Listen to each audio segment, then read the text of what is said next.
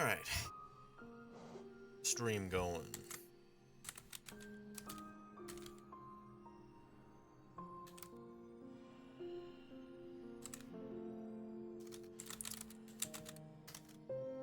Spell.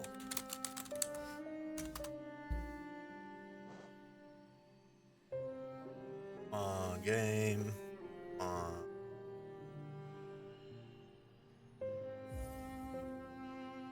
There we go.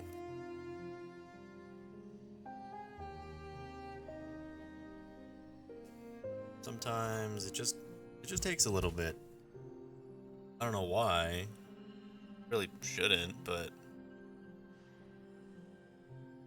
whatever.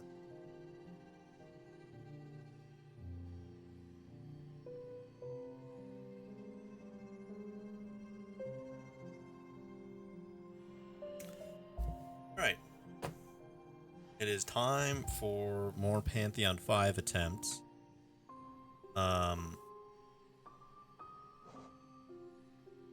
I got very close last time.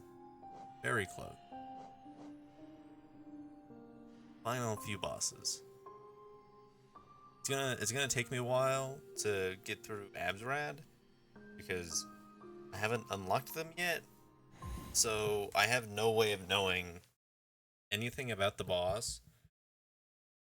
Especially because I've been super careful to, like, not spoil myself on the God Home ending. I've spent a lot of time. Well, that's not... I haven't. Actually, I spent, I guess, less time. Because whenever someone does God Home, even if it's like a friend who I'm watching, I will, like, switch tabs or just close it entirely, because I started Hollow Knight only knowing about the banker. That was it. I had seen someone get scammed, and I was like, huh, that's kind of funny. I guess I'm not gonna do that. That was all I knew going into Hollow Knight. Now, 174 hours later, I guess I still don't want things spoiled, if at all possible. That's something I wanted to talk about. Yeah, who knows? I may not play very well. This night was weird, man. It was one of those times where you're like, oh boy, I gotta like get up early to do something, and then your body's like, haha, what if you just like didn't sleep? It's like, oh, thanks, man. I really appreciate that. What's up? How's it going?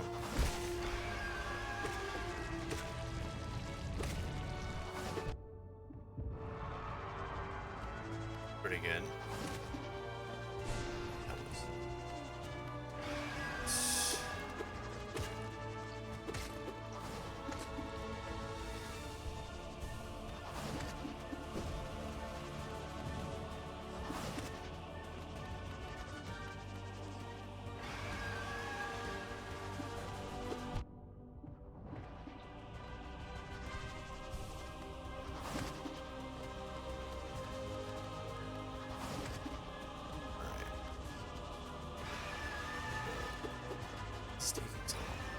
God damn, stop spawning.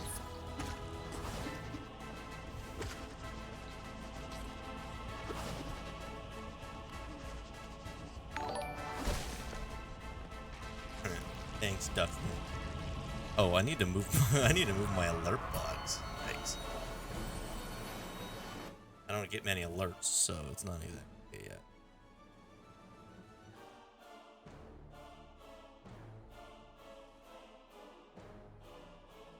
Move that over there.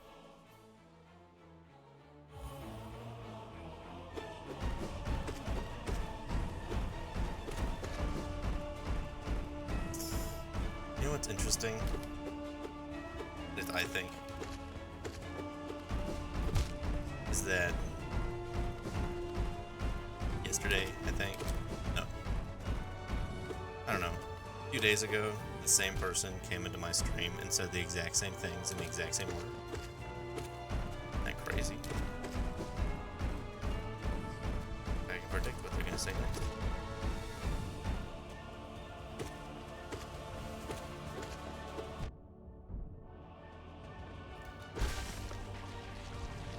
Really bad grandmother. I think I almost just took damage.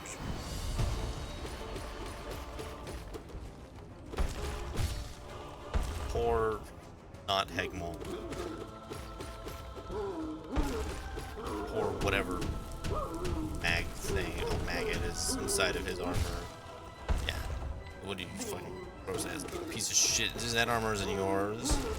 How do you make armor for things? Don't they have armor? It's called the exoskeleton. I've beaten you, but in your dreams. I've killed you in your dreams. What are you gonna do about it? There's nothing you can do. I'm in your head. I think it would be really funny if there was a dream version of Moss Charger that was just like even larger. It wasn't any harder. It was just really, really big. Like it was just like the size of the arena and you just had to dodge around something as big as the entire arena. That's what I want. That would have made Hollow Knight truly perfect. Even larger Moss Charger. Truly enormous Moss Charger.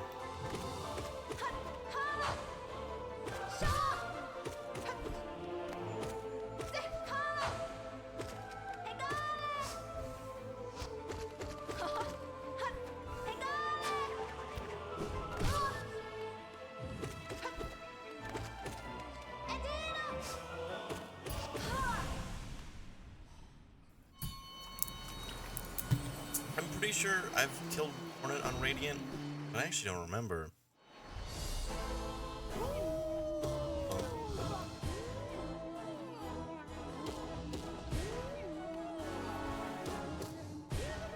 Last night I was chilling, playing some Beat Saber, and I've gotten to the point with custom songs where they're usually fast to the point of like personal injury if I'm doing them wrong, which is just awesome. And I failed 2 of them on the last possible note. Like I missed the last note on both and failed, and one of them was a remix of a Deltarune song. And if you've ever listened to any sort of remix artist on YouTube, they take a 2-minute long song and make it like 8 minutes. So I was playing this song that is like super fast for minutes and failed on the last note, and it was just like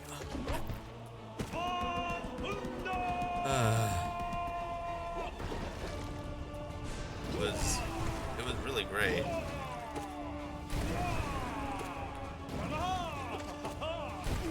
Like it was impressive. Like at the end of both of them, I was like, oh my god, I'm like drenched in sweat, and I don't want to redo these. Well, actually, I'll redo one of them because one of them wasn't like 8 minutes long. Like the long one had like 1,800 notes, and it's like, what the fuck? There's like no song should have this many notes. Okay, I am pretty well versed in the Undertale soundtrack. And the Deltarune soundtrack takes a lot of notes, obviously, because it's the same person. And it's like, no Undertale track that's good is longer than a few minutes. Like, their length, the world revolving. I haven't heard a whole lot of the Deltarune soundtrack.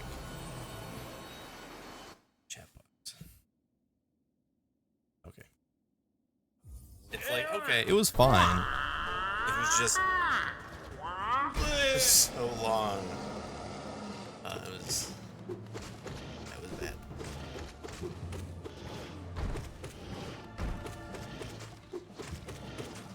Like, there's only like 1 or 2 songs in the entire Undertale soundtrack I'd classify as bad. And it's because they're really long and repetitive. Like, Your Best Nightmare, which I really like the opening of. I don't like the rest of it because it's like not very good. Because it's just like essentially the same song a bunch of times.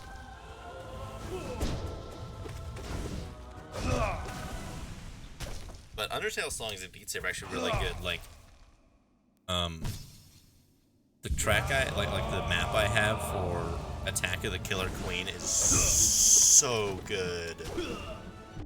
It's also a good song, but it's such a good track.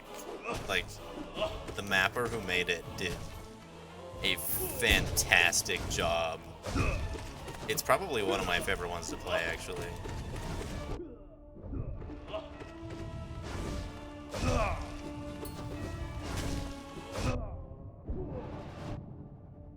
that was a rough combo.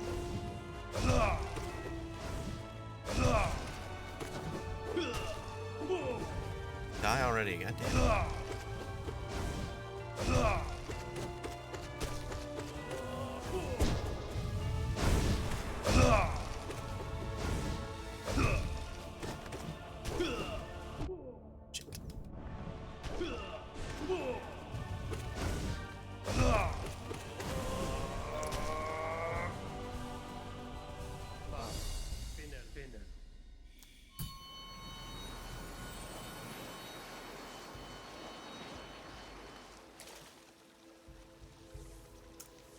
That was a really rough Oro and Mato. Oh god.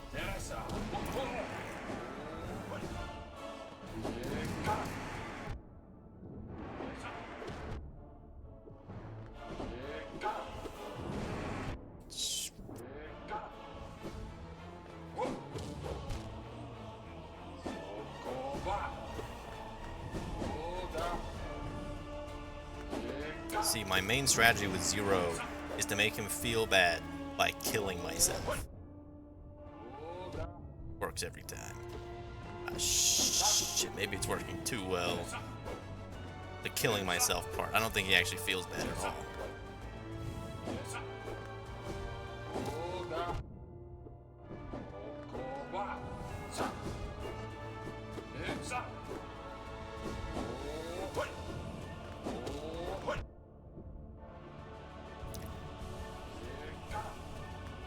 Oh, God damn.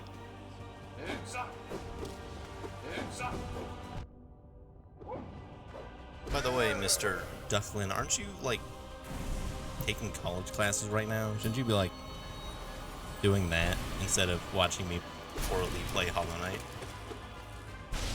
I feel like there might be more important things for you to be doing.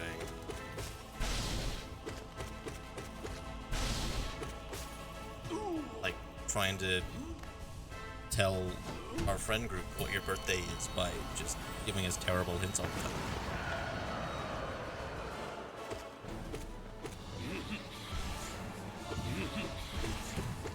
And also, I'll never get your birthday wrong because I don't remember anyone's birthdays. So, don't worry about it. That, don't ever got it. Ah, okay. Ethnic or ethics? Because in either case, you can mostly ignore it. Because, like, ethics classes are pretty... I mean, it's ethics. Don't be a dickhead. Ethics class finished. If it's ethnic, then if you're part of that ethnicity, then you're like, I don't know, man, yeah, I know. I live it every day, baby. Shit. There we go. Yep. I'm so bad at that. Look, and that's where Quick Slash comes in handy. I can just destroy him in like 8 seconds. Constant battering. It's everyone's favorite sitcom, The O'Bobble Show. I think I'd watch that.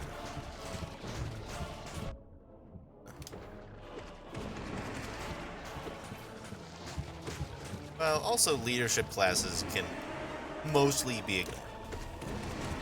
Like, yeah, I don't know, just fucking tell them what to do. Leadership.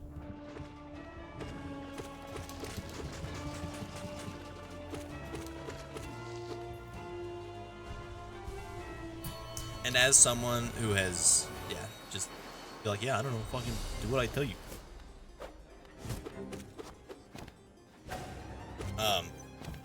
As someone who has spent time watching Twitch streams and classes, it's the same as like listening to music. As long as you don't really give a shit about what the streamer is doing, just like, I don't know, it's something to listen to, so I don't have to listen to the teacher. Fucking boring.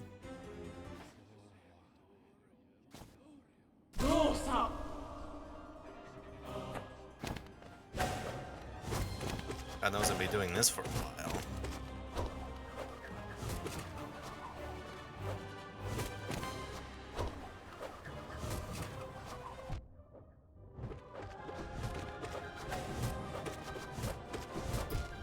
Perfect.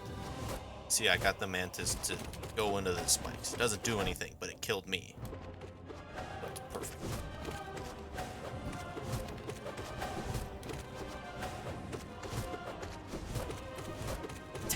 Mastermind, straight out of Sun Tzu's The Art of War.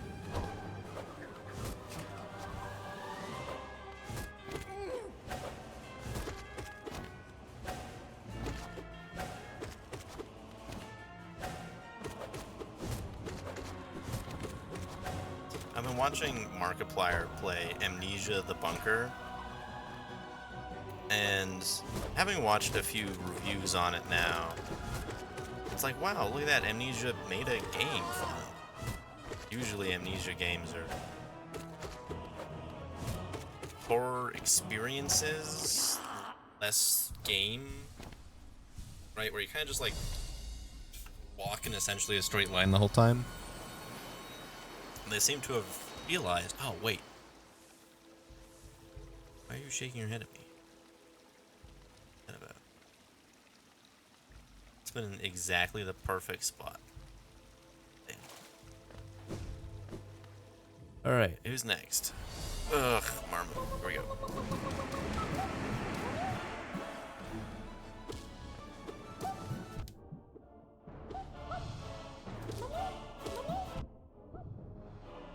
I don't really personally enjoy horror games very much because I'm a little bitch baby when it comes to horror games. And it seems like Amnesia the Bunker is doing a great job of being scary without its main bad guy being shown. Because there's like this monster in the bunker, obviously, because it's a horror game. But for most of the, like for good portions of the game, you may just never see the monster. So it's working on the suspense of, you don't know what's chasing you, but you know it's there, and you know it can kill you. Every noise you make essentially brings it closer. Your only real way to get rid of it is the generator within the bunker, which has limited fuel they have to find throughout the bunker. So fucking easy. With the hot, I think I had like a 3 or 4 upgraded nail when I first fought him. Maybe like I don't know, like a 2 or 3 probably. And he just ended my life so many times. There were very few bosses that almost made me drop the game. And I wouldn't say that Broken Vessel was one of them. I also don't even know how I fucking got there. Like, getting to Broken Vessel is so weird unless you know exactly what you're doing.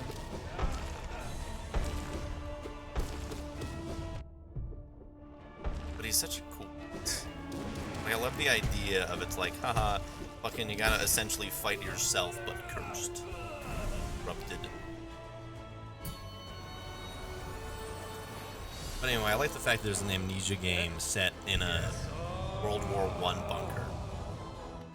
It's kind of a... Amnesia's had the problem of it having too few interesting locations. Because it's like, okay, Amnesia, a Machine for Pigs, had an interesting location, just not a very interesting game. Right, where it was the experience, like, oh, look at that, it's weird, fucked up pigs all over London. It's crazy. Oh. And then, whatever the newest one was, before Bunker, apparently kind of had the same thing, where it's like, okay, you know,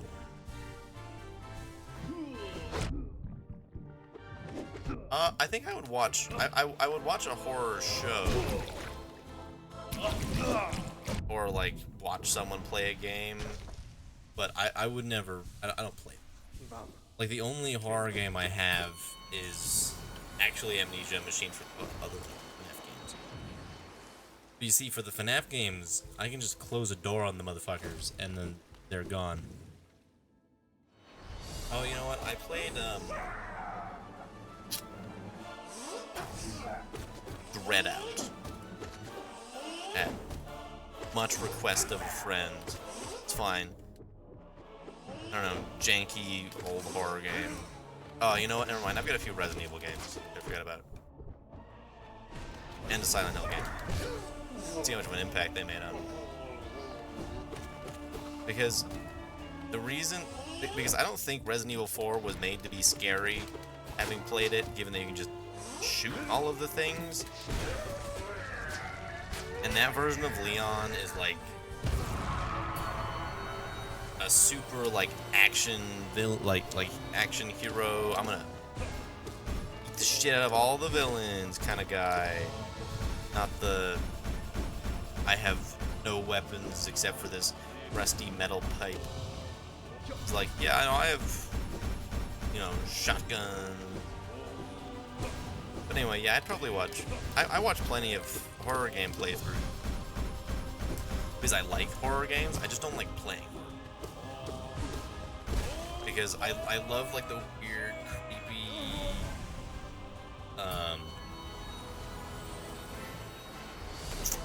like conspiracy-esque storylines that are only ever found in horror games. That's why I read so many SCP files. Is because it's a story you can get almost nowhere else. That I just happen to really like the concept of. Mosquito bitch.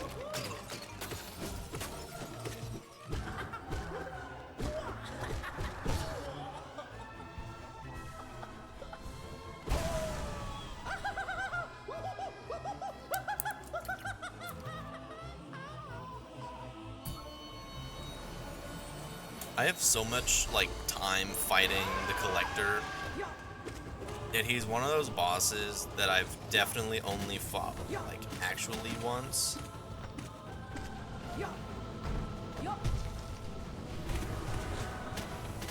Because, like, oh, you know what, I think I fought him once. Because I think during a Steel Soul playthrough, I got the Collector. I could try and get the grubs because I was trying to go for 100%. But I did get 100%. But I didn't just like want to do the normal things to get 100% because I didn't want to fight spirit bosses. I hate them. So instead of doing that, I just next. Oh, right. Root Master. This is gonna be easy.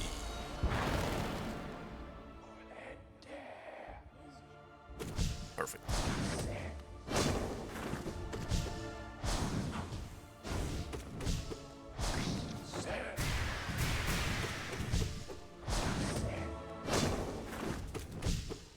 See, this is the point in the run where the bosses start getting just a little harder.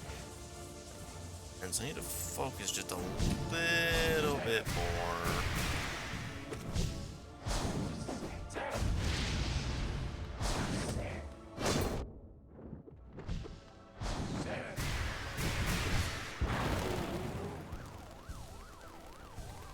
There's actually one horror game I kind of want to play just for the funny, which is Escape from the Backrooms, which is like a free Backrooms game on Steam. It actually looks pretty high quality, all things considered.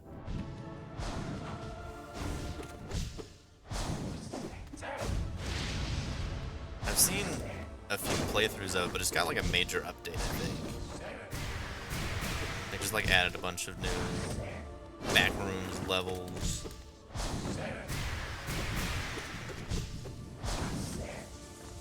Although one of the new levels is apparently not great. Because you're just like in a giant cornfield being chased by a dude with a chainsaw. But the cornfield, which are very full of corn and wheat, just so much produce. There's fences everywhere you can't jump over, so you just have to like go around these giant fences endlessly, and it's like, oh my god. Like, the streamer who played it spent like almost an hour on this one section.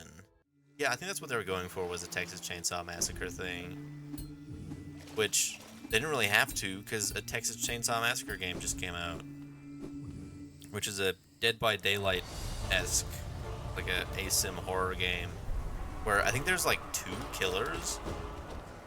Like, there's obviously Leatherface, because, you know, Texas Chainsaw Massacre.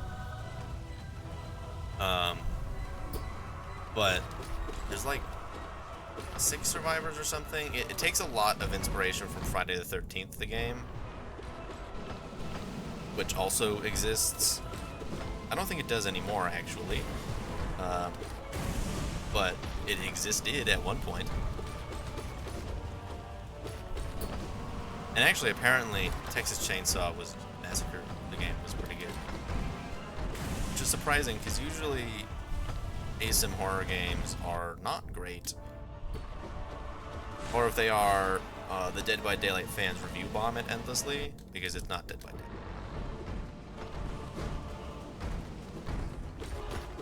Sometimes bosses in the Pantheon are an interesting kind of different. But they just don't work for everyone. Like, there was a Dead by Daylight competitor called VHS. They changed the name to Video Horror Society because I guess that was easier than looking up VHS. Because if you look that up, you're just going to get an outdated video format. I've had a few bugs just fighting in Pantheons generally, where just like the bosses are like, they'll stick on walls or just weird shit will happen.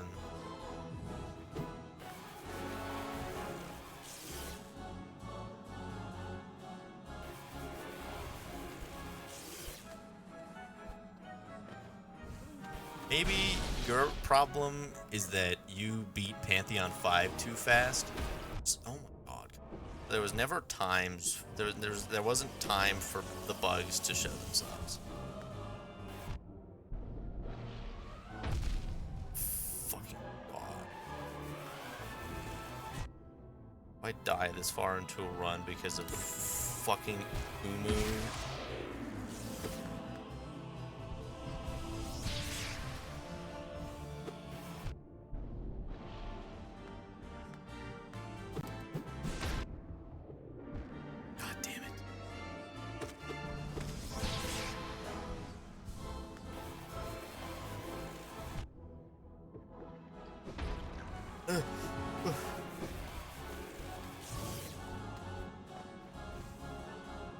Fuck!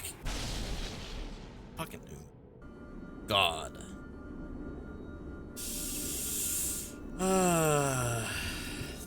Those damn jellyfish are so inconsistent. Well, actually, they're incredibly consistent. I'm just bad. Yeah, I think the story of most of your life is suffering from success. When it comes to video games, specifically. I can't really speak for the personal side of things, obviously.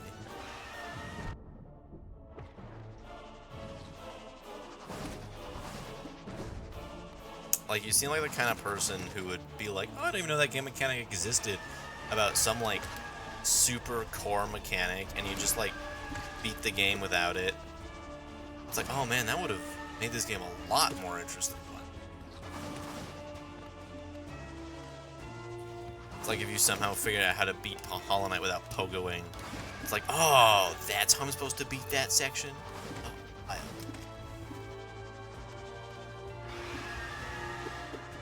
It took me so long to figure out how to pogo.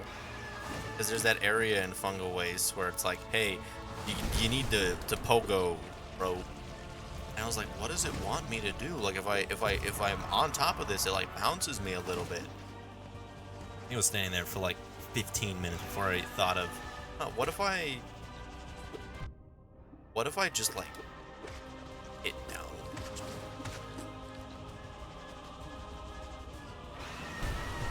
Right? Yeah, just don't. God damn it. Look, Vengeful Light King, if you want something done right, you better do it yourself. Don't summon your children. I hope. Children. Do it for you. First spike room in Howling Cliffs. How'd you even get there without pogoing? Because you need Crystal Dash to get there. And double jump, I think. Fucking god damn it.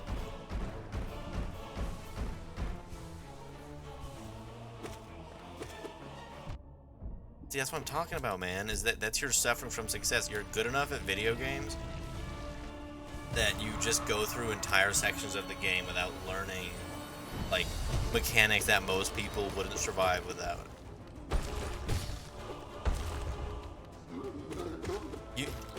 Okay, the first spike room, so you're saying the room that's like it's up from King's Pass, and you're just about to get to Oro or Matzo. I don't know, whichever one's up there. I don't really care either. It is up there. Oh wait.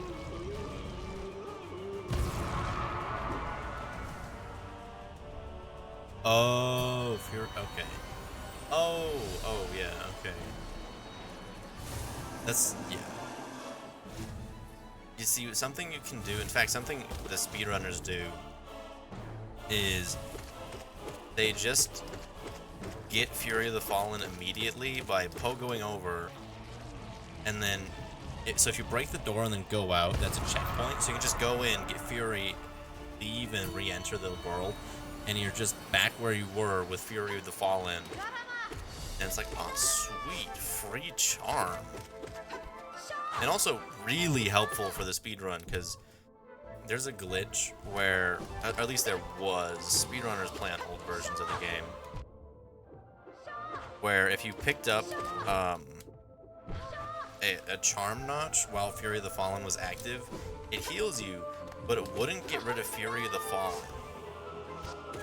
Like, for some reason, it just, like, didn't check after picking up a charm notch. Because I guess it just, like, I don't know, just assumed that you wouldn't have Fury active. So you can just have Fury of the Fallen at full health. It doesn't, like, do a whole, it's just helpful. But it's kind of funny. I think that only worked in, like, version 1.2.1. That's usually what speedrunners play on, because that version is super buggy, and if you happen to get Floop Nest, you become literally unstoppable.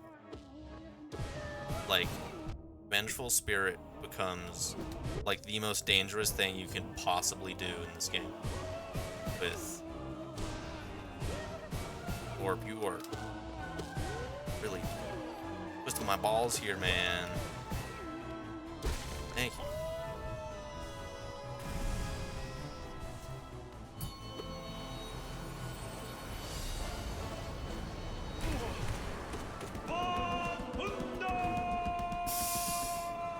This time I better not fucking lose to Umu again, because that would be the worst. Fucking Umu, man. I was doing pretty good, and then fucking jellyfish just kept hitting me instead of the boss. And then I kept hitting the boss. I go through all of this just to lose to a goddamn big fucking jellyfish. It wasn't even supposed to be that hard. And isn't that hard. I'm just so bad at that boss.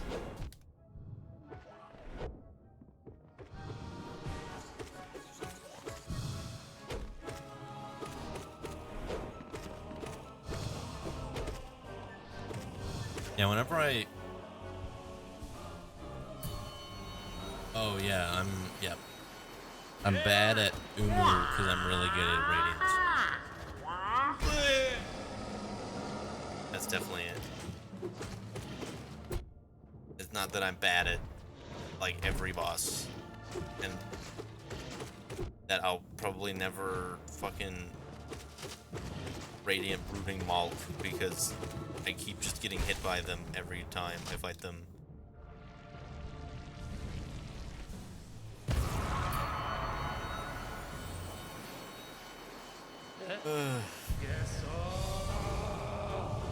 Moro, why don't you fight this? Why don't you help me fight Umu?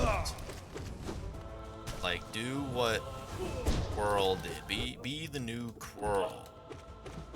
Be as cool as Quirrell and help me fight Umu specifically. Just beat the shit out of Umu. And then you know what? I don't know. I'll not kill you. I mean, technically you can't kill either of these guys because these aren't them. Like, I guess these are technically dream versions, but not like dream variants.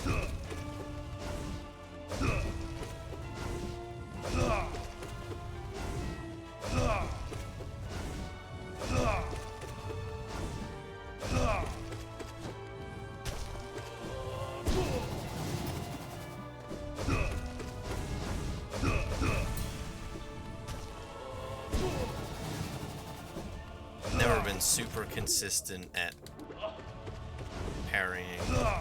Just like something that happens every now and again. Like randomly throughout play, it'll be like, oh, you parried them. I'll be like, thanks. I'm bad at parrying in every game. Like, even games where like parrying is like necessary to exist, like in Metal Gear Rising: Revengeance, where parrying is like the core combat mechanic.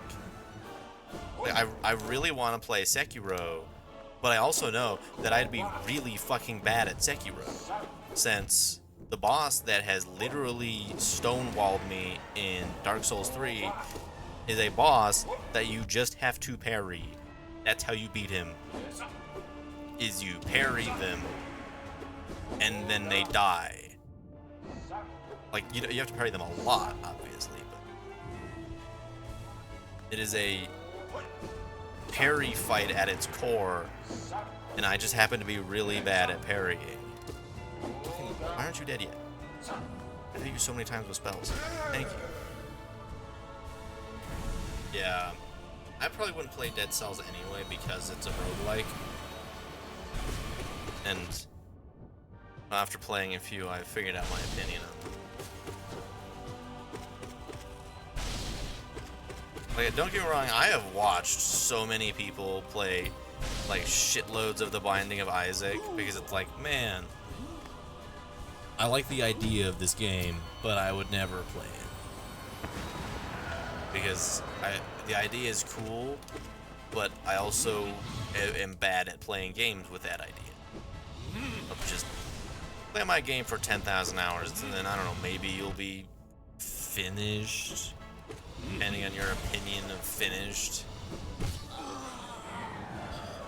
It's like, yeah, there's like 80 bosses, and to get to each one, you have to have beaten the last, and then do something super specific, usually with a specific character, that you have to unlock be a hard challenge, and then there's harder versions of those characters, which, when playing them, they're like, it's almost impossible to beat the game with these characters.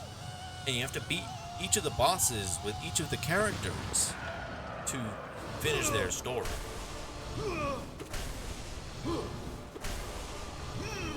And it's like, you know what? I've got like, I would say I've got a good amount of grit when it comes to games, but that is more than I've got. When I was making myself lunch of leftover pizza and Panda Express, because I'm practicing for college. I was watching South Park, and in one of the episodes, the character Tolkien, the one black kid, who is canonically named Token in every episode until that one, they specifically changed his name in that episode to make everyone who's ever been like, oh, Token's my favorite character. It's like, why'd you think, like, no, like, come on. Just because he's black, you thought he was named Token? What is wrong with you? What are you, racist?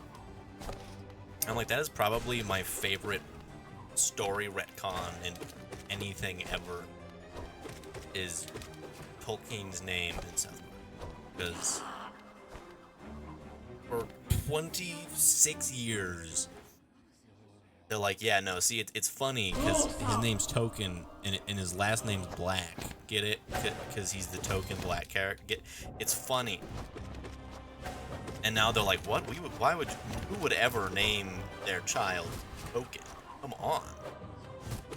And so, like, he's asking, like one of the characters is, like, asking every other character, it's like, did you know his name was Token? Like, Tolkien? It's like, yeah, obviously. What else would it be?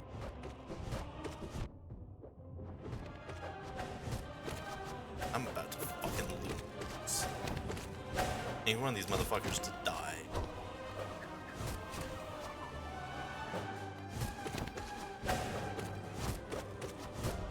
Shut up. I'm gonna dash. Let me do whatever I want.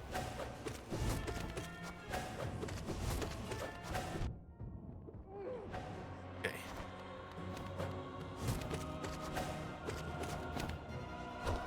You know what? I'm usually a lot better at Sisters of Battle.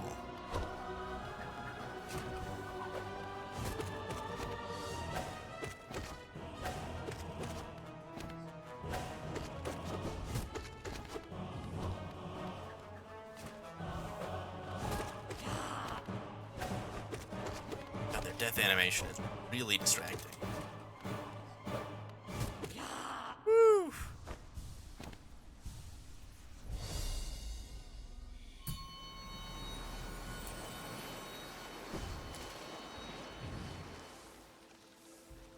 You know, the creators have confidence in their ability to make a hard boss when it's like, it's gonna, like, that's not even like an important boss. Like, it's like, okay, after Oro and Mato and Shio and Sly, even though I actually don't think there is one after Sly, now that I'm thinking, fuck you, Marmu, God, I fucking hate you so much. They're like, yeah, we know you're gonna fuck up on this boss, so here's a hot spring. It may have also just been a convenient position to put one, but I like to think the developers have sadistic intent.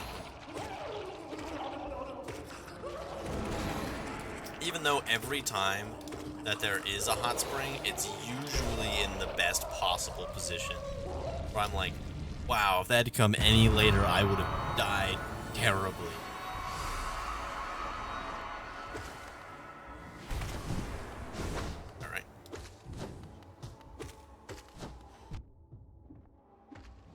God damn you. That's his other really annoying habit, is he'll be like, oh, I'm a descending dart. Haha. Nope, I'm gonna hit you just before the 5 frames start.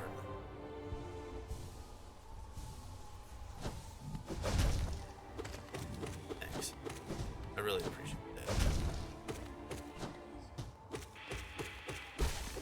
Like, honestly, it's my favorite thing when I can't get iframe.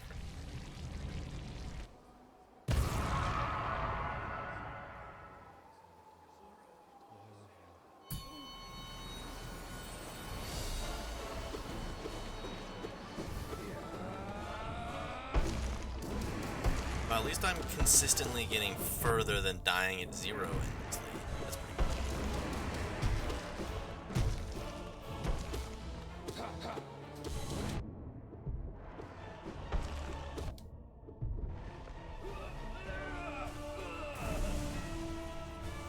Every time I even try something like this, I'm like, man, people have done this with all bindings. What is wrong with them?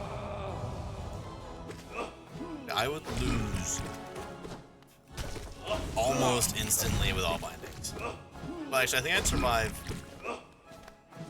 a fair amount of the way through Pantheon 1 and then die probably mid-Pantheon 2. I think I'd probably die on Sisters of Battle.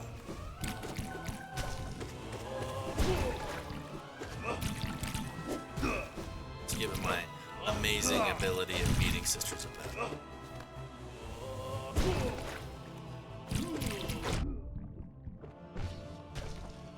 They were actually like the first like major loss I had in Pantheon.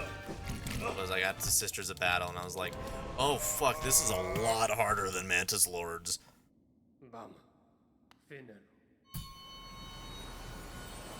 Like, it is a whole different beast to fight Sisters of Battle. At least for a little bit. Until you get rid of the first Mantis, but then they all fall pretty quickly. So.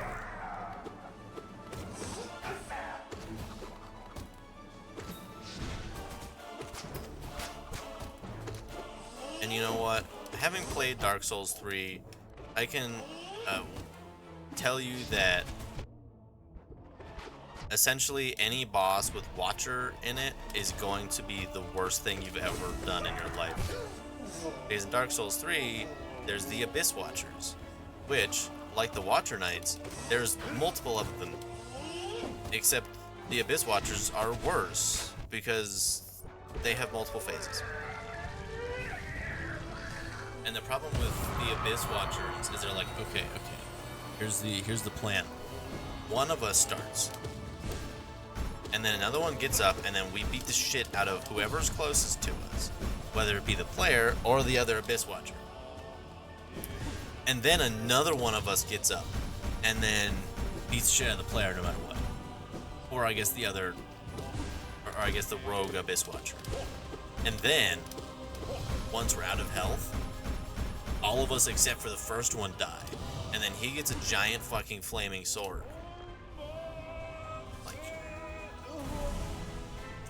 That boss took me a while. Actually, almost every boss in Dark Souls 3 except for High King Wulrich, and who is a really cool boss. Like, visually, High King Wulrich is probably my favorite boss. He's just a huge bitch. Like, I second tried him, and the only reason I died the first time is because he's an insta-kill attack that I didn't know about. And I didn't actually know what I was doing either. Figured out. And I first tried Deacons of the Deep, who is just like, it's like a horde battle, but all the enemies are essentially a one-hit, and none of them are exactly threatening. They kind of just like run in circles, and that's how you beat Deacon. Deacons of the Deep is the, like, joke boss of Dark Souls 3. So you're like, yeah, no, you're gonna beat this guy really quick, because he's not hard. You always gotta appreciate there's, like, it's like Zote in Pantheons. That's Deacons. I don't think anyone I've ever met who's played Dark Souls 3 ever had trouble with Deacons.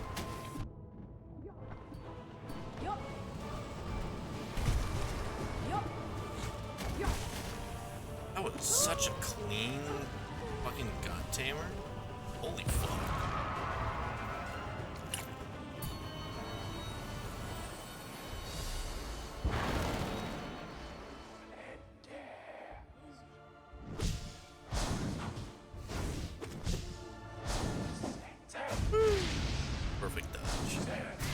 pixel perfect right there. Actually, probably not. I want to make myself seem more impressive. That's how I'm gonna get more followers. Make it seem like I know what I'm doing when I don't actually know what I'm doing.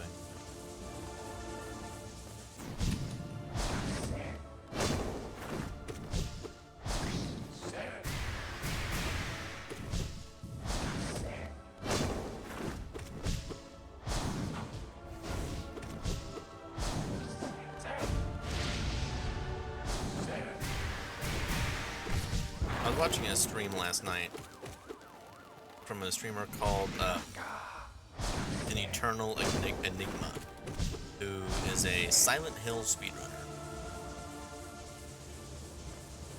Speedruns the Western Silent Hills, so Homecoming and Downpour. And that was like the most sensory overload I've ever had in a stream in my fucking life. That was wild.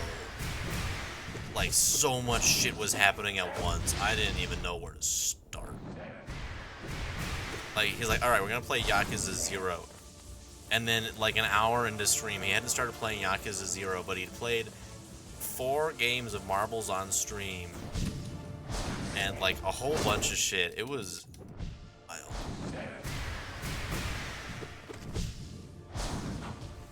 There was, like, so many graphics. Yeah. I feel like I almost got a headache watching that stream. Gotcha, bitch. See, but now he's like, all right, let me gather myself and become the Nightmare King.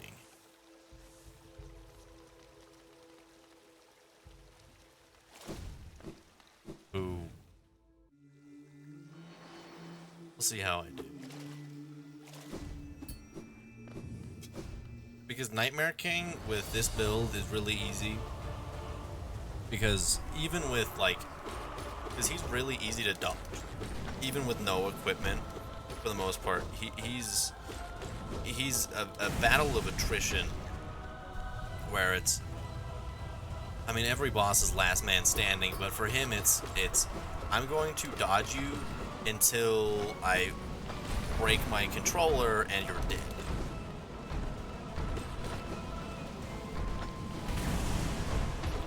And obviously because, I mean, both beaten Nightmare King with nothing but pretty basic spells. Did you have Descending Dark during that, dude?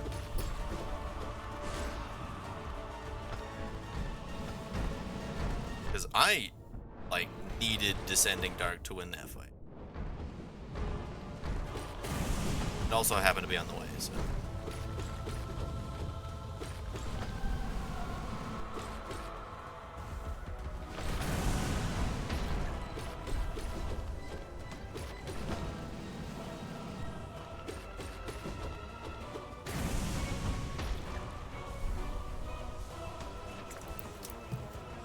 Otherwise, I would have fucked up during his drill attack so much more. I couldn't just Descending Dark through it.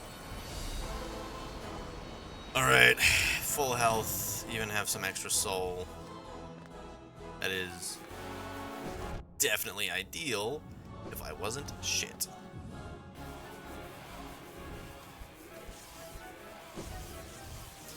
This is probably the most annoying attack any boss has in the game.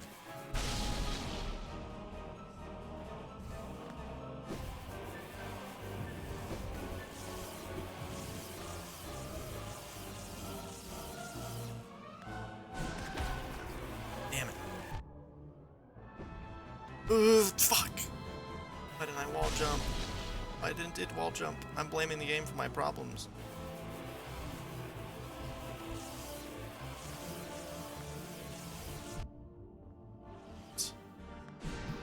God damn it, dude.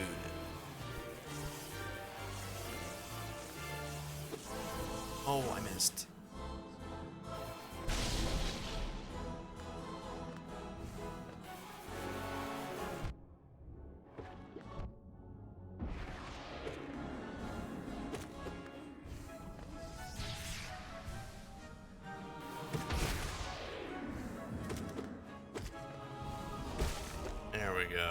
Jesus.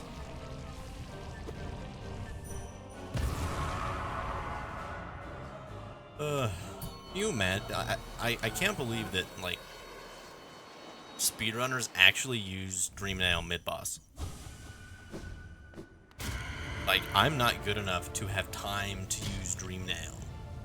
Why did I skip this? Like, the first time it was like, haha, yeah, cool. This is a boss I've never fought. And now it's like, God, I don't care. Shit. That guy spawned super late.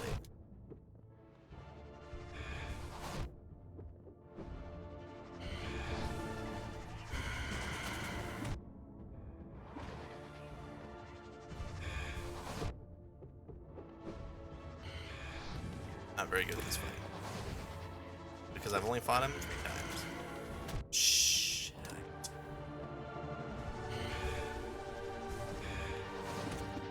And then you guys took forever.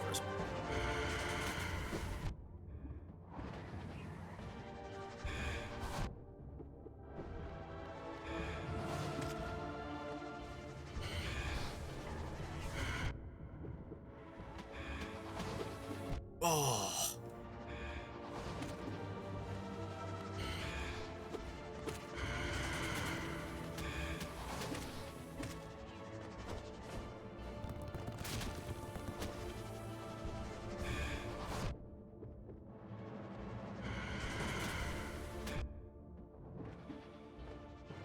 I have gained exactly no health since beginning this fight.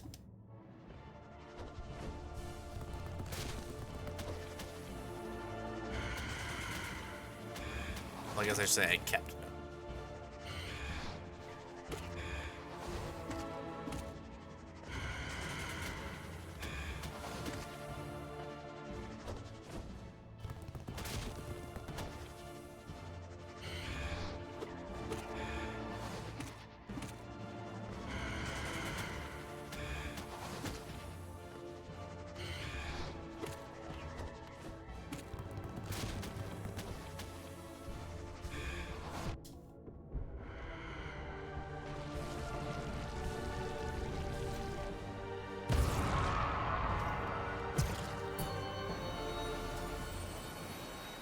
Oh boy.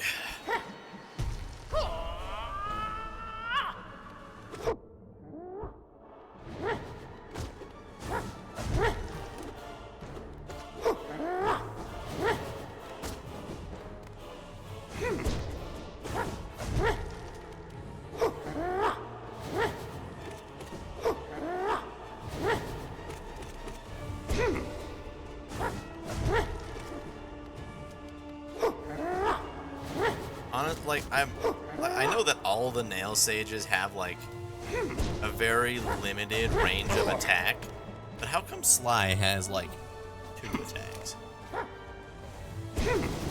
Other than the nail arts. Like, he's the great nail sage. You think he would have? Like, I mean, yeah, he's got his cool spinny attack that probably fucks up most people. Just be near him and it's really easy to dodge.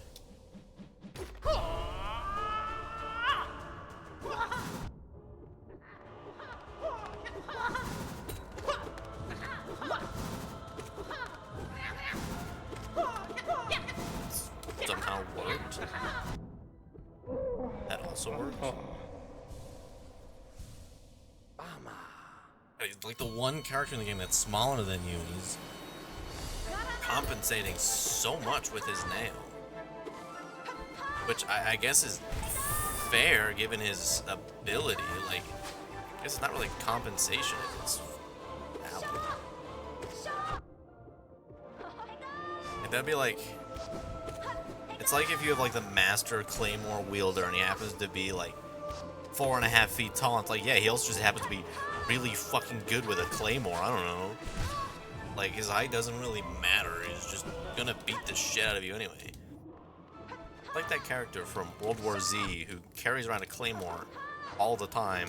And he's like, yeah, you know, I'm just like an artist who lived at Windsor Castle with the fucking Queen of England during the zombie apocalypse. And at some point, we just ran out of ammo, so we just started using swords. And I just, like, decided to use a claymore the whole time, I guess. Like, that's... yeah. Especially in a zombie apocalypse, that's when you want to use a claymore. That way you can just destroy entire groups of zombies, zero effort. Right? Oh no, there's 20 zombies. Oh no, now there's 20 parts of... now there's 80 parts of 20 zombies. I hit them with my big fucking sword. Woo! This guy hit post-mortem.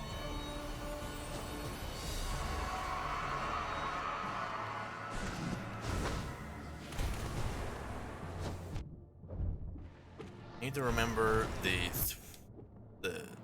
4 Ds of fighting Lost Kin. Descending dark, descending dark. I guess it's actually 6, because you want to say it 3 times, because that way there's some kind of like poetic harmony or something. I don't know, I'm not an English major. I'm not a major on anything, actually. It's not true. It's a comp sci major. Just what the world needs. Another white male comp sci major.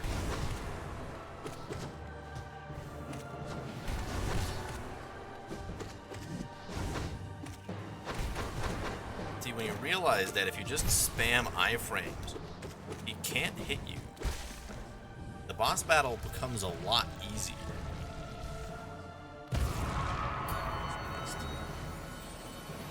All right.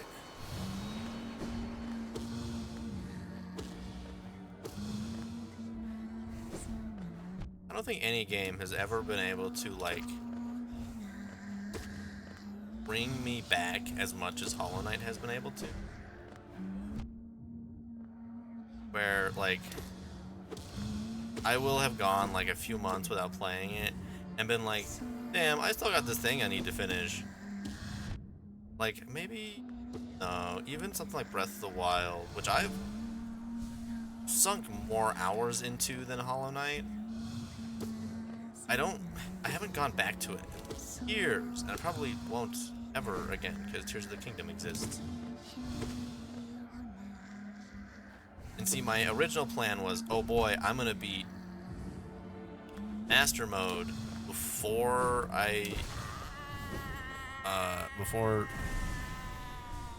Tears of the Kingdom comes out, and I never did. To be honest, I probably could have, because I was like most of the way done with the game. Right, like I was in that point of playing modern Zelda games where I was just doing these shitloads of side content. I'm pretty sure I did every Divine Beast.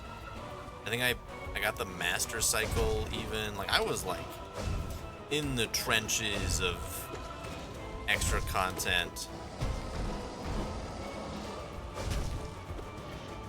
Which honestly, it would be so nice if here's the Master Cycle. That was really cool. But the other many advances Tears of the Kingdom brings are far more worth it than the Master Cycle.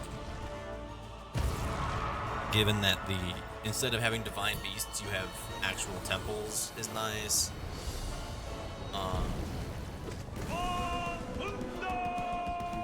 The world is a little more realized. I've never actually been able to figure out how to pogo this guy. Or to...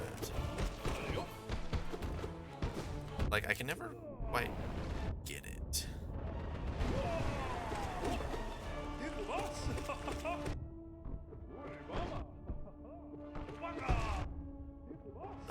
Done, please.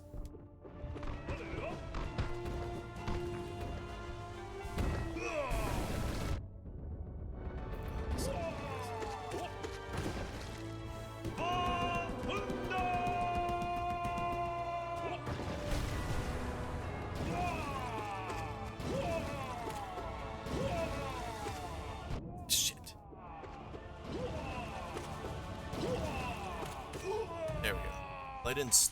I actually don't know if you can stun like that. But death, stun, whatever, same difference.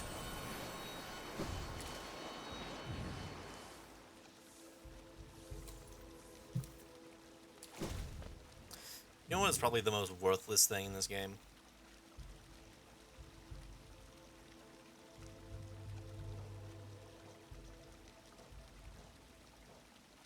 I just don't know if there's like an item for it. But it's probably Salubra's Blessing. Like, I guess if you're like in the middle of an actual playthrough, it's probably helpful. But why do I have so many relics on me still? I have thousands of Geo on. But who in God's name is in the middle of the game and has all of the charms?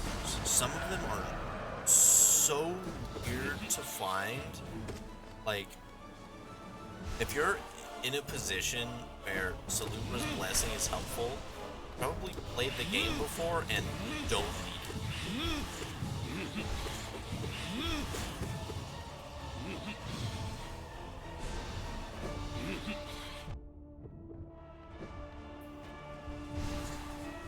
And even then, it's not like super helpful. Like, yeah, having full soul is very nice, obviously. But for the most part, yeah, there's enemies or a boss.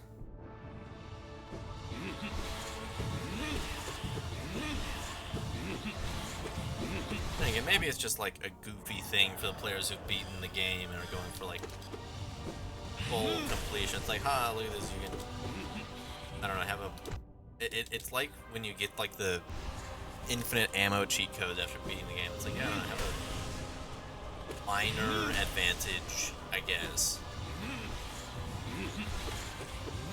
Like, don't pay attention to the fact that you've beaten the game already. Just like cheat code.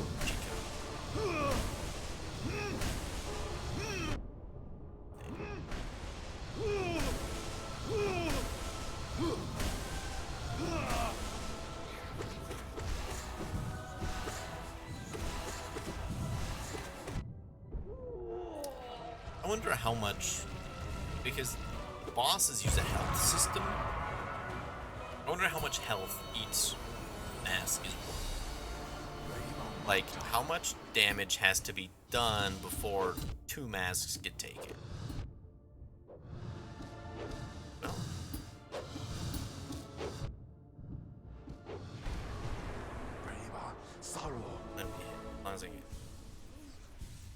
Oh, did you see that? I'm so good at positioning against this guy's shield. I'm really good at positioning against his shields, but not the environment. Have you radianted Mark? Dufflin? That one of your many triumphs over this video game? Oh fuck, goddamn.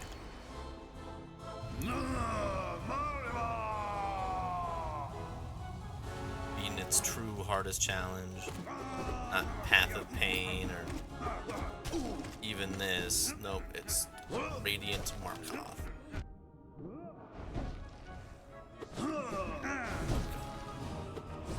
See, like, the Grey Prince's waves will just get, like, stuck in the wall sometimes.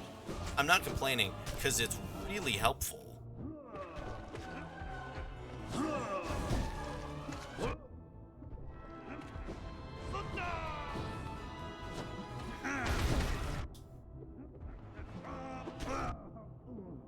Yeah, like, anyone who's beaten it, I have mad respect for.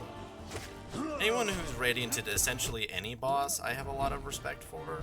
Shit. Obviously, like, radianting some bosses is worth more than others. Because if you radiant, like, Hornet 1 or something, it's not exactly super impressive. Shit. damn it, I was trying to...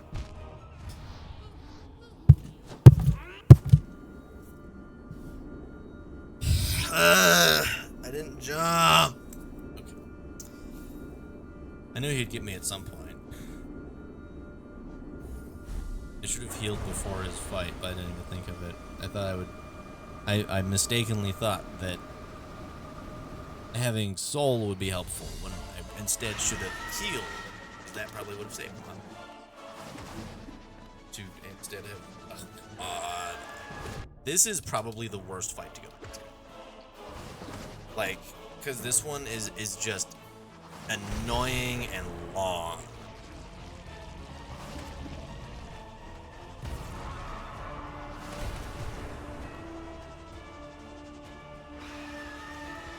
It's annoying, long, and just like every boss afterwards takes less time than Benchfly King does sometimes.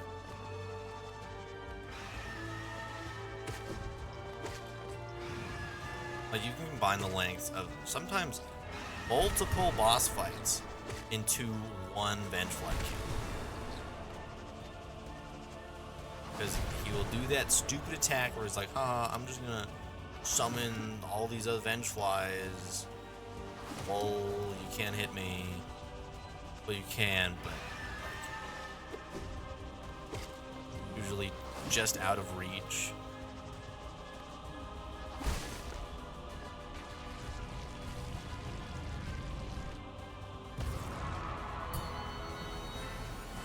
That's the true test of if you can complete Pantheon of Hollowness. It's not beating AbsRad. Anyone can do that. It's sustaining the want to keep fighting fucking Benchfly King after the 10th time.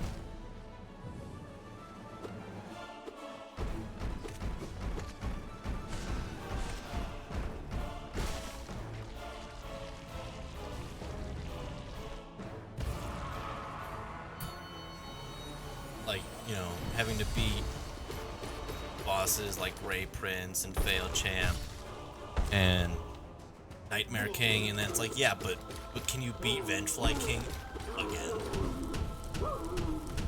I know you've done it like perfectly like 8 times in a row, but can you do it again? I think we'll get him this time.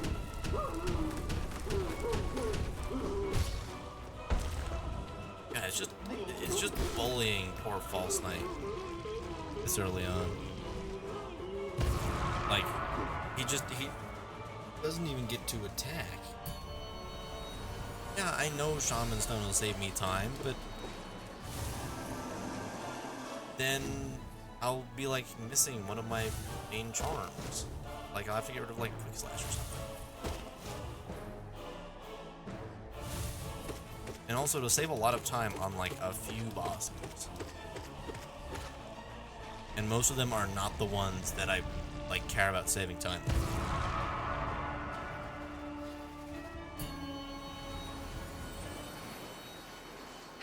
Like the bosses I'm like, oh boy, I want to save time on this boss. It's because they don't like, they're not hard, they just take forever.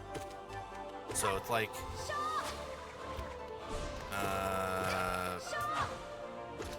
other than Vengefly King, it's actually kind of hard to pick ones other than Vengefly King, because he's just so inconveniently long.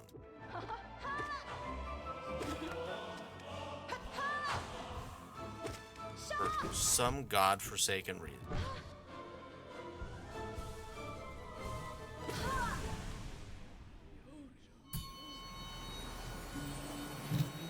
Yeah, because sometimes I'm using that to heal.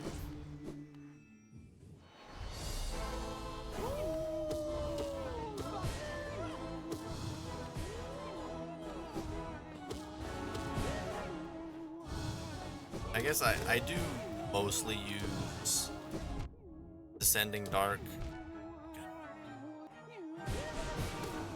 Or I do that and I miss.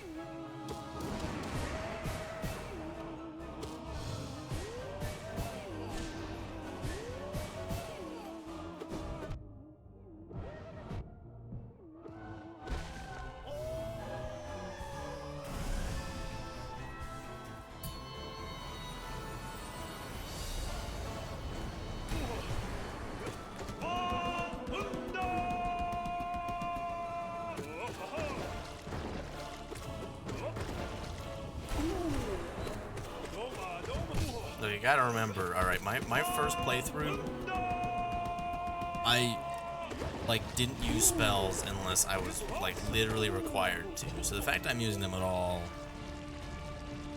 there's a lot of personal growth.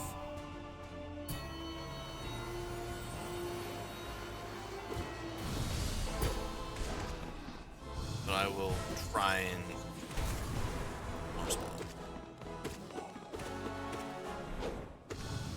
I guess it just, I don't know. I don't know damage numbers with strength on.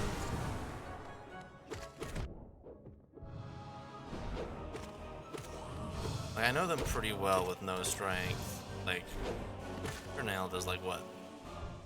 21 damage or something. I definitely be using spells a lot more on Brooding Maul. They can just like do that a few times.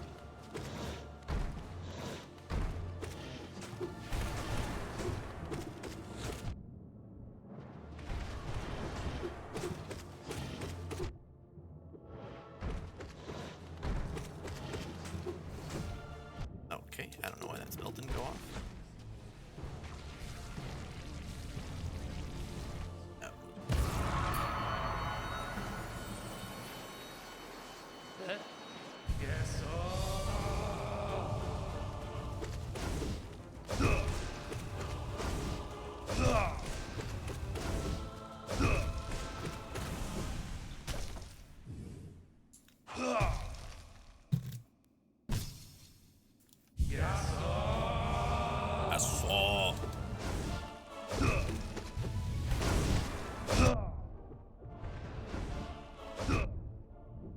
That fucking hit.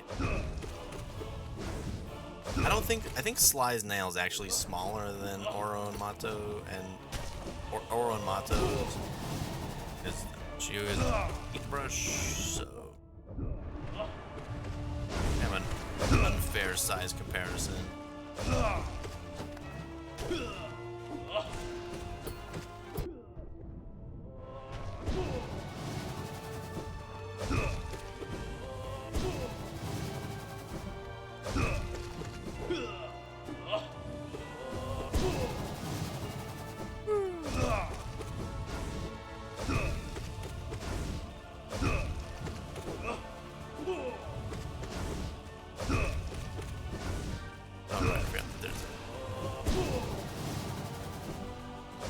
Try and keep track of where hot springs are because I keep forgetting.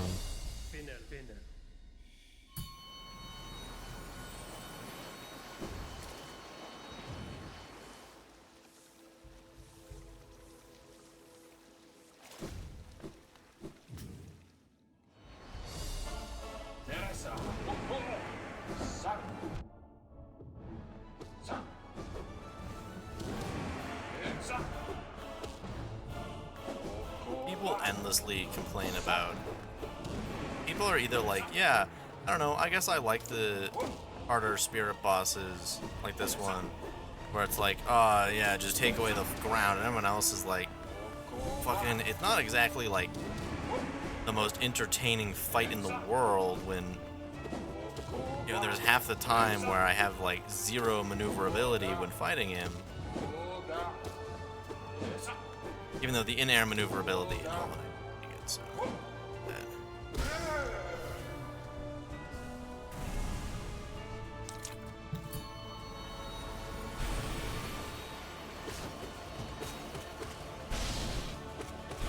also, I love how the one change between regular and Enraged Crystal Guardian, other than I hit twice? Damn. Other than the amount of damage he does, is the size of the arena. Like, that changes anything.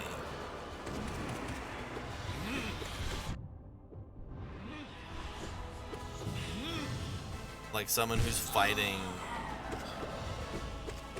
Enraged Guardian will be like, oh my god, the arena is 8% smaller. What am I gonna do now? Okay, it's like 15, it's like 20% smaller.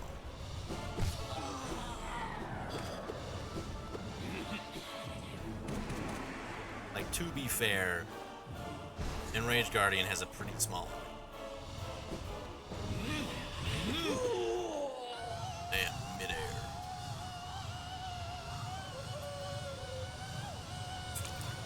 I think the reason I don't use spells very often is I'm afraid of some of the later bosses. Right, like Grey Prince, I think I just have like a guttural fear of, because he just beat the shit out of me so many times for so long that like I don't want to use spells against him. I'm like, shit, I'm gonna need this to heal, even though there's like never really a, well, okay, sometimes it is.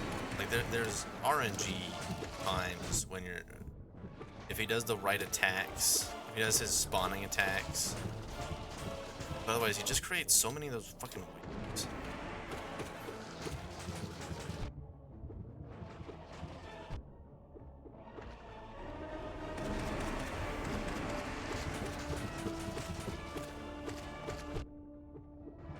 Damn, just die already.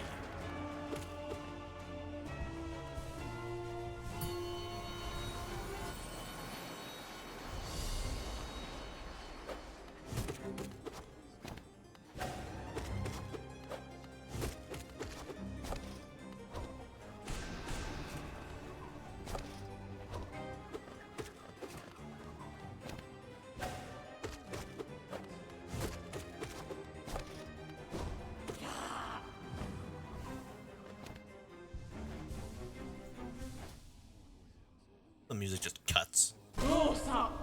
Like, Hollow Knight is a game that always has music, so the fact that it just cuts out at the start of Sisters of Battle, that's why I dash whenever they do that attack, is because otherwise I'm gonna, like, my positioning is like too tight.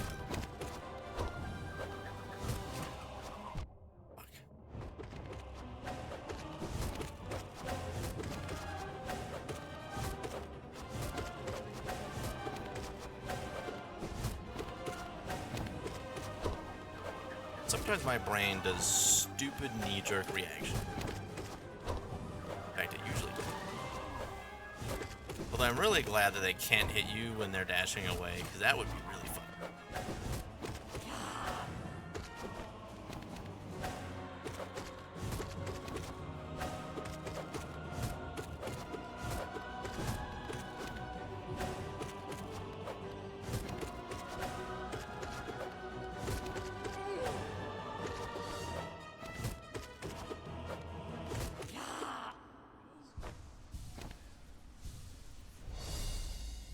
Alright then. I thought I need to build like a map of this.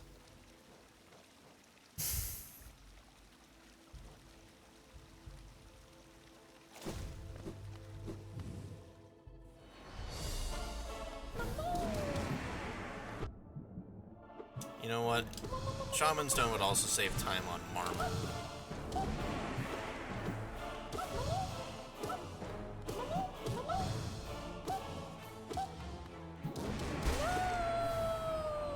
Not that there's a lot of time to save, but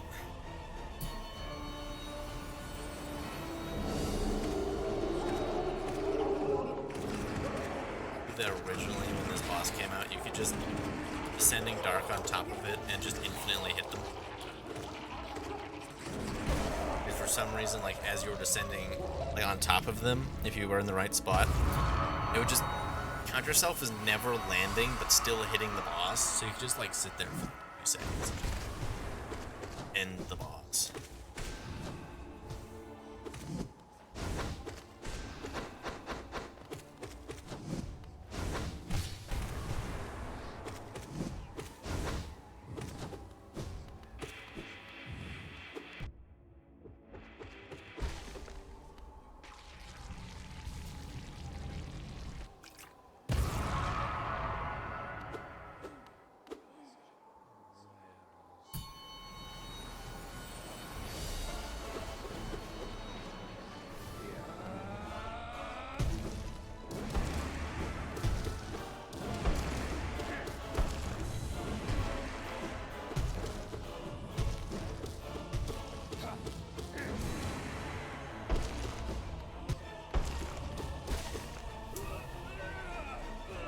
these are all...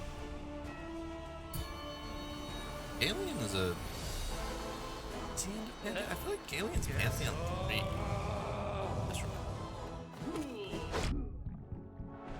I really don't remember what bosses are in the Pantheons very well. Because for the most part, it doesn't really affect the whole, right? Like, you're just... Like, yeah, I don't know, I'll fight them when they come up. I don't really care.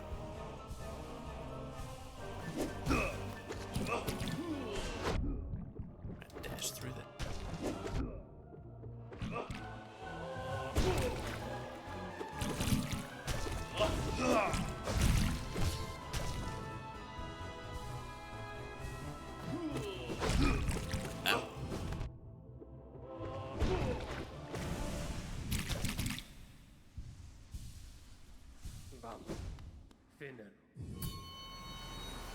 The fact he can still beat the shit out of me using a paintbrush is really impressive. Really true testament to his skill. Using just paint and a paintbrush, he can still kill something that killed literal gods. Or at least damage it.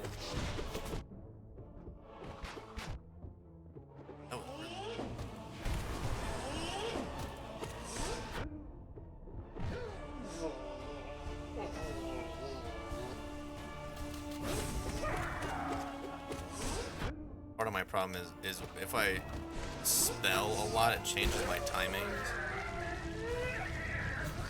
I guess I need to get to that. Let's see, now it's, oh, my favorite boss. Oh, you know what, this is another one I could use to have,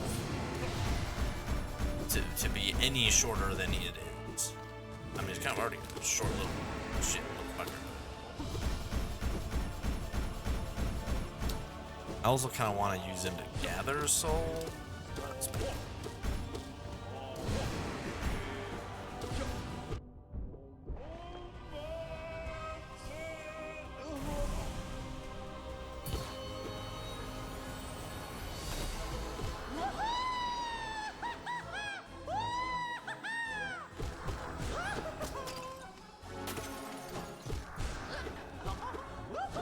You know, the collector's one thing that makes him at all difficult is sometimes you just can't see him. Not that it's like, oh, yeah, of course, he's in the ceiling, of course you can't see him. No, he's just, like, he hides in the background by being a, you know, void creature.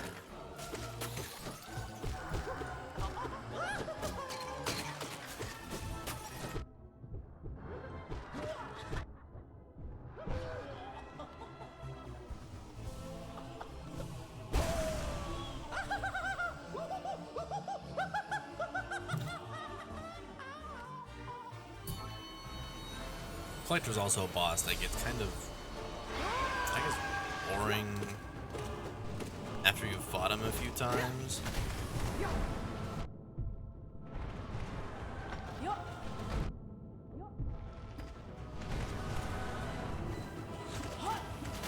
Because it's always the same old collector fight.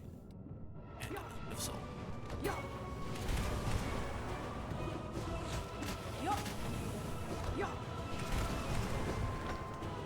Is often how I take damage in God Tamer. Because I just don't have soul, didn't realize, and then I run into him while trying to Descending Dart.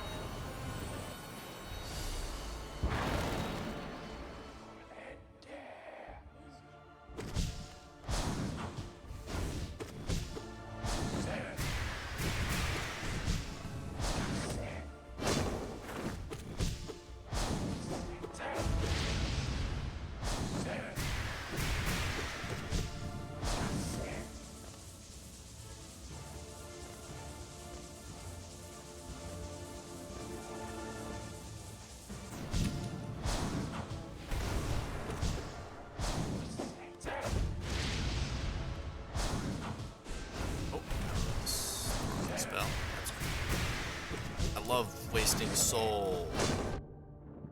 It's my favorite pastime.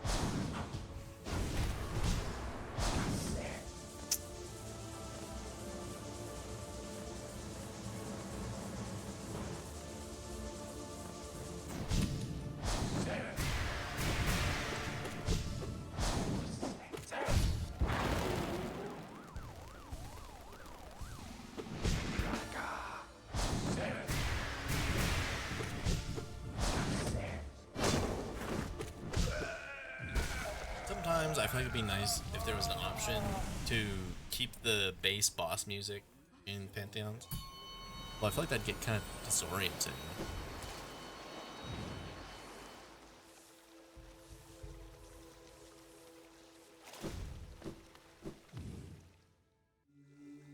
Especially if it's like one of like the really quick bosses.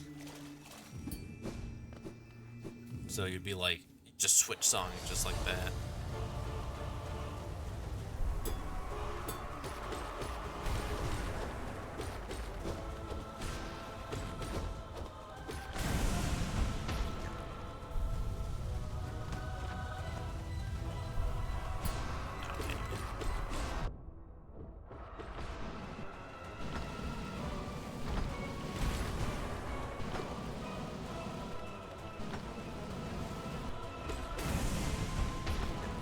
Guys can never make up their mind on where they want to be.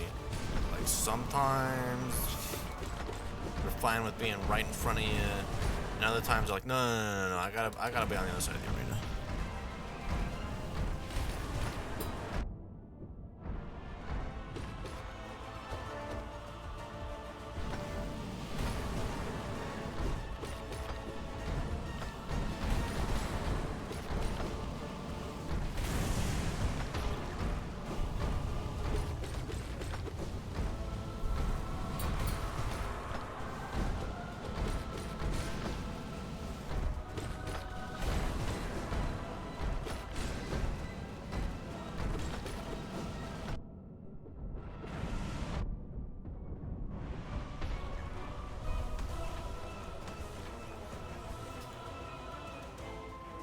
How they both died essentially at the same time. That was kind of weird. Oh boy. Best boss.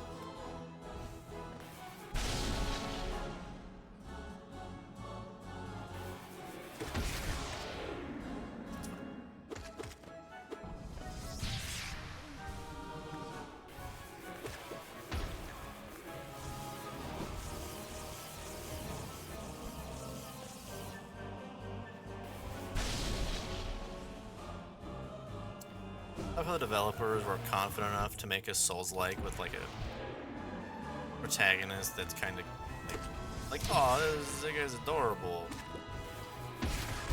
Instead of the usual, I'm a knight in a dead, decaying world. It's like, hi, I'm just a little guy, a funny little man. Here we go. But hey, at least I'm getting better at Umu. Then again, Umu is kind of RNG. Because it's like, oh, are they gonna actually spawn what I need them to spawn, or what's gonna happen? There's so much suspense.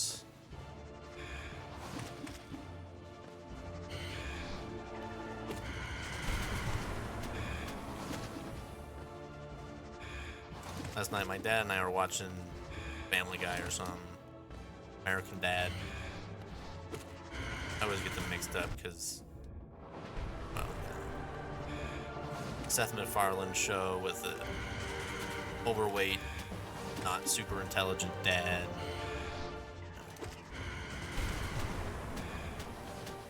And an ad for some sitcom comes on. I'm like, I don't understand why some people like some of these sitcoms. Like, everyone's got a sitcom they like. I've got mine. It's Community. Love me some good Community. But like, I've got so many friends who, well, I used to. I don't really have friends. I don't really have friends who care anymore. But I used to know so many people where like The Office was the greatest thing since Jesus. And I've watched like a few episodes of The Office. I'm like, this is fucking terrible. Like these characters. But like, so many people are just like, yeah, no, The Office is the best thing ever. And it's like, Oh. You're wrong. Okay, what boss is after this? Oh, fuck. It's Markov, isn't it?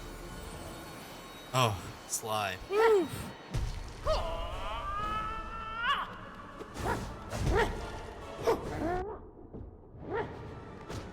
I know that's kind of some major disrespect to the great Nail Sage, but I'm way more afraid of Markov than I am.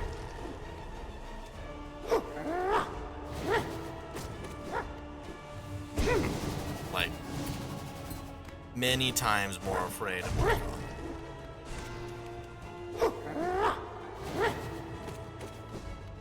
Because you see, I can stun Sly, but you can't stun Markov.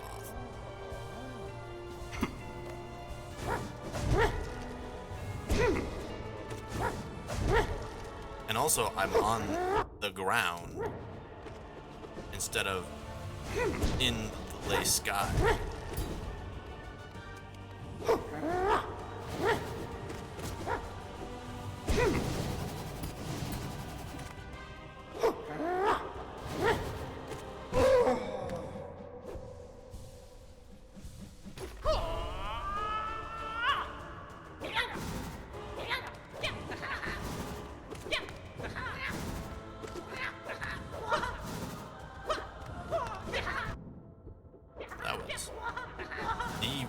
Worst move I've ever made in the second phase of Sly. That was so bad. I didn't even hit him, and I got hit like twice. My God! Stop dodging him.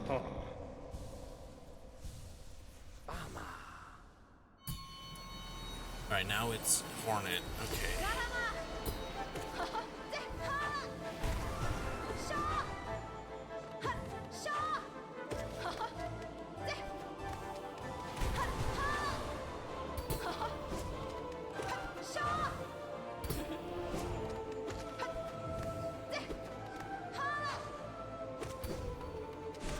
In theory, there's probably been one person to play Hollow Knight who like beat the game and all the bosses and just statistically somehow never heard the Shaw voice line. Despite the fact that's like one of her most used voice lines. So imagine being that voice actor, like, okay, you're playing a bug, say Shaw. But I have mad respect for all the voice actors in this game. They had to probably put up with some of the weirdest set direction, like stage directions. Like, okay, say this. What does this mean? You know what? We'll figure it out later.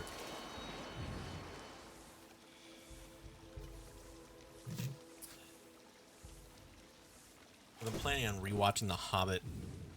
I have all 3 DVDs here. I'm looking at them. It's like, man, I don't fucking remember at all what happens in these movies except for Smaug and Erebor. I don't really care about the rest of it, actually.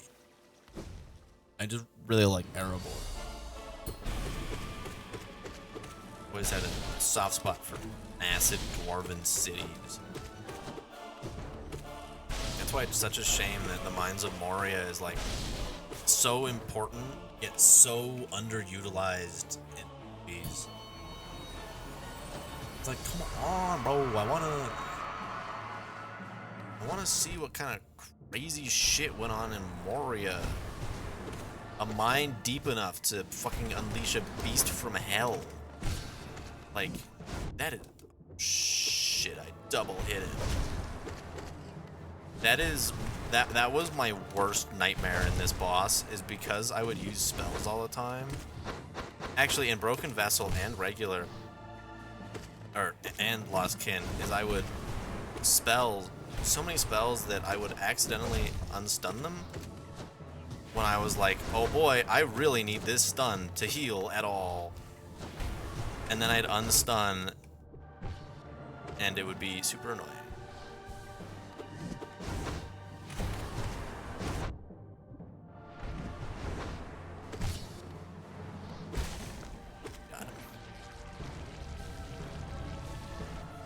like now it's Markov.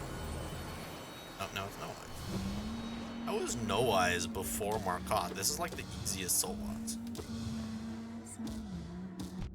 For the Spirit Warrior.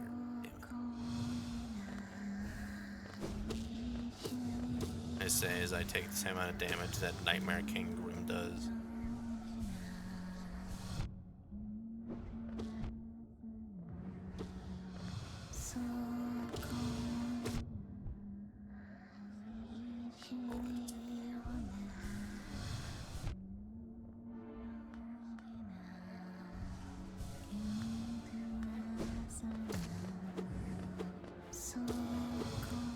In theory, No Eyes is the easiest soul boss.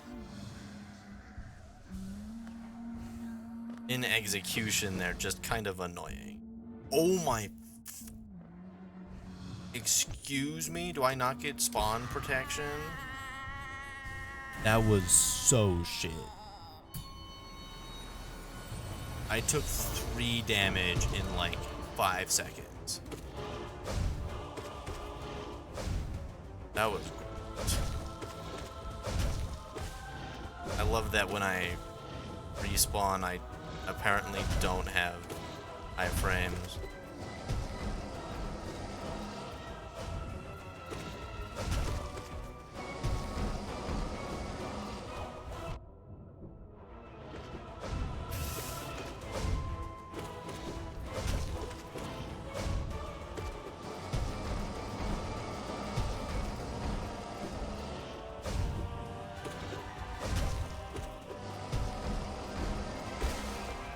Jesus fuck. Okay. Ugh. Thank God he has such a long death animation.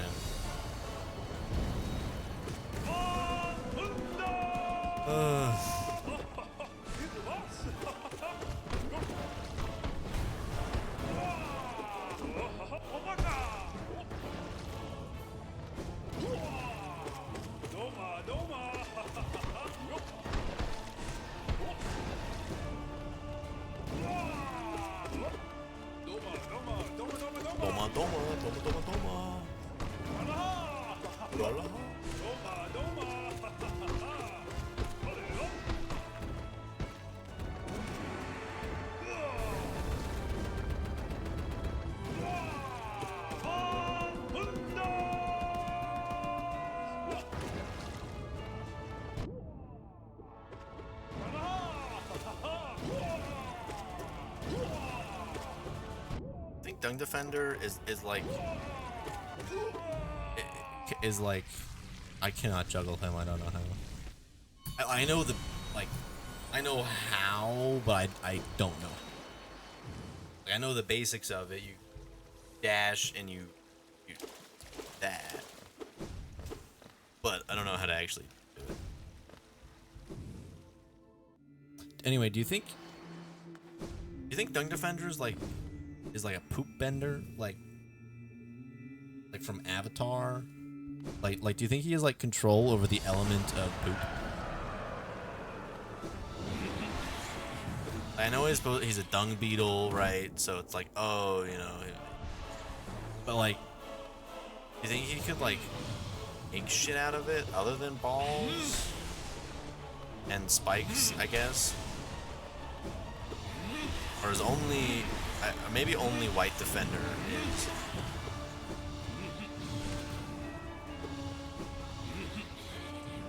God, it is so hard to use spells against this boss.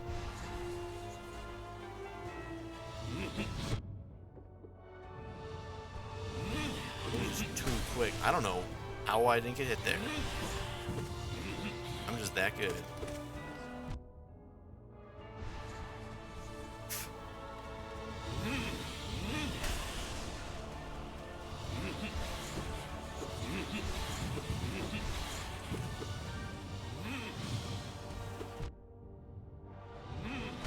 Also love how his 2 physical attacks are, I'm going to move across the screen relatively quickly and I'm going to fucking slam my face into you.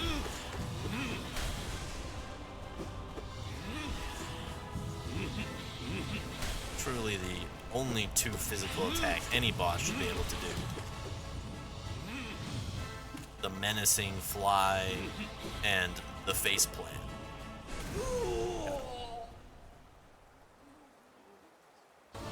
Well, in theory, if it's an advanced form of metal bending or blood bending, then it would take like specific shit, right?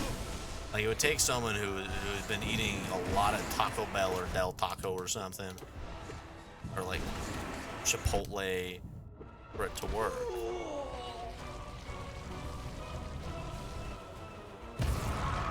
Also, couldn't you technically metal bend blood? Because there's enough iron in it? You know, like, in theory, a metal bender could blood bend as well.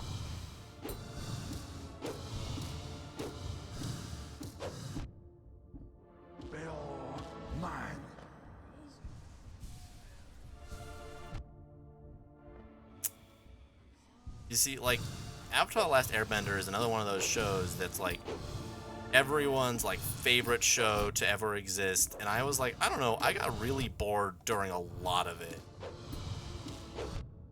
Like, yeah, I liked it, but like, I don't think I'd ever re-watch it. Well, I guess it depends on how much blood you have. It's like that scene in Full Metal Alchemist. Fucking god damn it. Got to heal again. Where they're inside of Gluttony's stomach. Like, do you think it's like that? Where if there's like a shitload of blood, you could just like make shit out of it? Like, just like make pure iron weapons? Is it like Minecraft or some shit?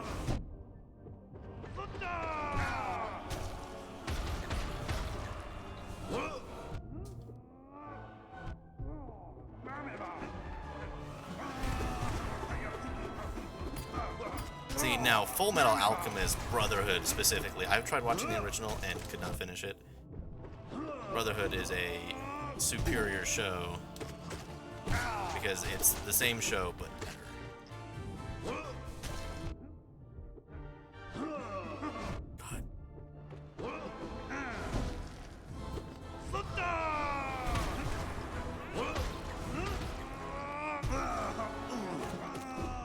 No! God damn it.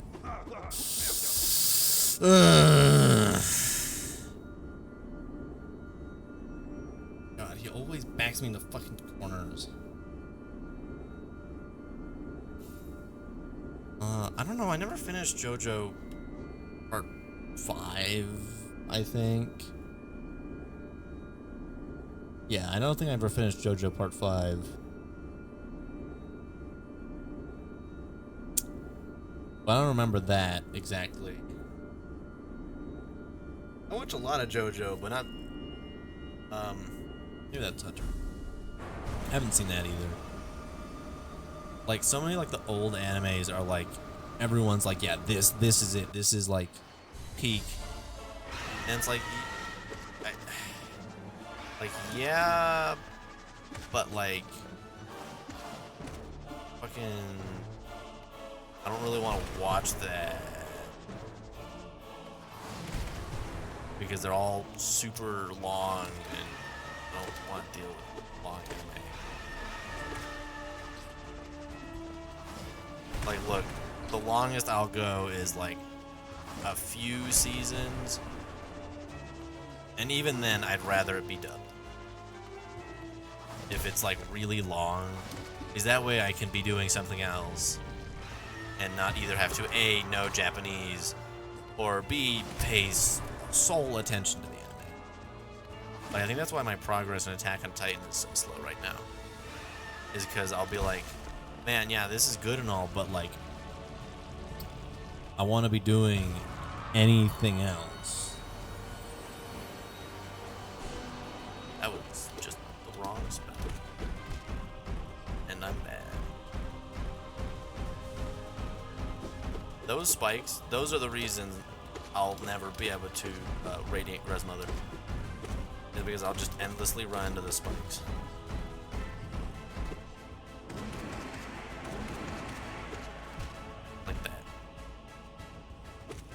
goddamn. I'll be like 2 hits from beating the boss and then run into a spike.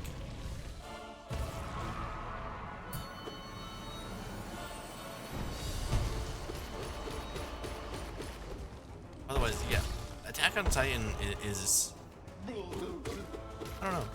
It's good, but it's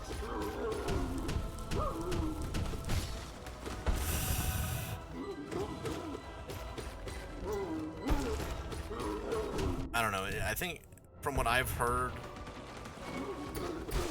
which is a lot because it's Attack on Titan and it's like, you know,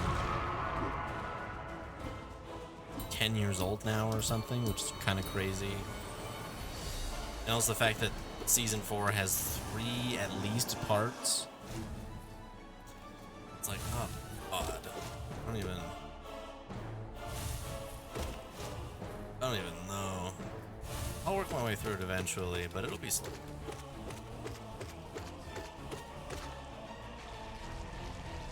I feel so bad doing that because Massive Moss Charger is so funny, and so just bullying him by doing that just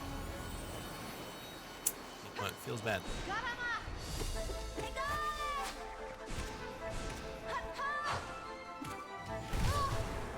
Imagine being Hornet, and you're like, oh man, I'm gonna test the little ghost to see if he's good enough to possibly take on the challenge before him.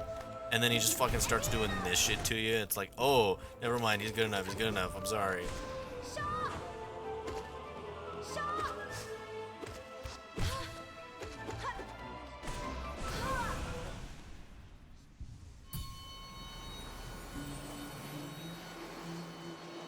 Just let me get fucking... Just let me feel your soul energy.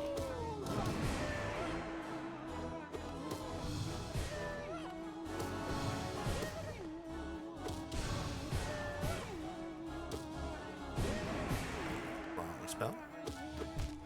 Alright. Alright. When Monarch Wings just doesn't activate.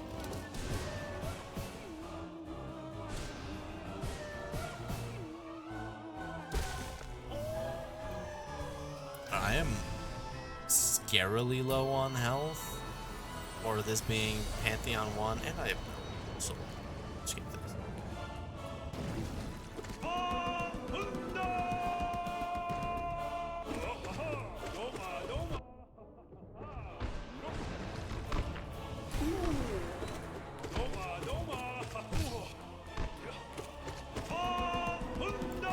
So you can tell White Defender's more dangerous. You can't literally just stun him out of the ground. Yeah, see, now my health economy is slightly worse because of spamming spells. But it should be.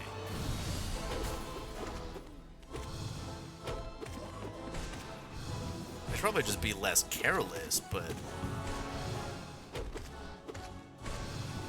well, I didn't get this far by not being careless, actually.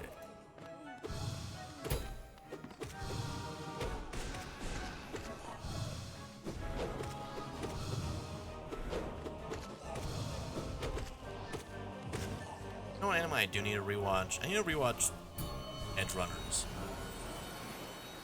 Because that is a masterpiece of a show.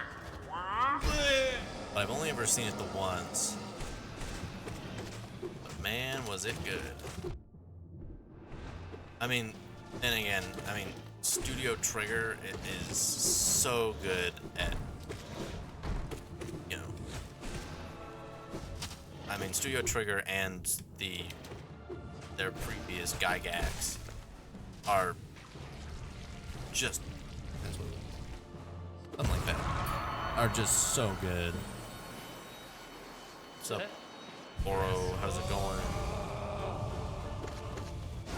And that was the original anime betrayal in this game, was defeating Oro and then Mato being like, yeah, what are you gonna do, huh? Now there's 2 of us. Like, oh, shit.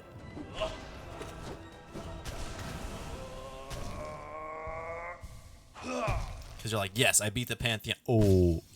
And you know the first time you fought these guys, they're like, you know, you're like almost dead because you're like, oh, bro, that guy was so tough. And then Mato comes in and you're like, oh, fuck, no, no. And then you die instantly and then you need to retry the entire Pantheon.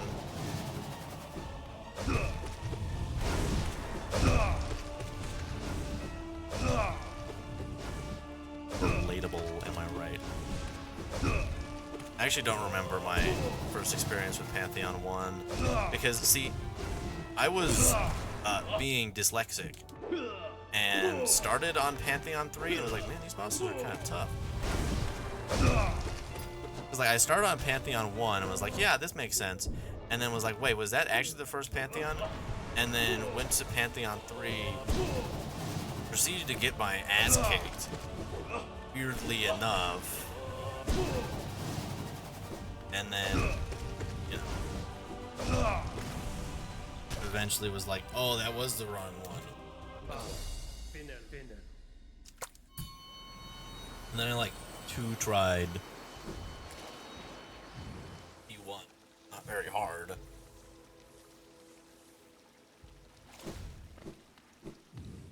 Also, how do they get all these guys here?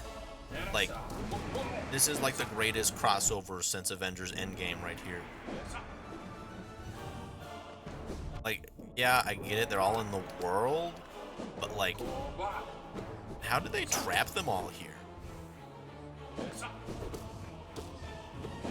And also, wouldn't the God Tuner be the reason they're here?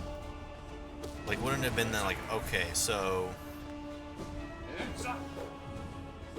And also, I get the developers' reasons for not having Radiance and the base Knight in here, because that makes no sense, given the fact that they're completely sealed away. Yeah, I don't know. I don't know what it was. I was just like, oh, this one's, I guess, like, closest to the bench or something. Like I said, I was just being dyslexic and was like, left, right, I don't know which one's first. I don't know, maybe I thought that, like, you know, what is it, Pantheon of the Master, I think? It's like, okay, Pantheon of the Knight, that seems, I mean, that one seems pretty, I guess, easy or something. I don't know. I was just being stupid. So I think that's what I thought. I was like, okay, I'm going to be using the entrance to a Hall of Gods as my central point. Right, so it's like that like little pathway from the entrance of the Hall of Gods to the Pantheons. I was like, okay, that's probably the first one because it's closest to that bench. In retrospect, that's really fucking stupid. But I don't know. This was forever. I beat the first Pantheon like a year ago.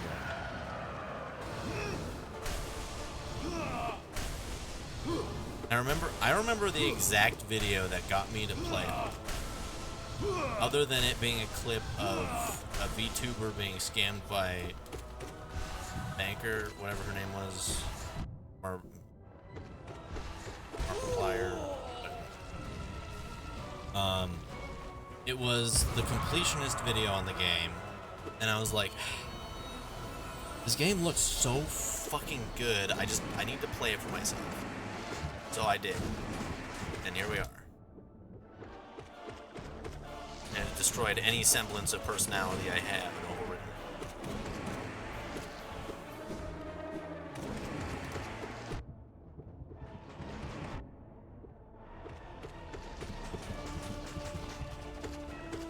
And also made it really hard to enjoy other Metroidvanias, because I just am like, man, Hollow Knight was better.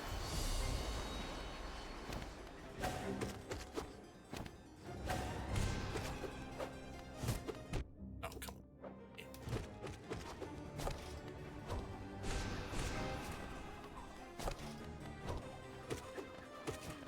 Anyway, yeah, the first Pantheon I think I ever entered.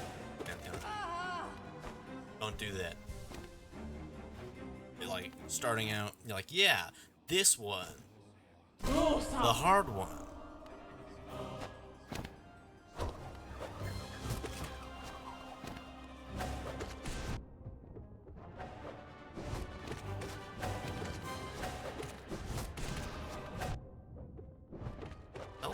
this really good.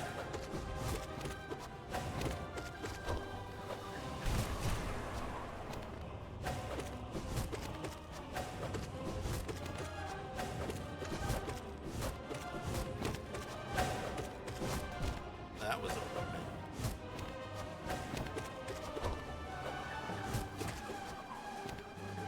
Oh wait, hold on. Pantheon 3 is Pantheon Sage. I don't know, I think I'm just fucking stupid. Pantheon of the Night is... Yeah, that explains it. I'm just a fucking dumbass.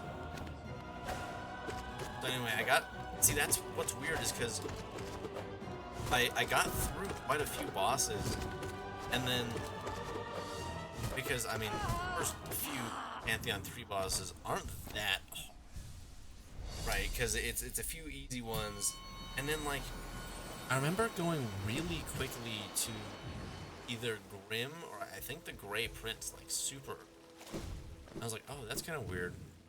I died a few times to it, maybe only once, and I was like, huh.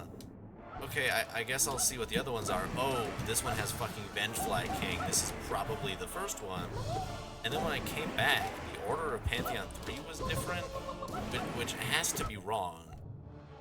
Right? Like, I'm pretty certain that they don't change the order of the Pantheons depending on which one's done already. The mysteries of video gaming. My stupid, dumbass... answer is yes, it's not really a mystery. Is Flukmarm the easiest boss in the game? Probably. Or very close to it, if not. Like, easily second.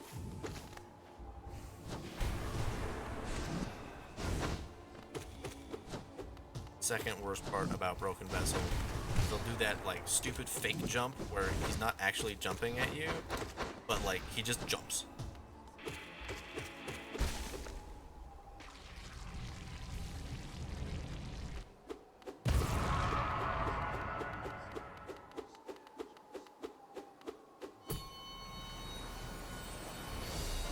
Oh, God.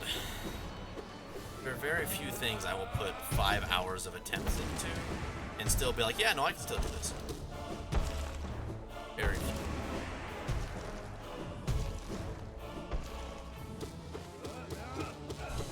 But then, if I'm confident in my ability in any game, it's Hollow Knight. Because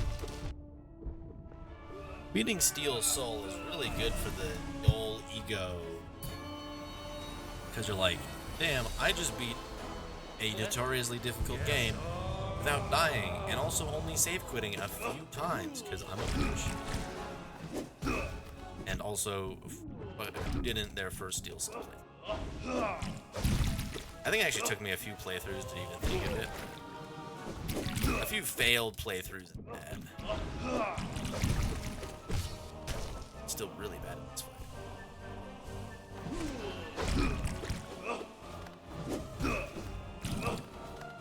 Because my general strategy is just to jump over the motherfuckers, which is really hard when he makes a bunch of paints exactly there above him.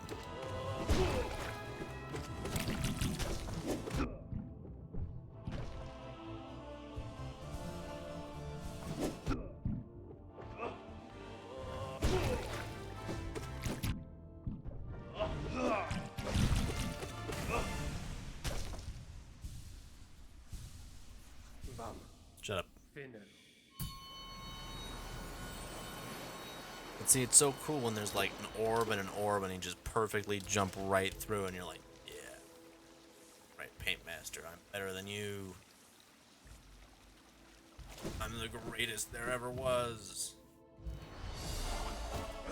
You know, something I kind of do want to do at some point is I want to do a Beat Saber stream, but I play literally only custom songs. Like, I think I've played like 5 or 6 of the original Beat Saber songs, because usually they're not good, right? Usually they're just kind of like pretty basic technique. Not really my genre of music. The only main like Beat Saber song I've done is Fitbeat, and that's because I was like, oh, I want to see what this is. The idea of like a workout song is kind of fun. A lot of squats. Not a whole lot else Beat Saber can make you do other than squats. But anyway, I don't think all of the like 8 or 9 or 10 music artists that I have in my custom songs would much appreciate me using the stream.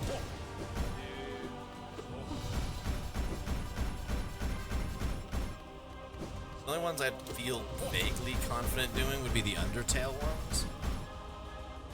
And that's because it's Undertale music, and I don't think Toby Fox has ever copyright struck someone for using his music. I know Microsoft has started to with some Minecraft music. Like apparently Other Side and Pig Step are kind of risky to play on stream nowadays. You can still play all of C418's music because he owns it all and doesn't give a shit. You got greener pastures to go to and worry about than people on the internet using his wildly famous music.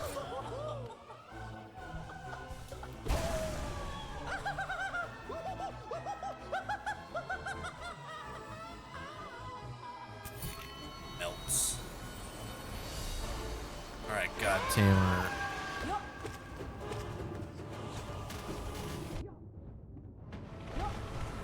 Wait, which one is the God Tamer? It's the big roly-poly motherfucker, isn't it? Wait, the other one is just like some bitch with a sword. I think that classifies as a sword of some kind.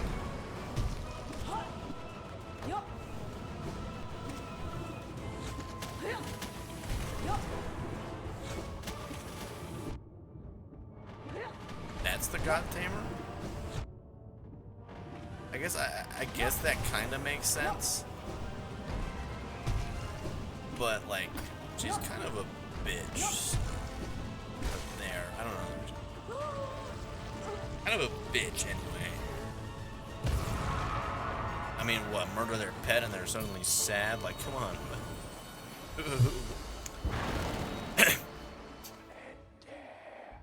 Sentence got away from him.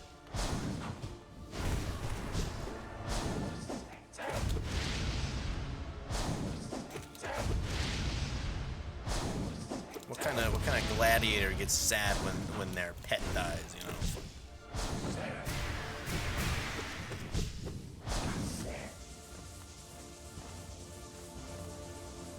Almost every joystick I have that's been used a lot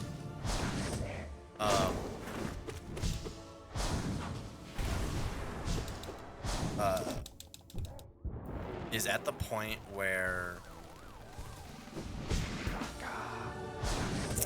like there's like an indent in the middle from my like the edge of my thumbnail being just pushed into it endlessly as I'm like my 3DS has it real bad because of Luigi's Mansion 3 and the fucking ice tunnel boss. Piece of shit.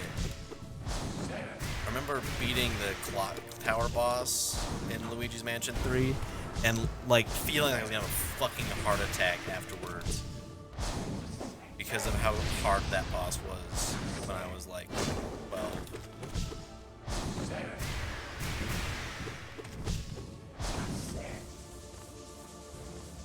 And my old Xbox 360 controller started getting it real bad recently. Because I'd be like, for some reason, only using like the edge of my thumb to move the joystick. I don't know why. It's just something I do when I'm like tryharding a lot.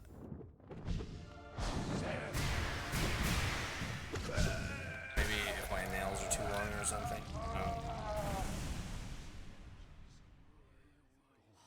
Yeah. Control sucked. The fact that you had like limited amount of time and it would just like regenerate itself. God. Also, it took me so long to realize that you could wind back the clock on the clock tower boss. Once I realized that, the boss became a lot easier, but still not super. Yeah, the ice tunnel boss fucking lives in my head rent free. One of the worst video game bosses I've ever fought.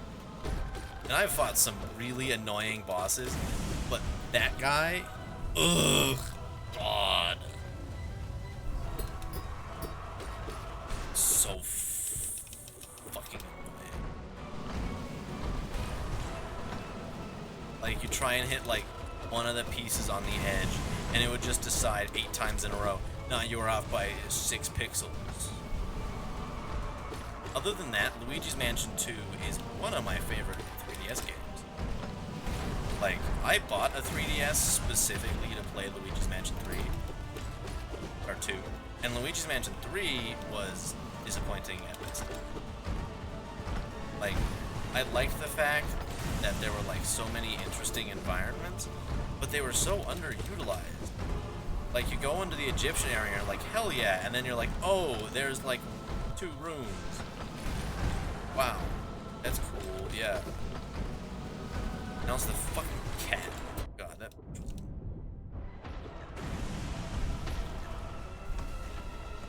Max Tower?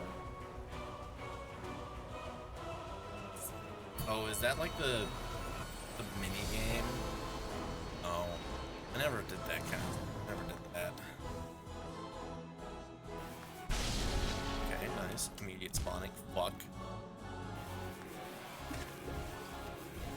Oh, what the hell is that? There we go. Yeah, no, I beat the main game in every, I beat every mansion. Damage boost through the boss. Hell yeah. I only took shitloads of damage from that.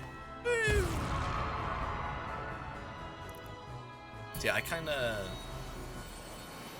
finished all of Luigi's Mansion 2 that I wanted to. I also remember the final mansion being disappointing in that game. There wasn't like a whole lot there. Like, I felt like it was just like a cool set piece and nothing else, which is like what all of Luigi's Mansion 3 felt like. I was like, wow, that's a cool set piece, but not like a cool gameplay environment. I definitely played a little bit of the tower minigame, but I didn't do a whole lot of it because I don't like 100% in games very much. Like, it adds stress that I don't really want into those games. It means that I'm like sometimes playing longer than I want to and doing boring things. Like, when I first beat Hollow Knight, I was like, oh, you know what? That was really good. Maybe I'll get the secret ending. So I got... Well, no, I was like, okay, I'm gonna get Dream... So I got Dream No More.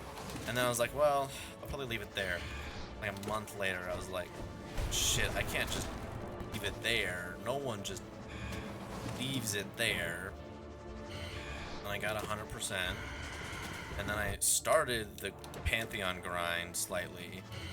And then was like, damn, this shit isn't great. And I beat Pantheons 1 and 2, and like 2 months later beat Pantheon 3, first one. I would honestly say that this one is actually better than Pantheon. Yeah, no, I've got so many unfinished DS games. Almost every game I own is either like uncompleted or like I finished it, but I didn't do a whole lot past that. Or it's something like Fallout 4, where I've played a shitload of it and done a lot, but I have no want to super complete it.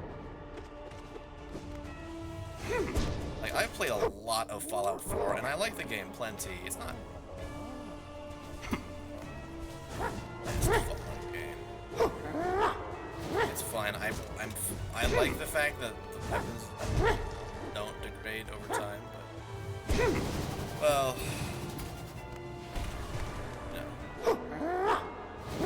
one thing separating me from most Fallout New Vegas viewers. That's like the one part of Fallout New Vegas I like. Weapon damage.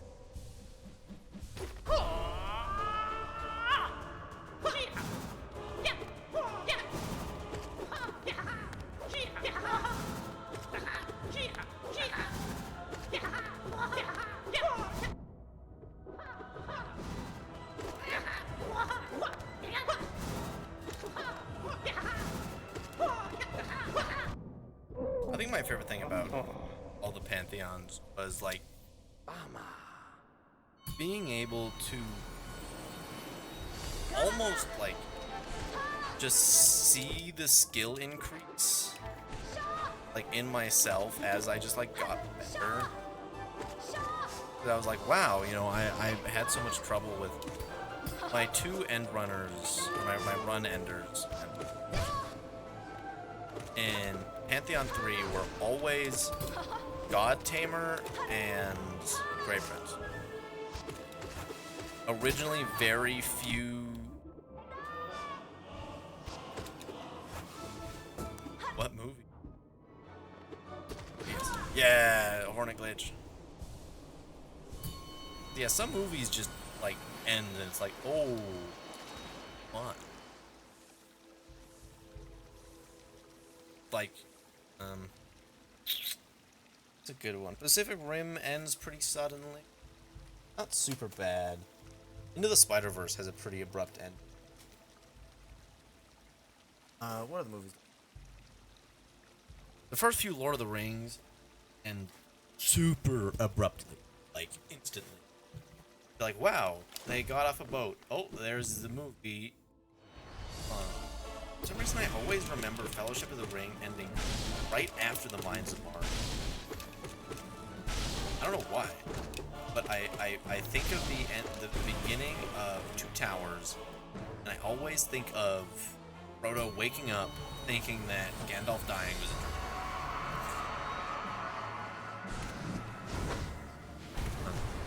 Like a not particularly interesting movie. I mean, I guess it could be, depending on personality, but it's not super interesting. To me, specifically. That is one of the things that it takes, I feel like, a long time for people to realize other people have fucking different opinions. Like, I know that's like, oh yeah, obviously, but like, come on. Met people on the internet?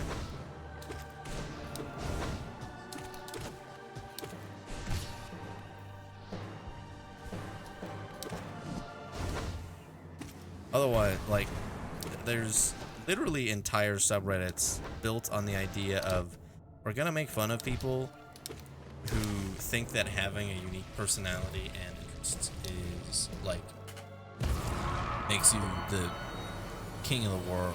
Oh fuck, low health into no eyes is not ideal. Actually, low health into any boss is not ideal. There's no boss where I'd be like, yeah, you know what, I'd rather have low health during this boss.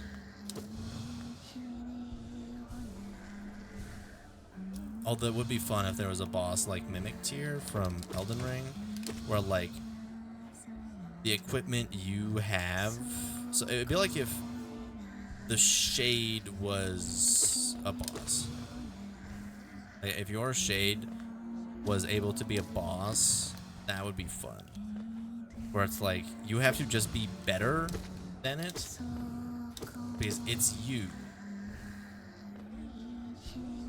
Also, can you believe the Elden Ring balance team was like, you should literally just make it so there can be 2 of you. That's perfectly balanced.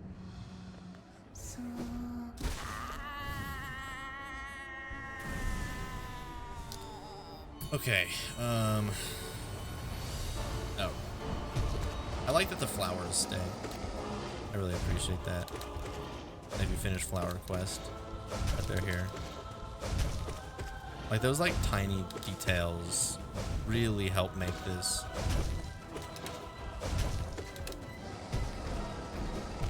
Shit.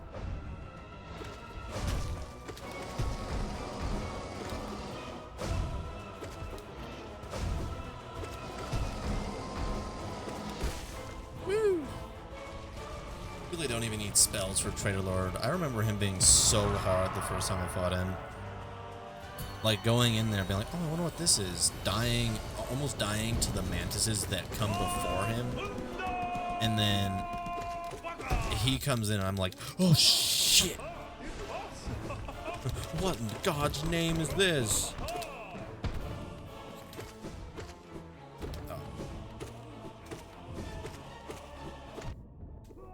Oh, I almost had it.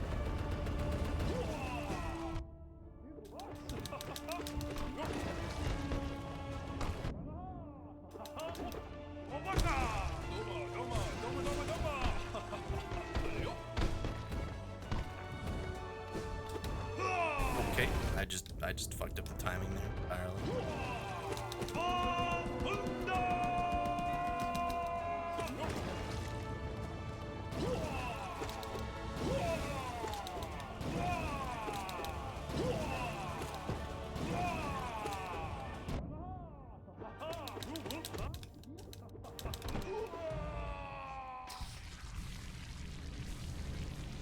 Wow, that sounds like a great movie. Sounds like something that everyone should watch. But there's no resolution at all. Okay, well that's like the start of Zombieland Saga. I started watching that anime because I was like, oh man, I really like High School of the Dead. It's one of my favorite animes because it's a cool zombie apocalypse story. And not that there's giant titties everywhere. That's actually kind of annoying, if I'm being honest. And then I was like, oh wait, this is the anime where the girl gets fucking run over by a truck. That's fun. Something about people being hit by cars is just so fun. It's like in Super Punch Out, or not Super Punch Out, Punch Out for the Wii, there's sometimes when little Mac gets knocked out, he'll just fucking crumple to the side. Like he just like loses, like he just like has like a rocket engine on the side of him, and it's so funny every time I see it. Where like he's just like in a standing position, but just horizontal, and it's like, oh my god, it's so fucking funny. It's the same thing as being hit by a car, where it just kind of like comes out of nowhere and looks stupid, and it's like, yeah. Have you ever seen Bullet Train? That doesn't really have anything to do with that. I just really like Bullet Train.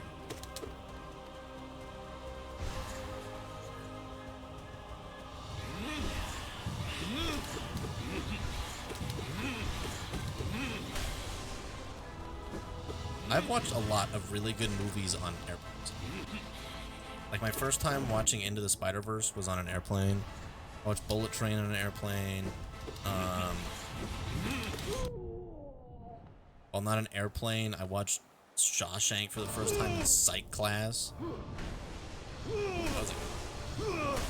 Or sociology. Actually.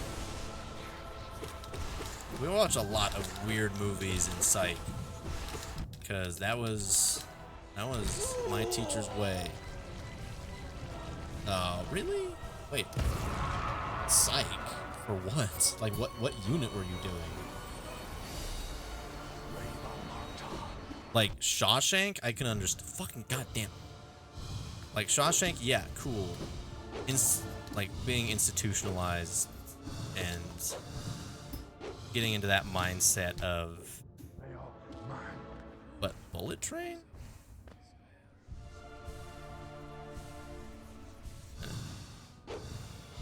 Good movie, though. If you have the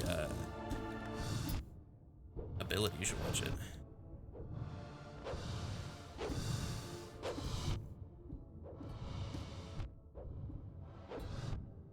Ugh.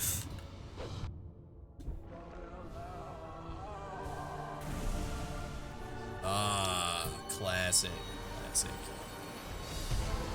The classic. The teachers are just like, oh, what movie should we watch? This one. My brother used to tell a story of psychology, actually, where they were watching videos or something, and whoever his teacher was, like left autoplay on, and somehow it went from whatever thing they were watching to a video of 2 elephants having sex. So for a little bit in his psych class or whatever, they were just watching a video of 2 elephants fucking.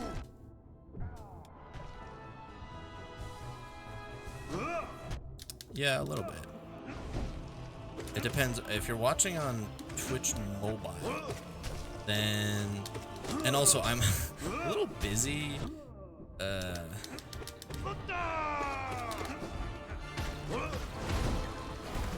Twitch mobile has like a 10-second delay for some reason. That's just like built in. So, there's that.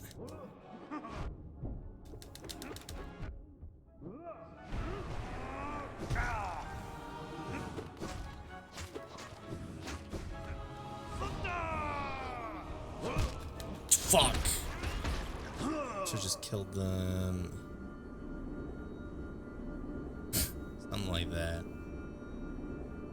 I need to go practice Great Prince. Because otherwise, I'm gonna keep fucking up. I don't know how I first tried him. I'm so not confident. Like, his just... Yeah, well. The Grey Prince is just pure sexiness is distracting me, and it's making me uncomfortable. Second guess my own ability or something.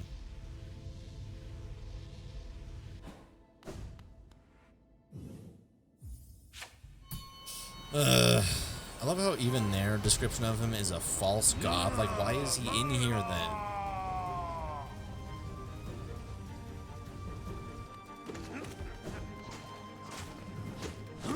And also, he's just so late into every fucking pantheon for some reason that it just, like, it makes it so easy to be, like trying to be, like, too careful to the point where you fuck up. Like that, where I'd be like, okay, I need to do extra damage, or I need to heal, because every time I've lost, it's because I've been at 1 health, and I'm, like, trying to heal, because fucking god damn it, he can just do so much annoying bullshit damage in a row. Like, I don't think there is a strategy that works against Grey Prince 100% of the time. I think they've made him specifically so that it can't exist.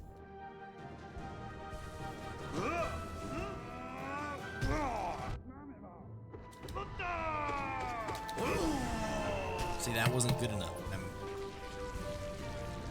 Yeah, but, like, these are supposed to be the god, like, the true gods. Like, why... I don't, well, I guess if this motherfucker to the side isn't here. See, like, you know what I see is the true god that should be in his place. That was bad. I don't. All right, we all know what's up there. Okay, that should. If that was in a pantheon, I would actually uninstall the game. See, because I need to beat it without taking too much damage. Because I usually will get in here with, like, 3 less health than full. Shit. I think both of the last times I haven't had... I've had, like, a little bit of soul, but not full health.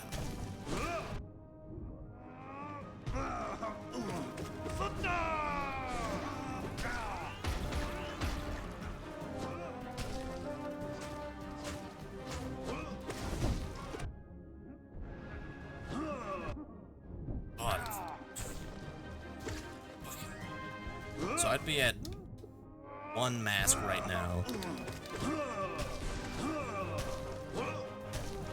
I think on average I'd be at like 1 or 2 masks. I will have just died. And I died again.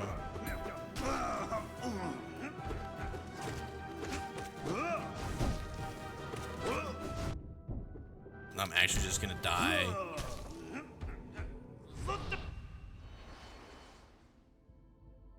This boss has single-handedly stopped me from getting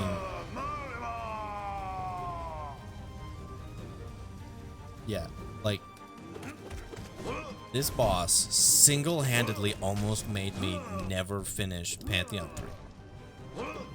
No other Pantheon 3 boss had the same just raw anger creation that the Grey Prince has. No boss in this game has just the same bullshit as the Grey Prince does. No other boss can. Like, I know that's how he's made. It is to be weird and annoying because he doesn't actually know how to fight. But it's just...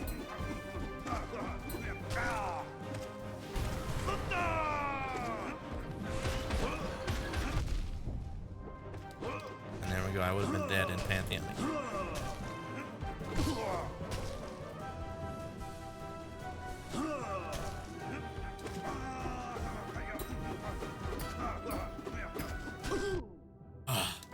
That kind of shit always happens where he ends just in the middle of your attack.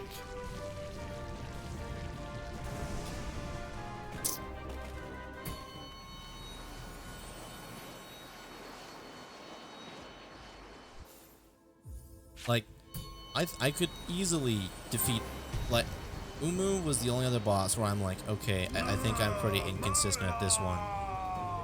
I have gotten better at every boss in the Pantheon except for Zode. I have gotten worse at Grey Prince Zode.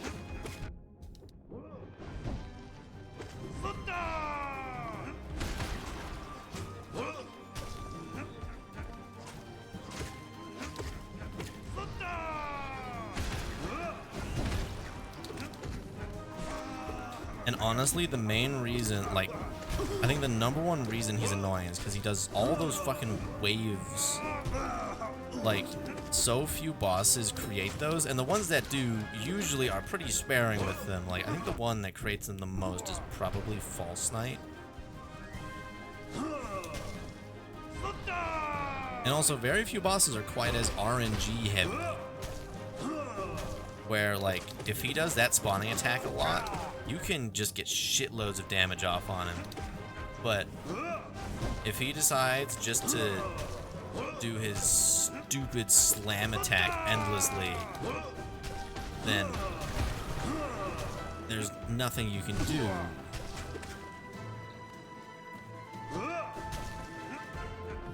Oh, that,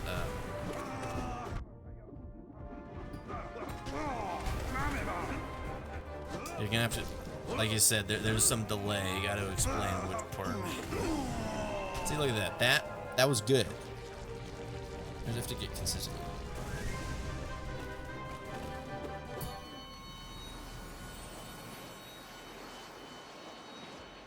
And have to get consistently good under actual pressure instead of, you know, this, a perfectly clean slate.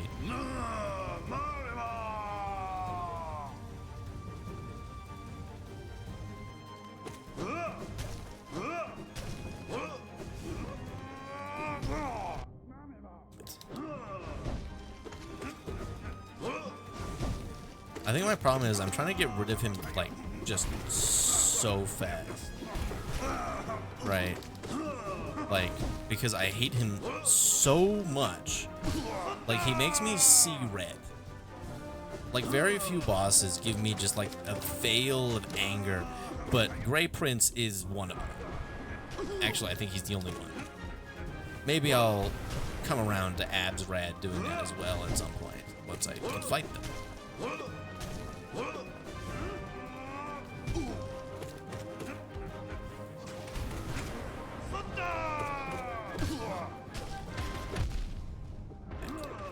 Cool, yeah. He's the king of being able to do like 4 damage in a row with just dumb luck, because you'll be like stuck in a corner. He'll do a slam attack. You can't jump over it. Then he'll walk into you, spawn 3 things, and fucking explode you with a bomb. All in like 8 seconds. And it's like, oh. Oh, great. Yay.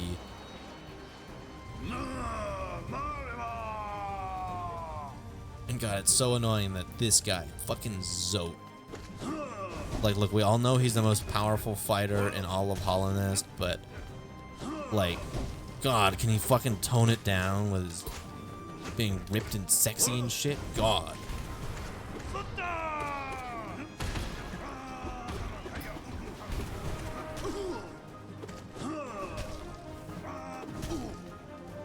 Also, the fact that he just falls over during his, like, I guess, main attack, you could call that.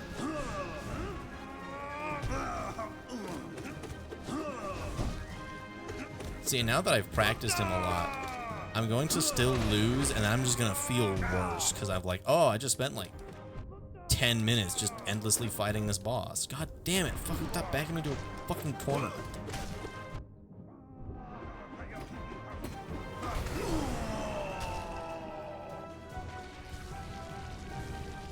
Ugh. Oh, I guess I need to attune Winged Nosk. Do that while I'm here.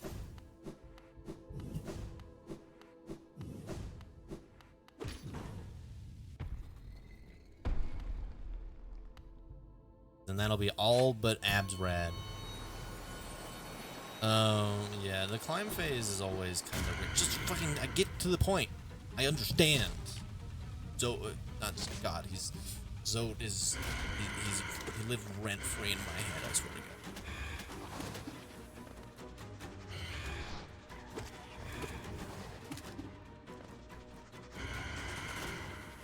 The climb phase for regular Radiance is like the easiest part, if I remember correctly. Don't mind the fact that in all of my recent attempts to kill Radiance, I have never gotten to the climb phase, but what I remember. But I guess if it does 2 damage, that's a little more annoying.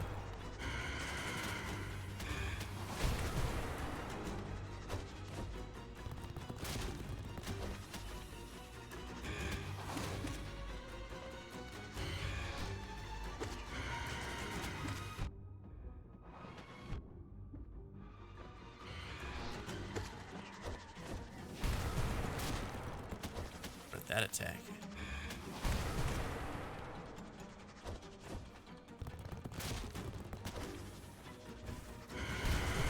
Just read that one too.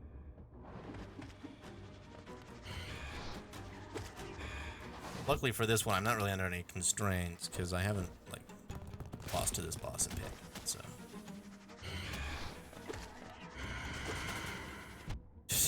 although I'm about to lose here, Jesus. So much fucking health.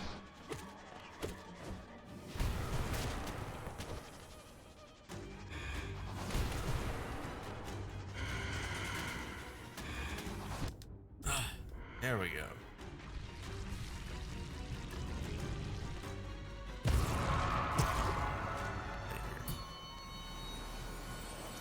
Alright, that's all but Absolute Radiance attuned.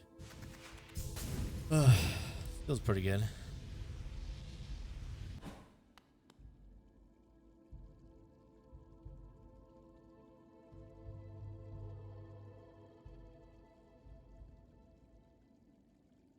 You can tell which ones I've practiced a lot because of just like liking the boss or pantheons. So like some of them are just like randomly just ascended or radiant where I'm like, yeah, I could probably do that.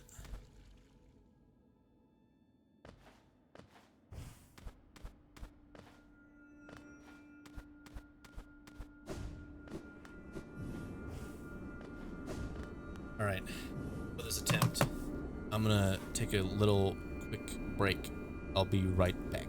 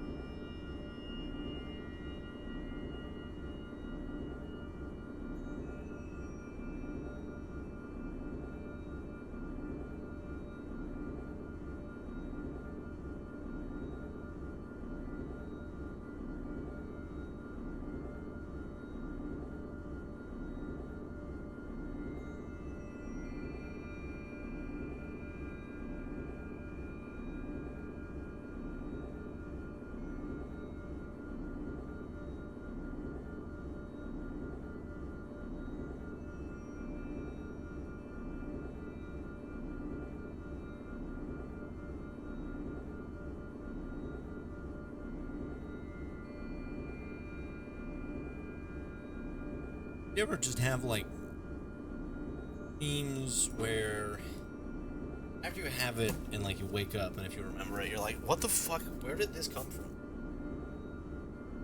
Sometimes with dreams, you can like think back on the day and be like, oh, okay, I guess I can see where that came from. And then sometimes you have a dream and you're like, where in God's name did that come from? That was me last night, where like I woke up and I was like, okay, my dream was I was at Disneyland, which is pretty cool actually. I like Disneyland. And then within the dream, within Disneyland, there was this guy, all right, and this is not the like interesting part of the story. I think this is just like weird as well, where like this guy, he wasn't high, he didn't like work at Disneyland. He just like was essentially a volunteer worker who went to every like bakery and restaurant on property and checked what cakes were for sale every day, and if there were special cakes that day, if they were like cheaper or whatever. And it's like, okay, that's kind of fucked, and like everyone knows about them too. Like this is like the Disneyland rockstar kind of thing. I was like, okay, that's weird. And then inside of Disneyland, there was for some reason an area that was just FNAF's Mega Pizzaplex. I don't know why. It wasn't the same size. It was like a mini recreation. So like all arcadey and 80s and neon and like, you know, Pizzaplex. Also, this is a shit vent flame.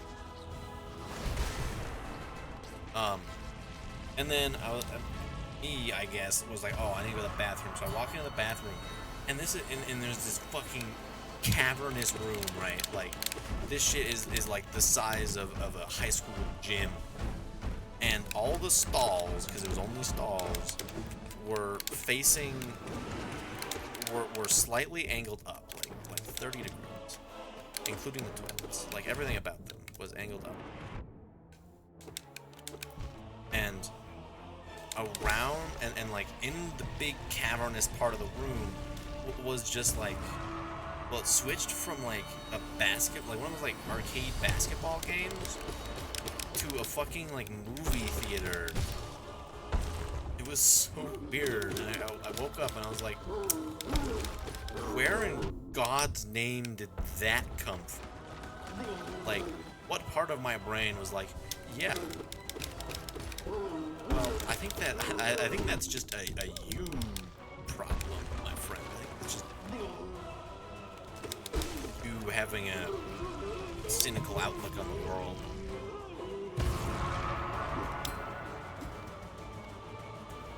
Or maybe when your brain is waking up, it's just like every day it's like, God, the world is ending. And you wake up and you're like, fuck, it hasn't ended yet. This is the worst part. The not so calm before the storm of the world ending. Where you just have to watch everything fall apart slowly but surely, and you're like, God damn it, just get to the main event already. Fucking Jesus. Well, obviously.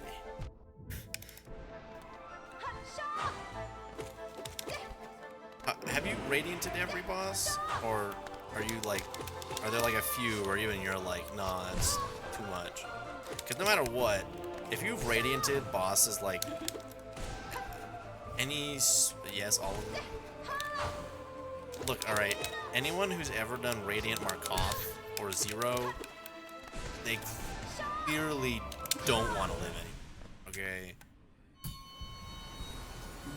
Okay, well, it's hard enough to regularly beat AbsRad. Not radianting them is I think that's fine. Like, I think that's like, okay, yeah, I guess, like, shit, you beat them at all. That's pretty impressive.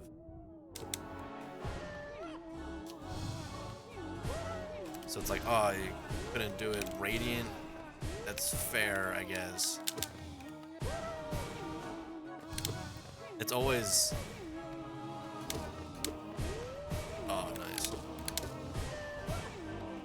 It's always so funny when I see people who have Radianted AbsRad and not Markoth, and I can never tell if it's like actually like this guy is so tough to Radiant, or if it's for the joke of, yeah, I Radianted every boss except for the one that's supposed to be super hard to Radiant, lol. But then you also have to remember that Radiant versions have like so much fucking health. Like, they already have a lot of health because it's the secret hard version of the final boss of the game. The secret version of the secret final boss. So I guess it's fair enough. But God, they just have so much fun.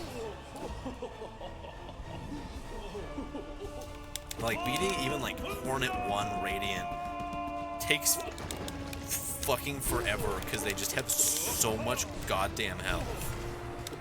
You're just like, this is the second boss. Also, Radiant failed champ seemed really hard. Yeah, for Radiant, like, look, Radiant bosses require a completely different charm build and thought process. Oh my god, I am throwing. Bosses, that's just like not true.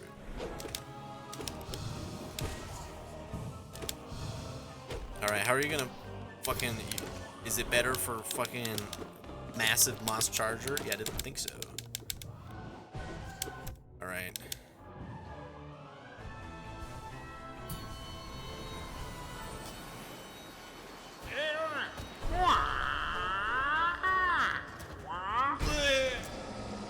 Like, I don't know if it can be better for massive Moss. He's just too easy to cheese by swinging your sword. And also, obviously every player plays differently, which is my excuse for being bad. It's just, it's my play style, you know. It's my personal way of playing this game, like almost losing Pantheon 5 to Big Malk. Come on. Who else would do that? No one. Me. I'm the only one.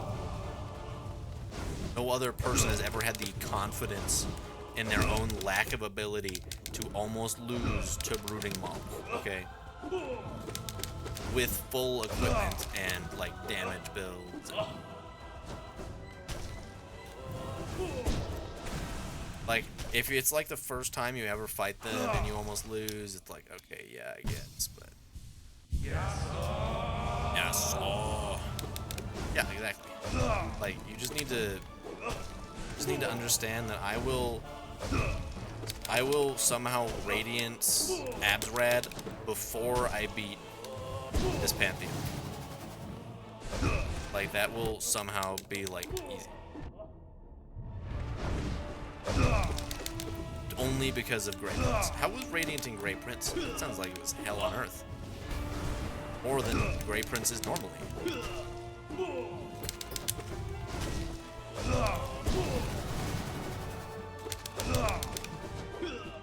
Half a month, that checks out.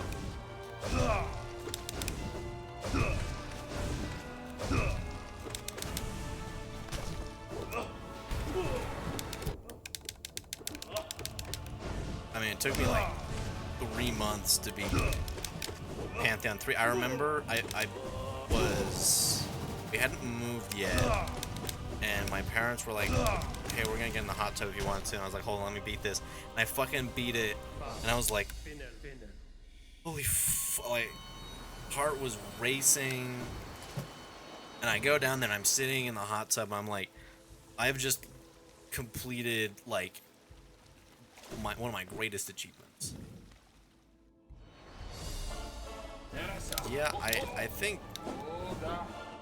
beating Grey Prince Zote at all kind of does that, right? Where you kind of have to be like, you can't just be like, I'm just gonna, you know, spam spells, because it's like, okay, because of how his boss fight works, there's only so many times where a spell will do anything at all except for hinder you. Like, spelling all of his bomb things is like really helpful sometimes. Like,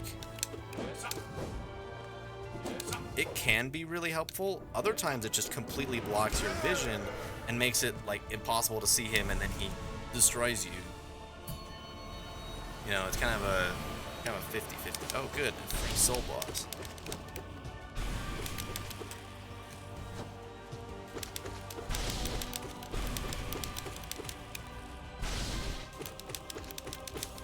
Wow. Free soul and healing.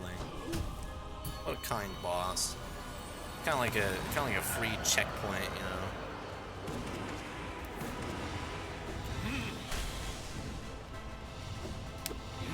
I think that Great Prince Zote is the one boss every Hollow Knight player. I have gotten to failed champ, but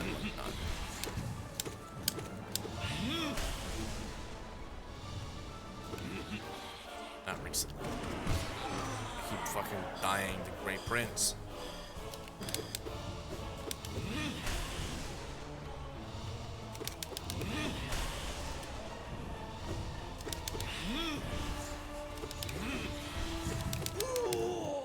Because he also seems like one that would be just a barrel of lads to Radiant because of all of his rocks falling from the sky.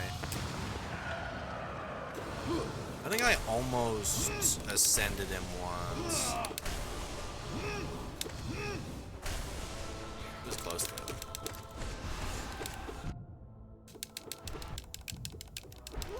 Yeah, like that's really that's what makes him so much harder. Is the speed and 2 damage is a problem, but not by itself. But combined with the just avalanche of rocks coming from the ceiling, it definitely makes it a very different challenge.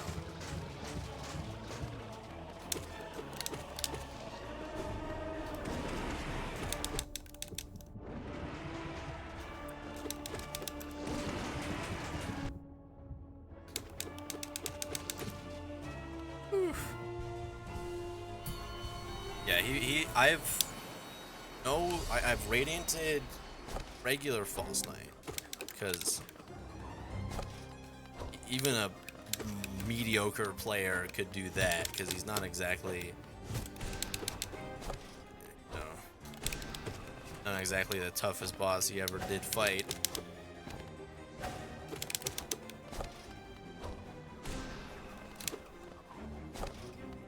And also, he's one of the bosses that like somehow I first tried him. Like, I remember starting this game, first trying Hornet and False Knight and being like, man, we'll say this game is hard. And now here I am, like almost 6 hours worth of streaming in 2 days, and I keep dying to fucking Zote the Mighty. Where his actual fight, like with him, he literally can't hurt you at all. Like where no attack he can physically do can harm you.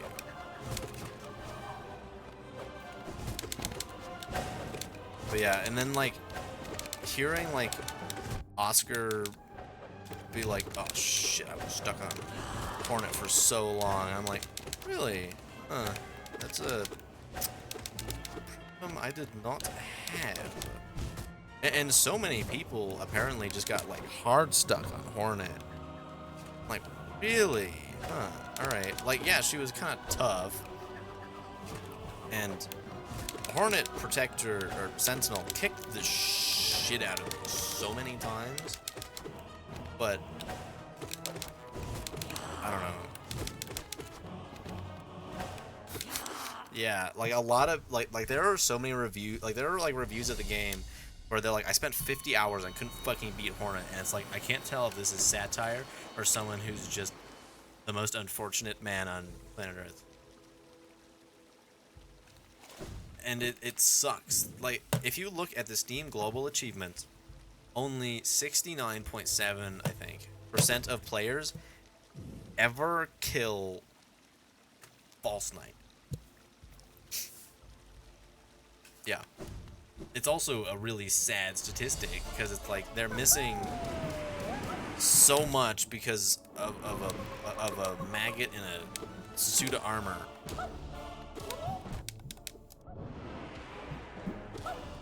I don't even know how many. I think only like 50% ever beat Hornet, and it's like really, like, I guess I can actually check. Let's see how many Hollow Knight players ever beat Hornet.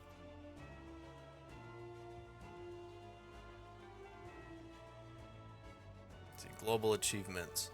60.7% of players beat. 44 beat Soulmaster. 39 defeated Broken Vessel. Like it goes down, but it's pretty slow.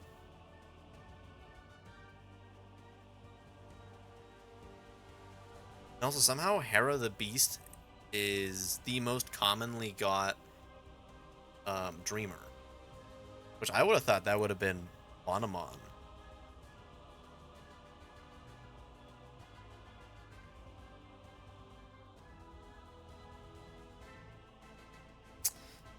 Yeah, I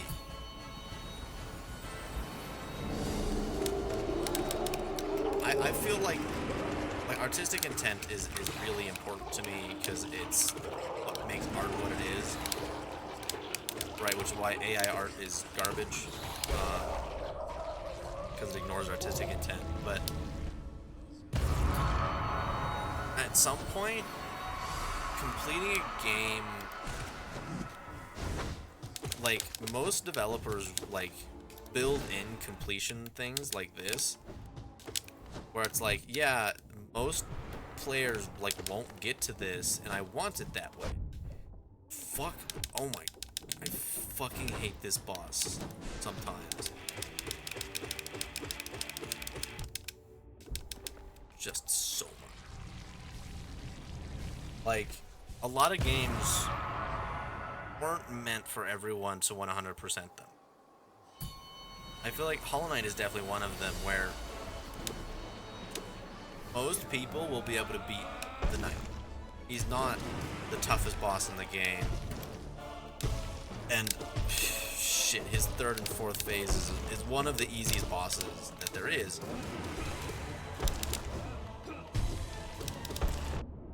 Well, comparatively. Whereas Radiance is such a step up from the Knight that it's like they couldn't have made this with the idea of everyone beating it. And that's like why the Path of Pain is in here, where it's like, yeah, I don't expect more than a few percent of all the players who will ever play this game to beat Path of Pain, because that's not what it was designed for. Right, like they designed Path of Pain specifically so that the people who did beat it could be like, yeah, I fucking beat Path of Pain. What? Didn't? What? It was so easy. Come on, it only took me like 8 hours.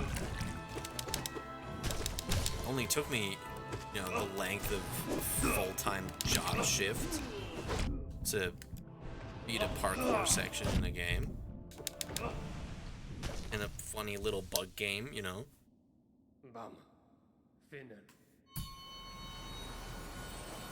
Like if like any game that I would ever make would definitely have completion,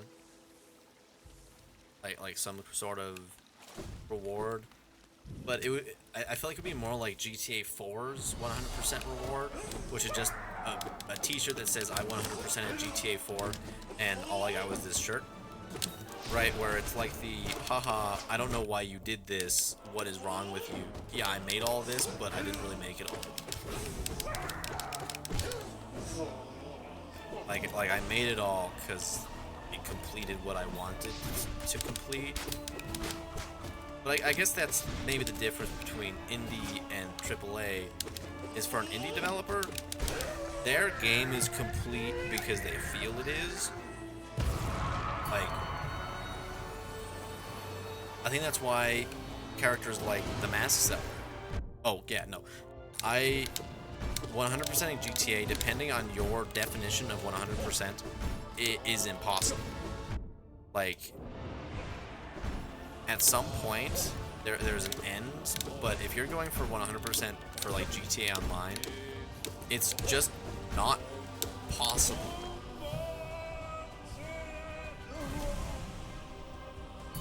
But like a game like Hollow Knight, where it takes, I don't know, I think the average is about like 160 to 200, like 150 to 200 hours to like super complete, you know, 100% the game and get all achievements. Yeah, but yeah, I think it just, for Red Dead, I feel like 100%ing Red Dead would be so much harder than GTA 5. Like, Red Dead is so much larger than GTA 5.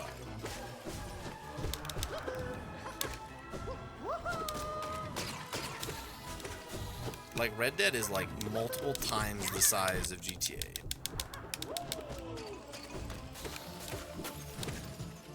And also the world takes a lot longer to traverse because, you know, horses. I think I only have one game on Steam with 100% achievement. And it's Kingdoms and Castles, which is, to be fair, a pretty solid city builder that has super easy achievements. I did have 100% achievements in the game Sable, but then they updated it to add more stuff, so I no longer have 100% achievements. I have like 96 now. Because for some reason, some of the stuff they added is just like super hard because there's like no direction on what to do. Because it's a fishing mini game and a fucking desert game. Oh, so it's okay. Yeah, a lot of GTA's completion is like weird. It's like buying everything.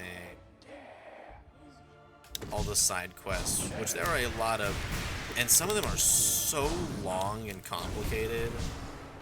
Like, there's a reason GTA is still like an active game, like a decade after its release.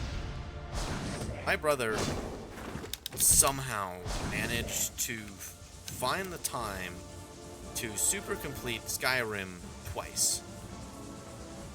I don't know how. I don't know why. Actually, I do know why. Because a friend of ours, family shared him a copy, and I guess he just wanted to 100% it. And then he did it again for some reason. I don't even think there's a reward for 100%ing Skyrim. I think it's just something you can do.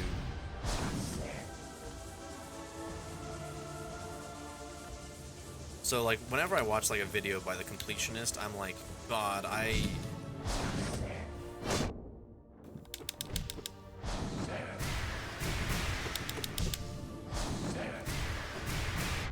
yeah, but that kind of stuff is average completion stuff. It's just like, it's like filling in the Hunter's Journal.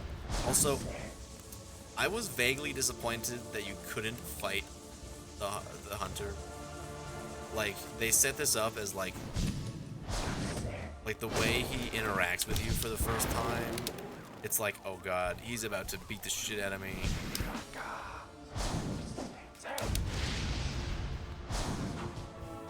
I was kind of like, I was like scared when it happened, because like, oh fuck, I didn't think there was gonna be anything here. That was a beautiful double parry.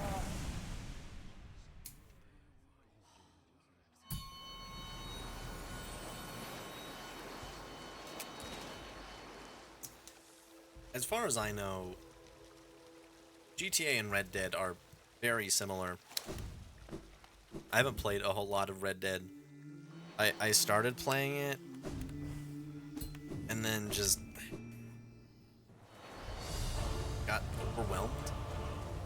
Right, where like the side quests I wanted to do, because they're in like the early areas, you actually can't do when you find them, or like, I don't know. What I want from games is, oh yeah, almost every story is better than GTA 5's story, because you know, fucking. Like, GTA 5 isn't exactly going for, you know, the best story award. It's, I don't know, man. These are just some criminals. Like, that's their whole thing. But it's a different kind of criminal, right? Because back then it was like the system is built to not work in my favor. Oh, well, that's about the same as that. You know, it's a redemption, whereas GTA 5 is, let's steal more shit. Also, I'm about to lose to Watcher Notes.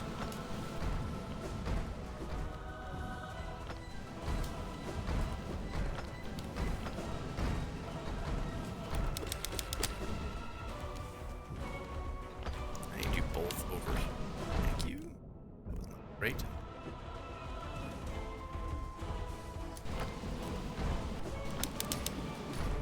Good. If he'd done the bouncy thing, I would have died.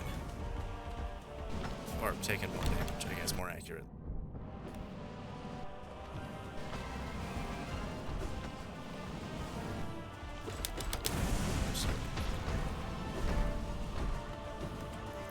Like, the story mode of GTA 5 is pretty good, because it's got the actual interesting missions, but no. Yeah, you don't really play for the story. You play for the heists and relatively good gun combat, good driving. That's really the main thing that keeps GTA 5 so interesting, is it's got really, really good driving. And you can pick up hook. It's kind of... Woo!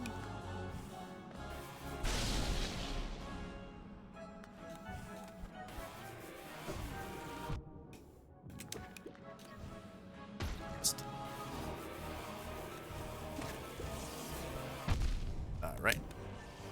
Alright. That was really good.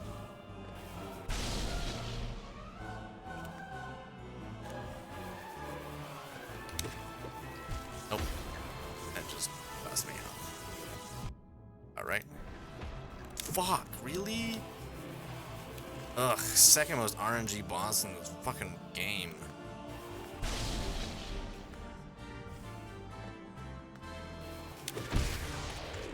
Well, I hit the boss.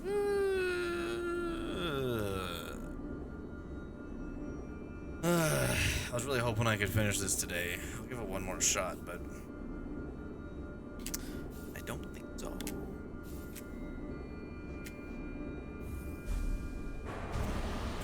Because I'm having the same problem. No, fuck Pantheon Umu just so much.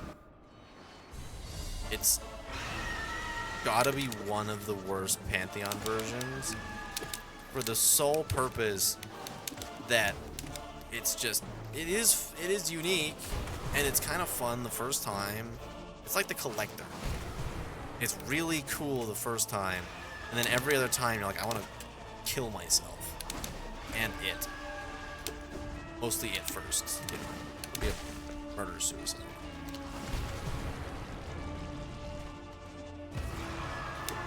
Like, I have to give them props for making a unique boss, but also they could have made it a little less unique. Like, given maybe like a slightly more consistent way of stunning the boss. something. Because, like, sometimes you just get the worst jellyfish and they just do the dumbest things.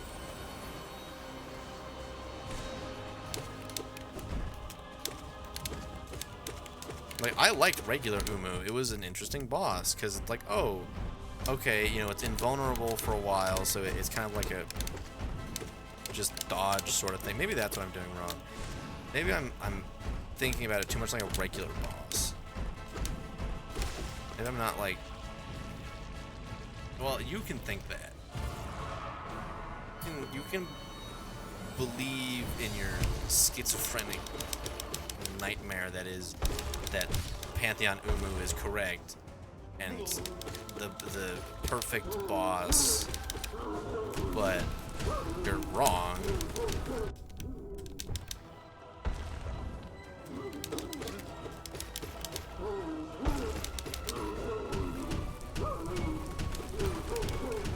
Like, I don't know how they would have done Umu differently unless they made it so like spells could stun him or something. I don't know. Make the jellyfish less fucking annoying to deal with.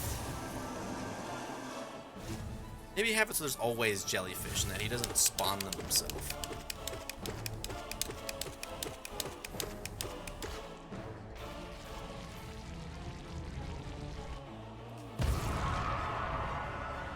Because once you get on like a roll with him, he's easy, but until then...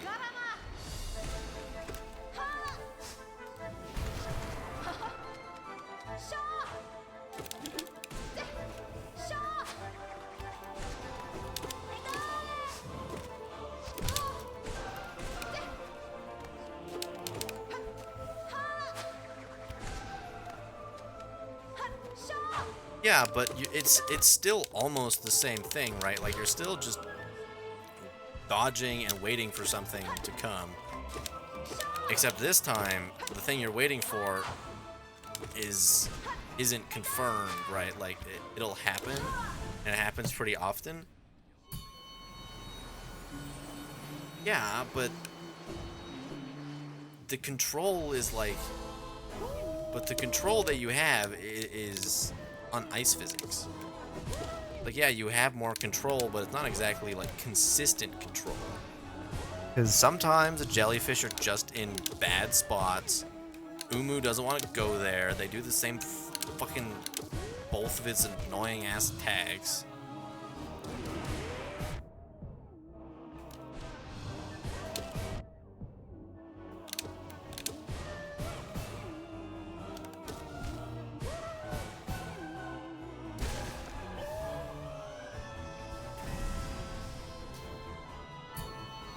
See, but whenever I hit it with a spell, it just explodes. Like, it just hits the wall or something and explodes. Otherwise, yeah, I would probably be fine with it. But whenever I use a spell, the jellyfish just fucking explodes.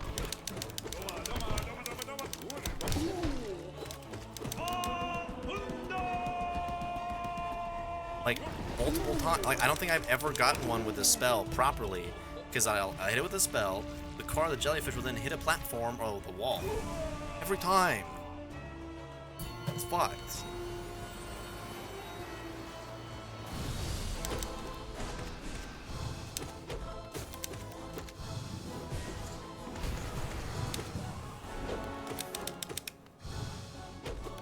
That's what I'm saying, is it's like the jellyfish are so annoying because they just kind of like they're consistently inconsistent. Where it's like, okay, I know exactly how this thing's going to work, but if it's actually going to do what I want it to, or if it's just gonna ignore my many attempts to get it to do what I want, and instead decide, I'm feeling like not doing that, actually. Like, sometimes you're like, alright, this is perfectly lined up with the boss, you know, it should work. And then it's just like, actually, I'm just gonna super overshoot for some reason. because when you hit me, I got launched 12,000 feet into the air.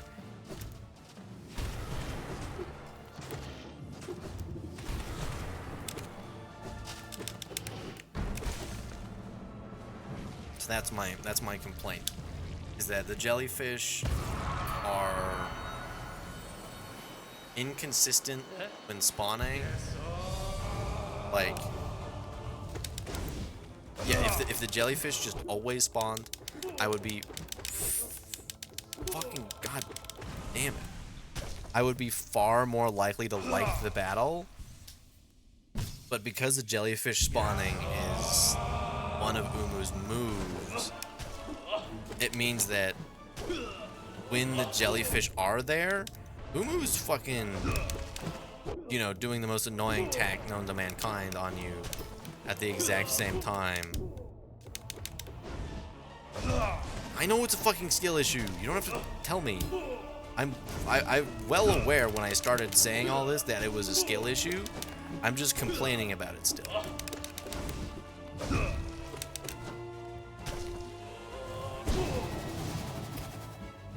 Look, I'm self-aware enough to know when something's a skill issue, and this is a skill issue.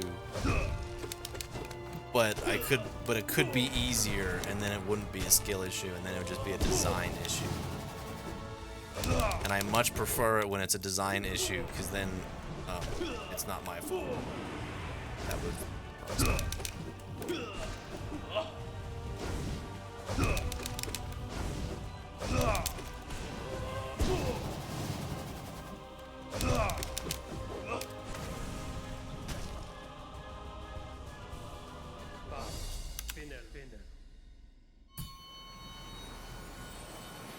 Yeah, like it's just fucking Umu.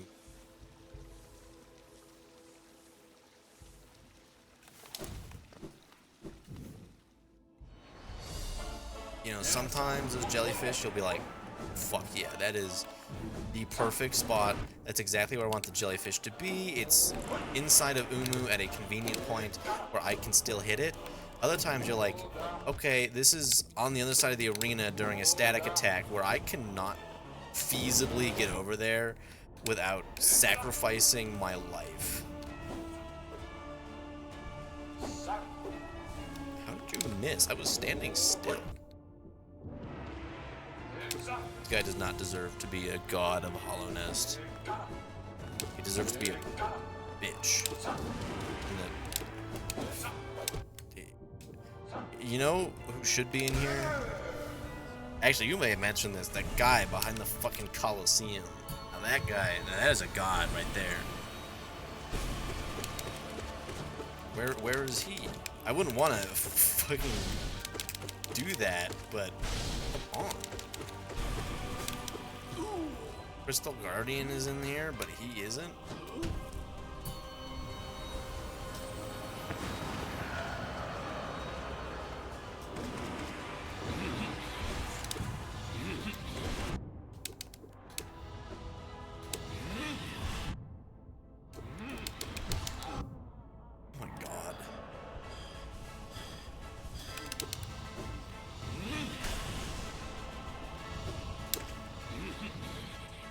You know, I used to go from, I don't know how I ever survived without quick focus, to now being like, how did I survive with quick focus? Like, I get it, like, I get a lot more health, but man, I had, like, no interesting abilities for charms, because I had such an expensive charm.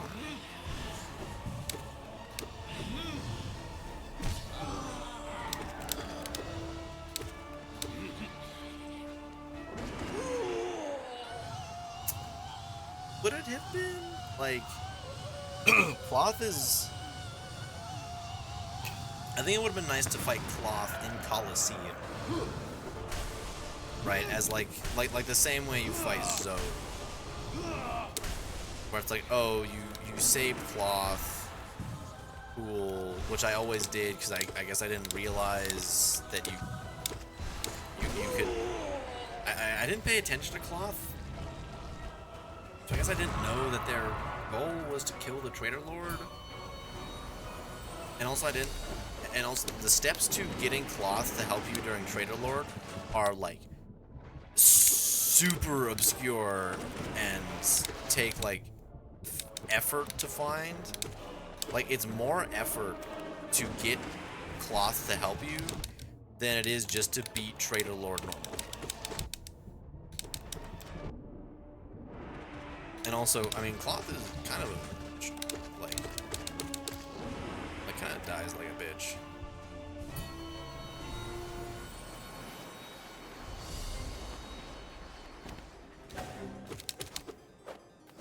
That was so stupid. What the hell was that?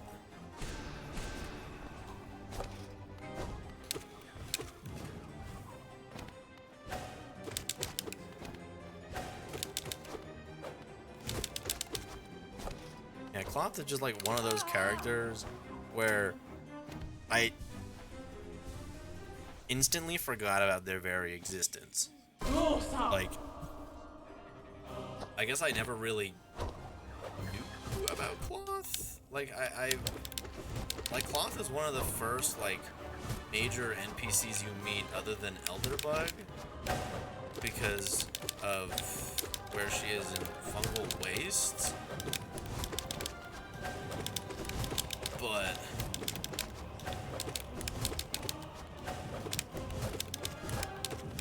I like my Beat Saber levels. Like I want every Beat Saber level I play to feel like fighting Sisters of Battle, where I'm like always perfectly dodging over or through something, and it's just so fluid and clean. This is how I like Beat Saber. And I will stop playing levels midway through if they do something annoying where I'm like, come on, this destroys the fluidity of this map. Like, why did you make this?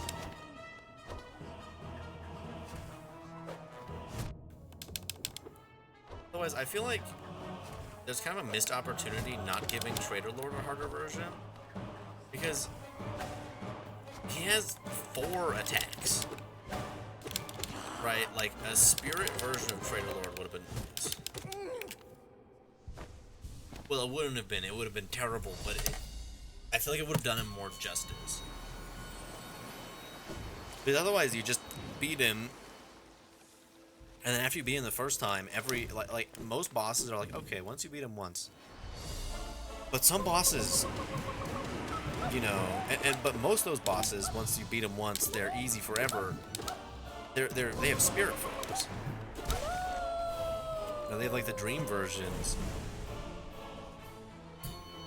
But why not Trader Lord? Like, I feel like he had higher aspirations in life than protecting the White Lady. I mean, probably not actually, but maybe being like more officially a knight or something. I don't know.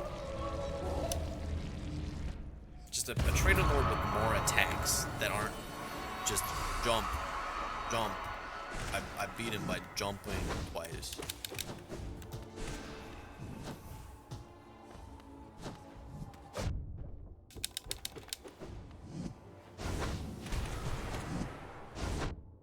Come on, that was...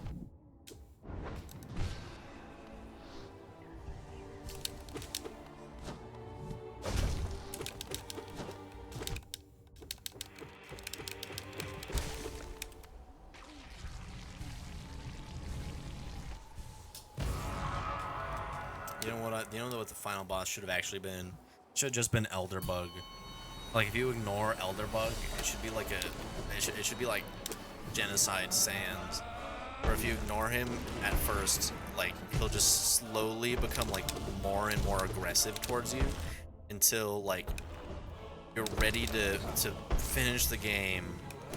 Or you already have, right? Like, you have the Void Heart, the Void Soul, and it's like, huh, actually, what if I took this? And then, like, Megalovania starts playing and he just destroys you.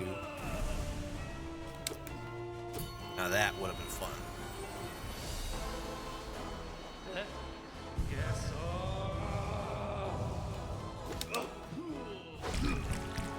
with like a boss theme that's like very Undertale-y in name, so it's called like Respect Your Elders or something.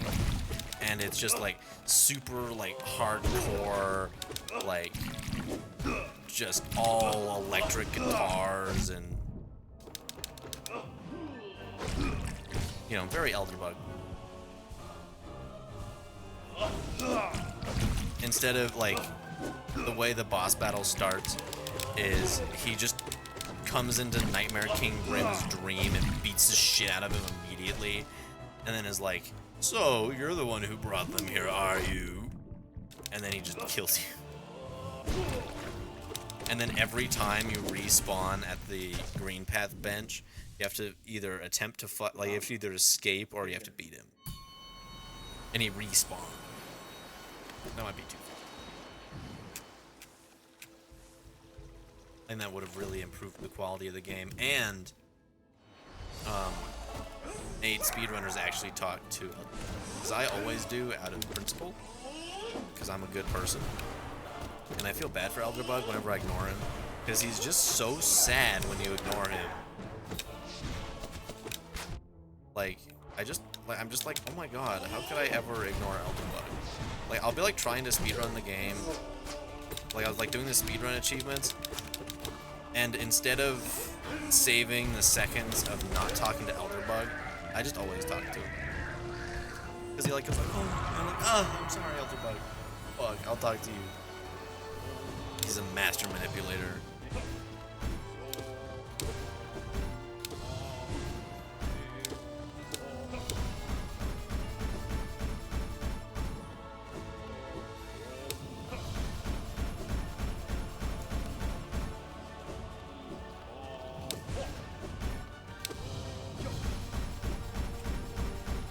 If I ever learn how to mod Hollow Knight, that's what I'm gonna do. I'm gonna add the Elderbug boss fight.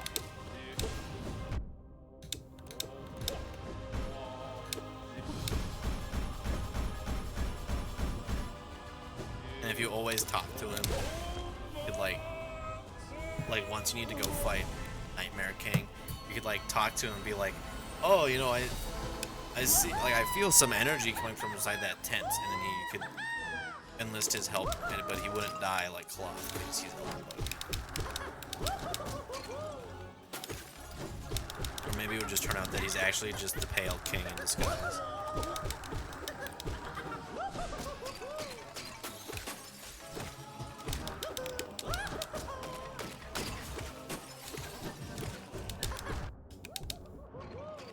Otherwise, a fight with CO would have been nice, or whatever his name is. That bitch who says you're short.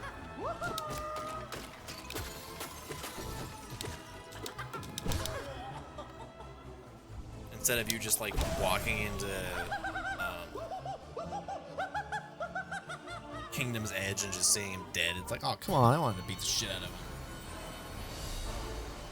Why'd you take this from me, game? Like, you took my greatest triumph from me before I even knew I won. Actually, I already knew I wanted it, but you took it from me.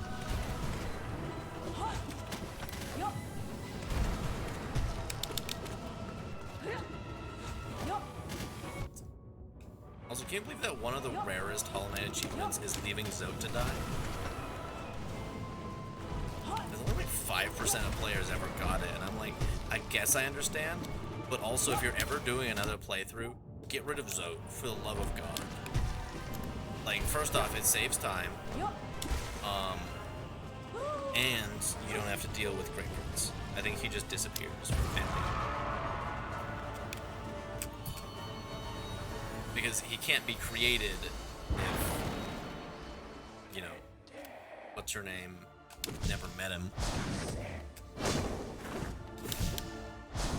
And also, it's so fucking funny that she writes smut fic about him. I don't know what it is, I just find that hilarious. That you, like, save her and then never talk to her again most times, and she's like, oh my god.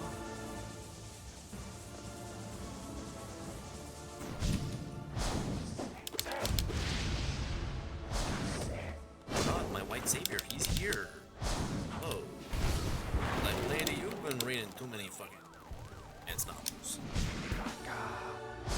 fight her. Now that would get her off my bench. The only reason I have her save her is because she gives you the mass shard. That I don't know how long it took me to find that mass shard, but it took me a hot minute to find that mass shard. Because I don't really ever go to Dirtmouth.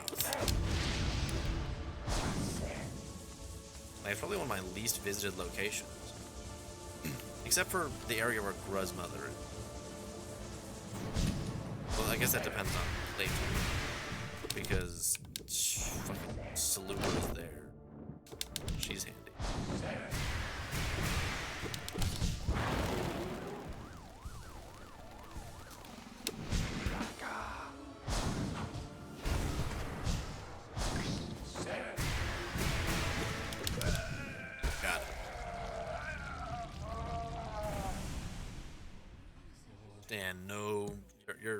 You stand no chance against me. I was trying to say you're no match for me and you stand no chance against me. And I changed my mind halfway through to switch to you're no match for me. That did not work. English is hard. Alright. It may be my native language, but fuck, I'm really bad at it.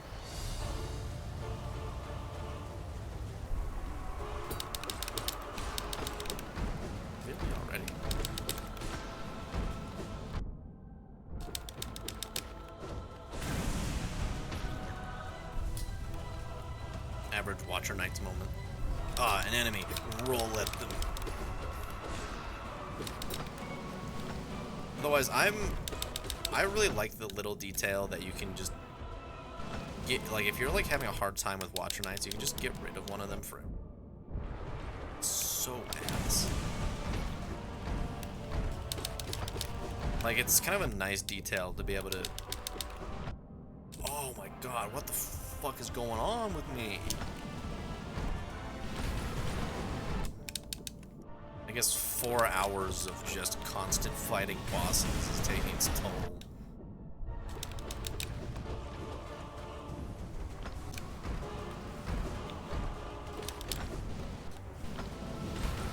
Strangely enough.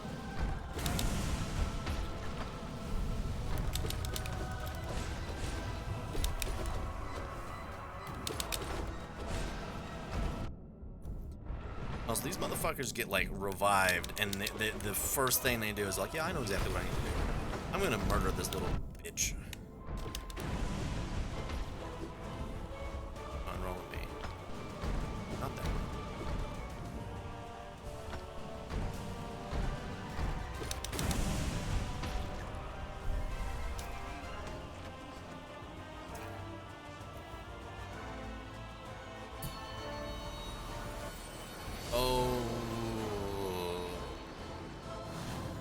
I was just thinking, it's like, man, I haven't seen the White Lady's room in a while. And it's like, oh, right, because I keep fucking dying to Umu. That's why. And also, their decision to remove the acid is, like, the most minor, yet such an annoying change.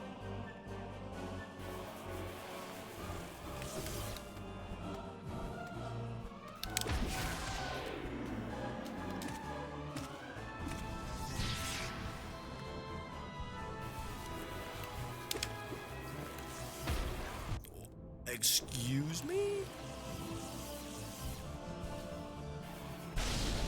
That was just bullshit.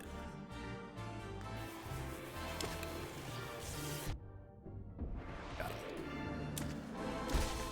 I think you can see the slash effect from Seo's name. When one of the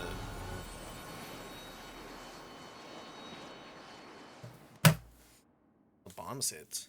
Probably. If I had to guess, that would probably have been the easiest way to program it, is just to make it whenever one of those hits just activate whatever Seo's nail did, instead of making an entire, like, new thing.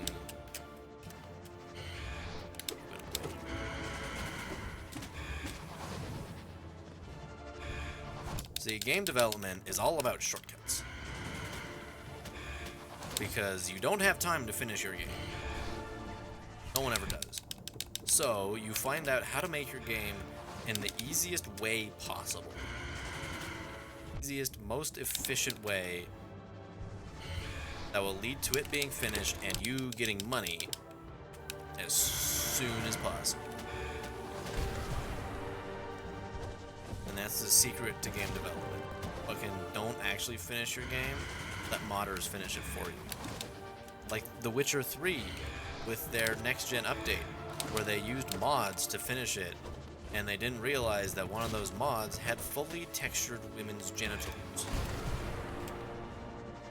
And so they had to update their update because they're like, oh fuck, we didn't realize that this hyper detailed 4K mod made by some random guy on the internet who's probably never communicated with a woman before made, you know, like fully rendered all that, because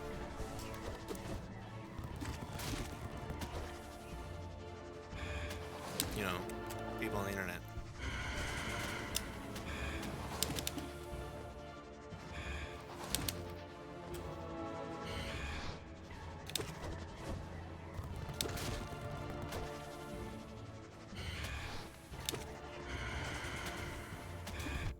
How did I do that? Alright. That was a cool double hit. Thanks for that, winged mollusk. Joe bitch ass head. Alright, slide. Okay. Shh. I need to stay towards the middle during this fight. It's really hard though, because he keeps making nail darts.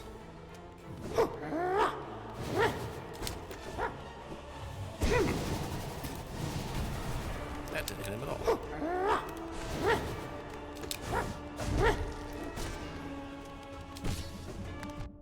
Oh my god, what was that? That was so good. I am the greatest gamer who have ever lived. I got hit by a stunned boss.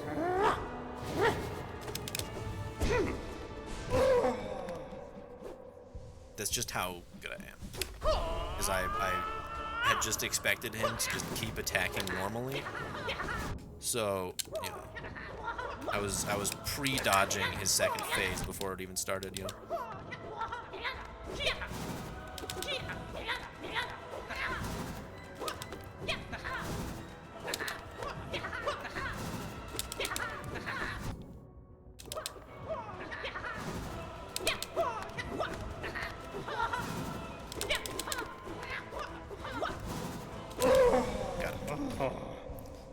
Probably the easiest nail master.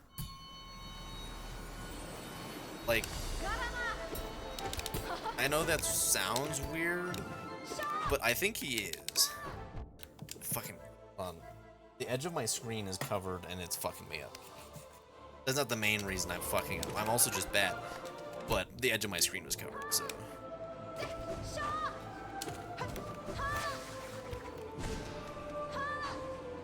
Okay.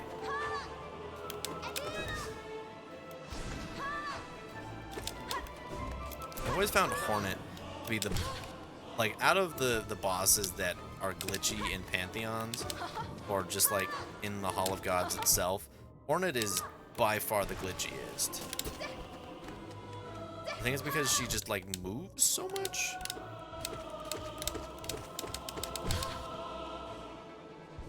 Right, like she's so like agility based that you can just do that. And you can, if you're good enough, you could probably like bait her into it and just like get that every time and then just do shitloads of damage super quick.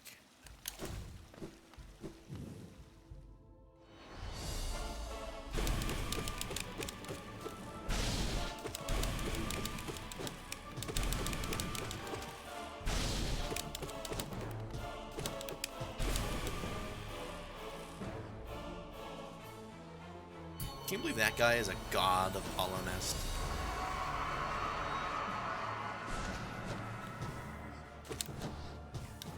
Unbelievable that he got god status and I didn't. Maybe their requirements for god status is you can't lose to Or if you know what? If Enraged and Crystal Guardians beat Grey Prince Zote, then I too would have them as gods. Because that's pretty godlike. Fucking aimbot, piece of shit. Okay, that was just stupid.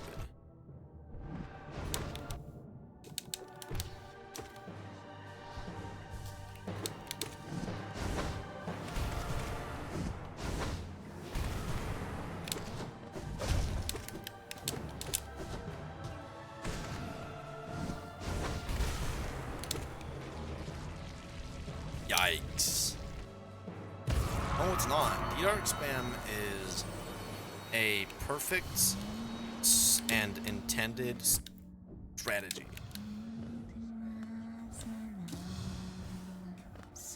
God damn it. Given how much health I have, I'm gonna fucking lose the whole place.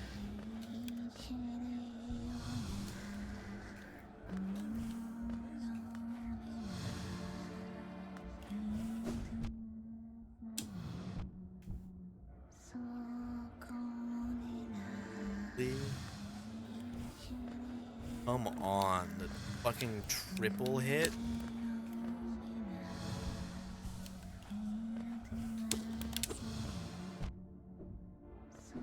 Ugh.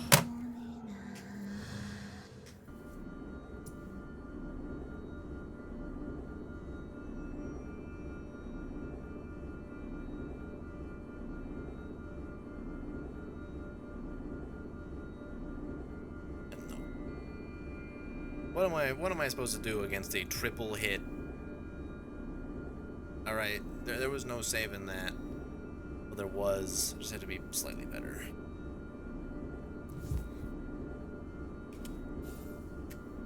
I know I have a trophy room dedicated to me and my killing. Look, all right, you fucking go in and oh yeah, just dodge it. I watched you die to no eyes like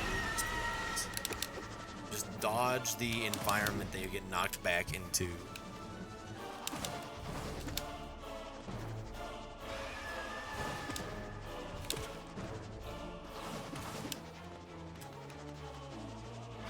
And look, you go into no eyes with low health, no soul. Yeah. I should turn on the easy mode mod. Get Hollow Knight debug and just turn on God mode.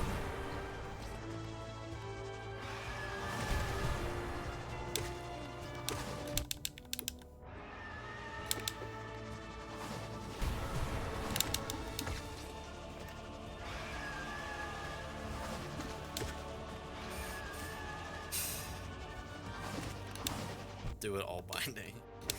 Yeah, maybe that would like shock my brain into functioning properly. It's like, all right, I've got 4 health, 1 use of soul. Did it with all? Oh, never mind. You did it with all bindings. What did you do with all bindings? This.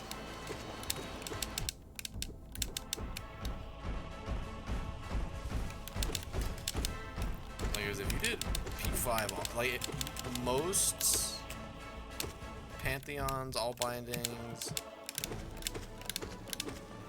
doesn't count.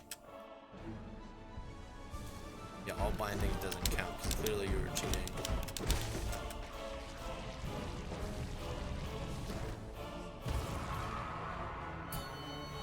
Clearly, you were cheating by having both hands on the controller and your eyes open, which counts as cheating. No one else. Everyone else gets normal, but that's cheating.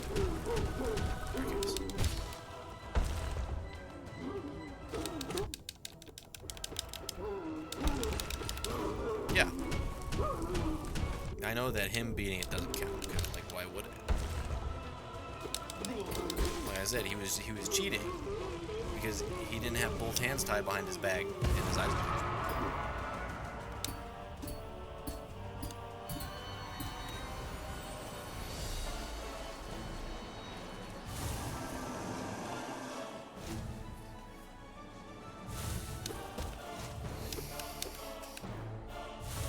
See, this is like the same problem I had with Steel Soul, which is like I'd fuck up at the end and then have to go all the way back through. It's like, ugh. I'm fine when that's like one boss, but when going all the way back through takes like 30 minutes to an hour, ugh. It's like, I just beat Hornet Sentinel, and especially when it's something like that, where it wasn't even like, oh yeah, I died to Grey Prince, whatever, I've always died to Grey Prince, it's fine.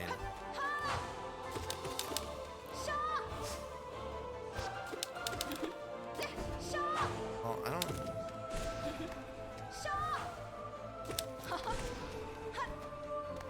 Like, fucking losing to No Eyes, generally the easiest, but like most annoying soul boss. Because of the, like, with the smaller arena, No Eyes is really interesting.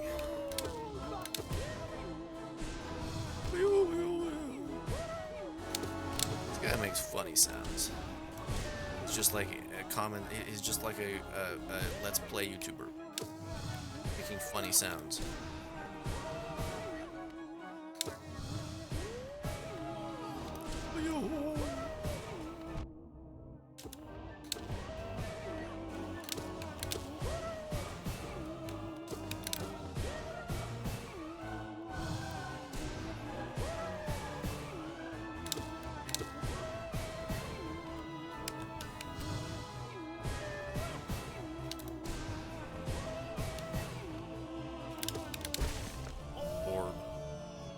Hey guys, well, yeah.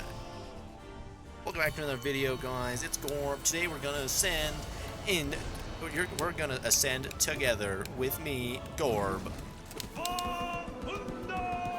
And then, like, 2 days later, it would come out that, like, he did something that's, like, not actually that bad, right? Like what they did to Carson, where it's, like, a very minor thing that no one gives a shit about for the most part. But just people just didn't like him very much because, like, whatever. So then he'd make an apology video where he'd start the exact same way and then, like, start crying. Like, hey guys, it's me, your boy Gorb. I can't believe it. I made so many mistakes. You know? Average apology video. I really need to focus on fighting. Like, that's the one problem with doing this. Is even these, like, early bosses, if you're not paying attention, can fuck you up. Hey, Nobi, how far did you get in the Pantheons, if you started them at all? Did you fight this guy? I mean, that guy.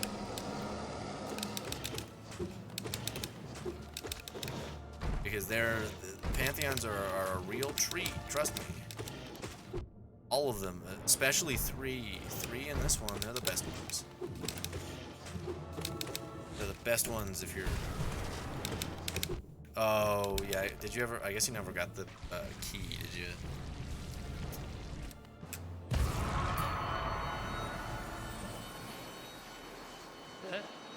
Oh, yeah, that checks out. I mean, you don't have to do Nightmare King.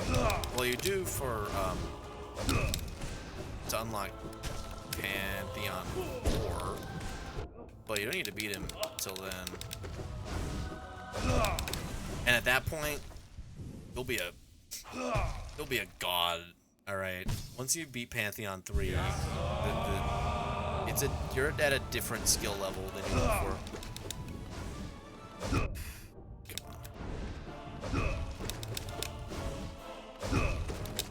Because at that point, once you beat Pantheon 3, there's a certain level of bullshit boss that you're used to because you fought them all a lot. There's a specific bullshit boss that you'll be very used to, and that helps a lot for Nightmare King.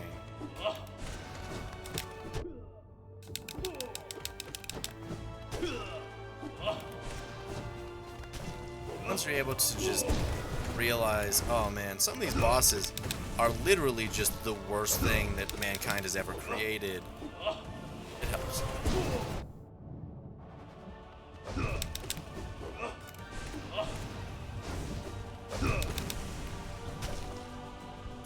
Helps a lot. Always bow. Always bow to the Nail Masters. They spent their time helping you get better.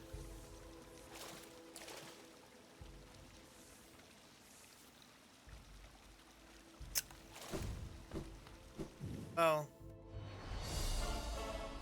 my experience is anything to go on. You'll be back. Everyone always is. Everyone who gets that far comes back eventually. Because then at some point you'll be like looking at Steam and you'll be like, oh, what to do? Man, I got really far in Hollow Knight. And then you'll be like, damn, I didn't go through all that horrible shit just to stop then. Like, you didn't beat Radiant just to, you know, never beat Nightmare King and do the Pantheons. And then beat Nightmare King again because he's in the Pantheons. Or to beat Crystal Guardian 18 times because fucking... Look, man, if I've Radianted a boss, it should just be out of this Pantheon. Be like, alright, you're good enough, yeah. That would give me a lot more reason to Radiant bosses.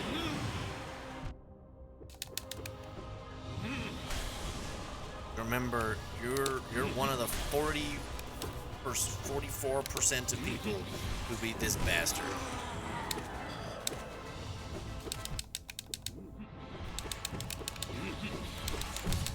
Out of all the people who played a Hollow Knight, 44% beat Soul Master, which checks out because he is such a jump in skill from, like, such a jump in difficulty from False Knight and Hornet.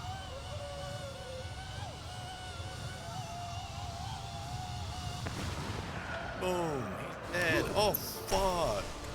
Oh god. Damn.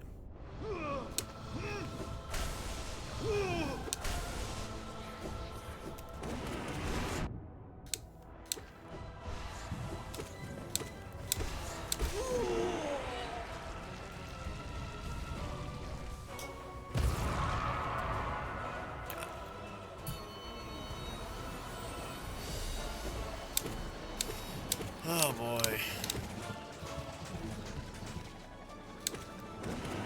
How is it that both Coliseum bosses are really annoying? I don't think I ever had a run end because of the baubles.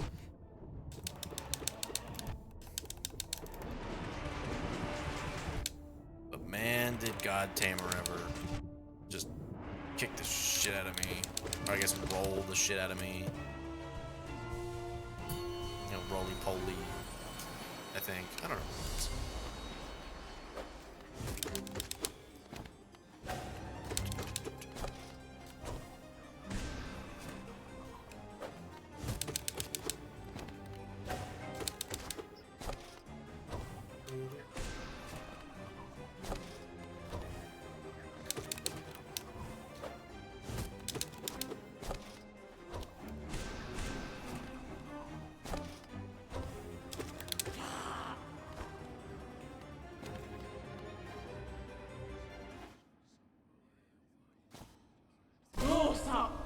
Dead silence.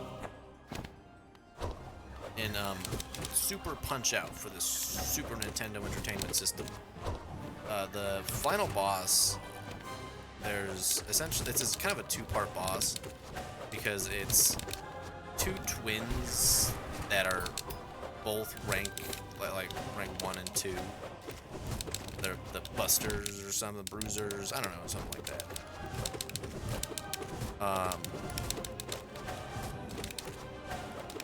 When they start the fight, usually there's like, you know, every enemy has got like music, but for them it just stops.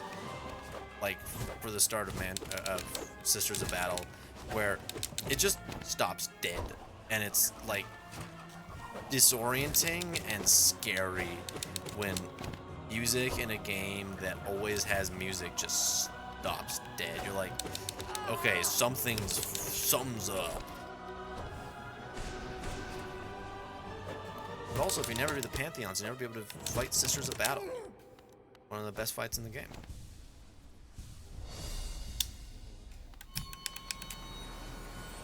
So, there's another reason. Also, you can see this bitch back here. I don't know why you want to do that, but she's there. I think. Maybe. Also, look at this nice bench. And Marmu.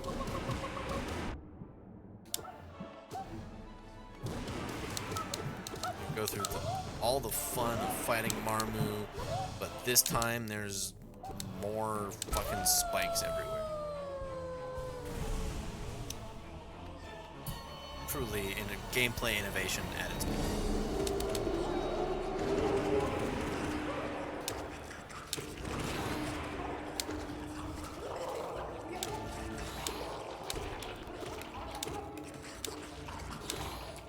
Yeah, exactly.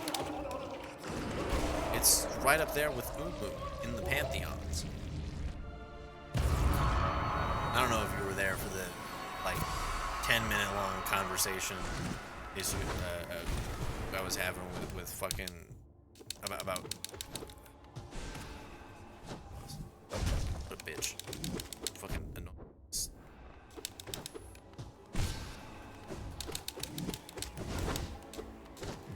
Epic dodge. Wait, isn't he's almost dead already? Yeah, that's his last attack. And the one that, like, I think killed me the most during his boss fight, other than his jumps, was that one where he just shoots so many in the air. I'm like, how do I attack him during this? You just had work. Nice, how was that?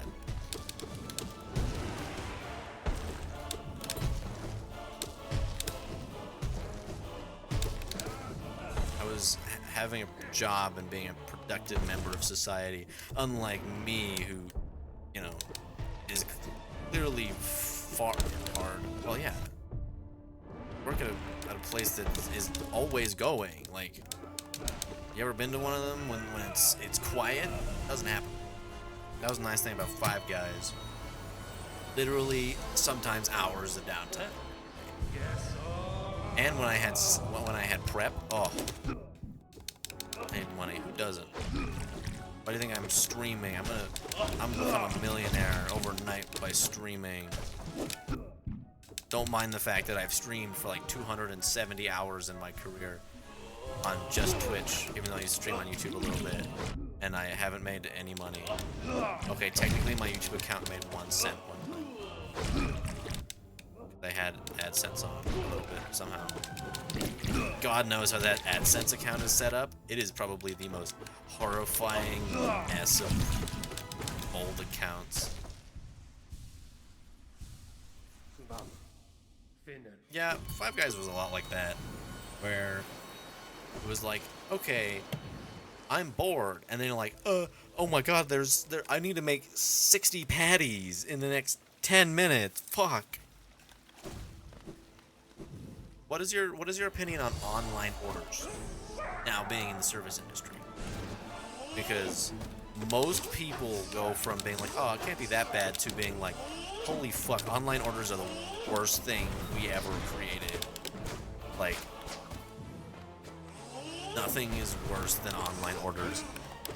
Although we always had to have like a lot of space to store them, because we'd get these orders and then they'd just like never pick them up.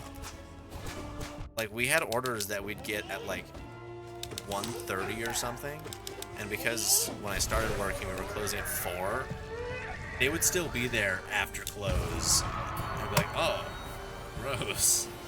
Fuck. Yeah, no, the online orders are a lot of fun. Although, honestly, I would recommend, if you can stomach getting up early enough, the opening shift. Like, the setup. Oh, yeah.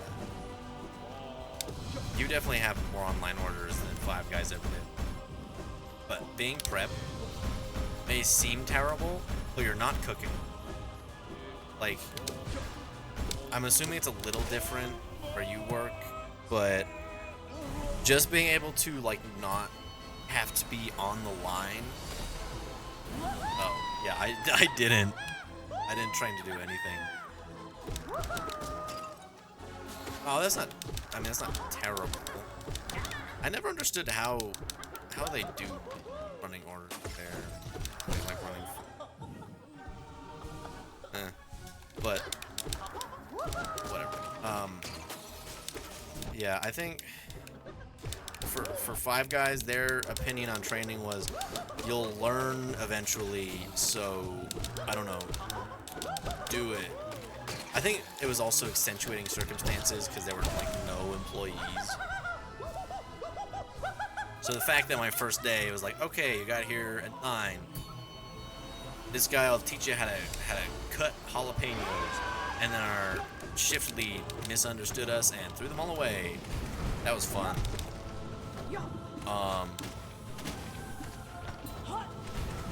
And then it was like, okay, you've worked here for approximately 2 hours.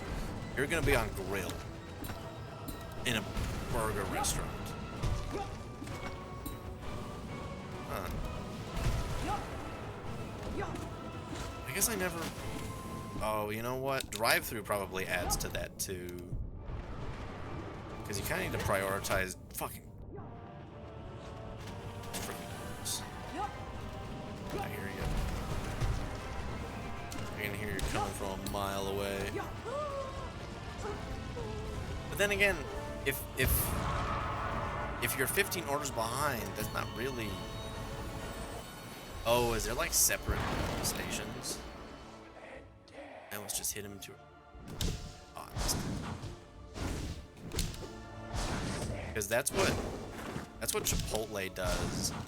Is they have like a completely different section for online orders. I'm like, oh, that's so smart. But Five Guys, we didn't really have the ability to do that. Like, just isn't space. But also, if they're like 15 orders behind, that's not really your problem. I know that's, you know, everyone always shoots the messenger, but like, you know, that's kitchen staff. That's what it was like. Like, I was thinking about, it's like, okay, In-N-Out pays like $20 an hour, but also you'd be fucking working for those $20 an hour. Don't really want to do that.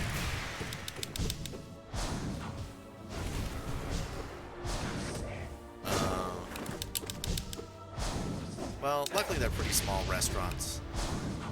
That probably helps at least a little.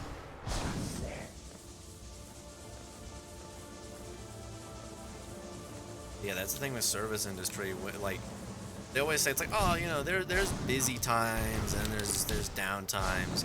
The busy times and the down times aren't like, oh yeah, there's a slight difference. It's like, oh, you mean there's a difference between like there being literally 0 people and there being 150 people inside the restaurant at once. God, that is a busy time and a down time. You're right.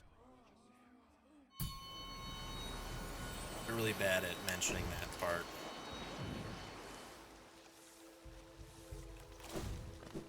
But also, it's so hard to, and at least you're lucky because you're off before the dinner. Dinner shifts are something else. Yeah, exactly. But yeah, dinner shift.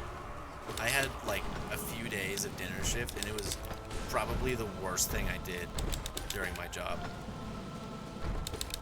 Like, usually from 11 to 4 p.m. we'd have, I don't know, like 60 or so orders.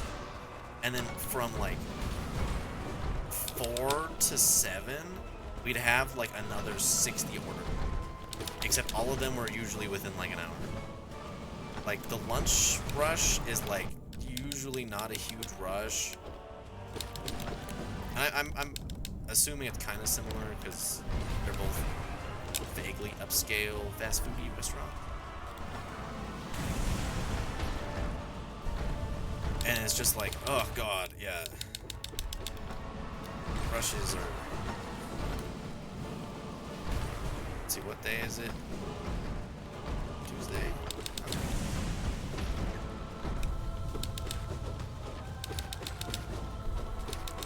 Yeah, for the most part, we just had a lot of high people trickle in throughout the day.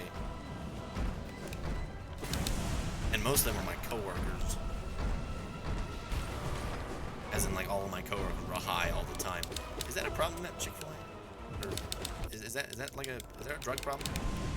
'Cause there was at 5 Minutes. Endless drug problem. Like, all the staff.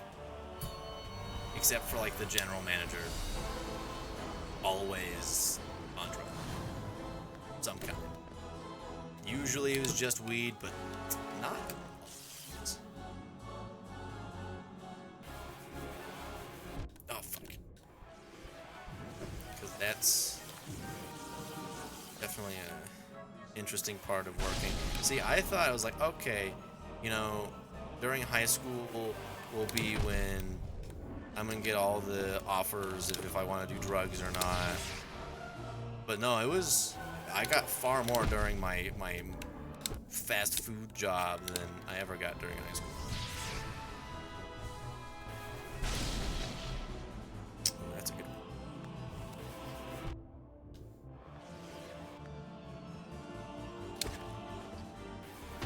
No.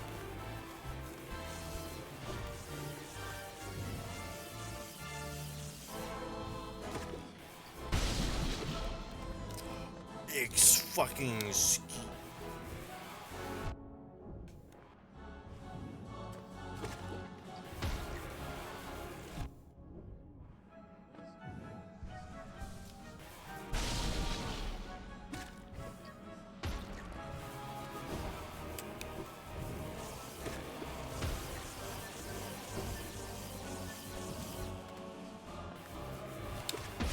Maybe because of, you know, yeah, it's like, I also worked at, like, Five Guys is... Also after this. Okay, it's not bad. Yeah, Five Guys was at a point where they're like, but you're an employee?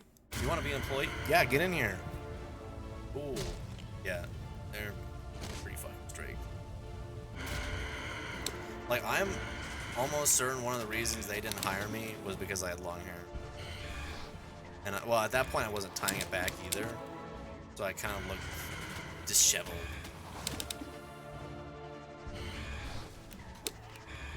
I somehow haven't gone to Chick-fil-A any times, had never noticed the thing of all the employees saying, "My pleasure." Like, never. Like, it just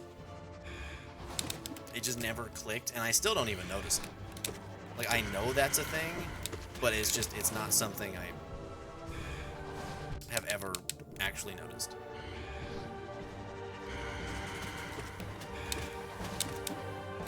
Yeah, that's religiously owned businesses, man. They're strict as fuck. Just like as a matter of existence.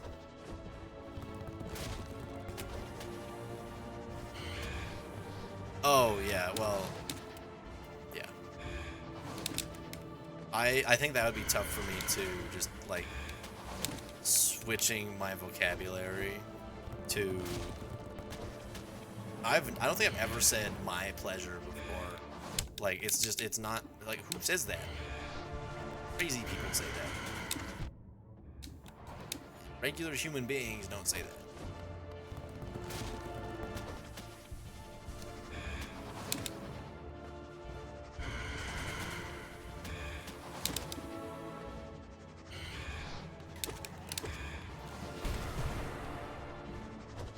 And apparently there's a lot of people who will like go to Chick-fil-A and do shit specifically to get the employees to say it because everyone thinks it's so funny.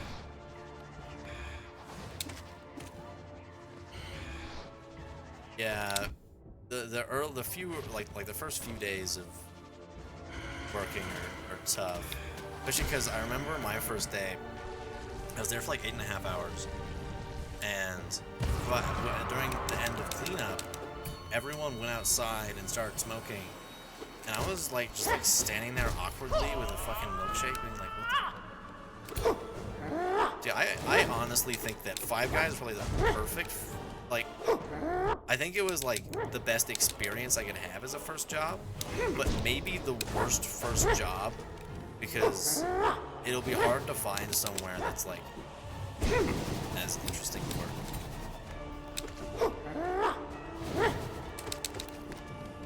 Also, because like the only person who gave really any shits what was happening was the manager, and we didn't have a general manager until like my second day, or actually like it was like my second week or something. Like the GM was like just hired, and like was on vacation in Vegas or something.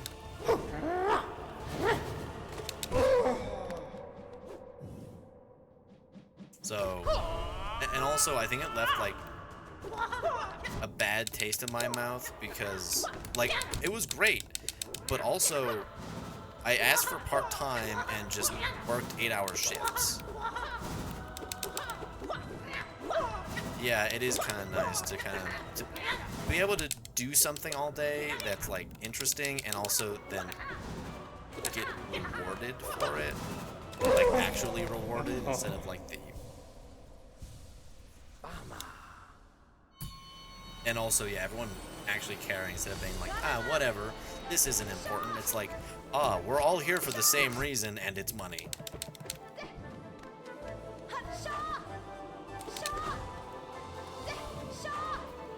You can just force it to happen. Remember that if you ever do Pantheons. You can just glitch Hornet in the wall.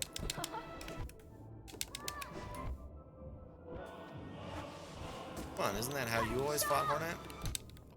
Didn't happen that time.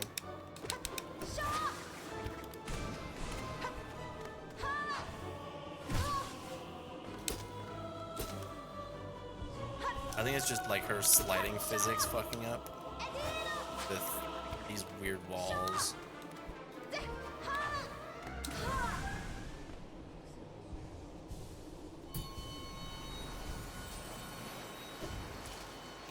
It's funny. That's why. Well, actually, it's funny and also really helpful.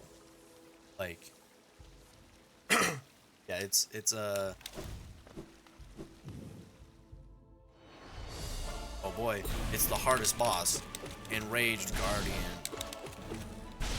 He's so angry. And he's so good at guarding things. I don't know what I'm. Oh fuck, he's dead. Oh. Okay, now this guy's a bitch. I hate this guy.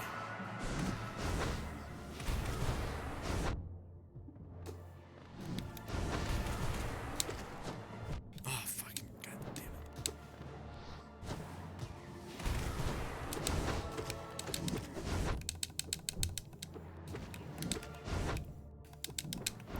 Yeah, that's the weird thing about the service industry is it's very 50-50 if your workplace will either completely give a shit or be like, I don't really care actually. Like, the restaurants that it feels like shouldn't give a shit usually are the ones that give like all the shits. Oh my god, I'm gonna fucking do it. What the fuck? Oh god. Yeah, no, this guy's, yeah. I was not paying attention. Ugh.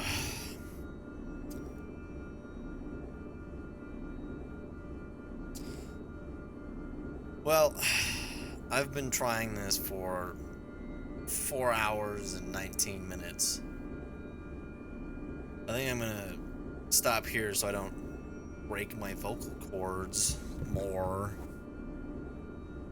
That was really bad, actually. I didn't even get to fail champion. I'm consistently getting to like the last 5 to 10 bosses, but yikes. So yeah, I'll leave this for here for today. I'll probably stream around the same time, probably 1 p.m. Pacific. So if you enjoyed, follow. If you didn't, don't. There's a link to the Discord underneath the stream. And I guess Twitter, but who uses Twitter anymore? Like, come on. And yeah, I'll see you then. Bye.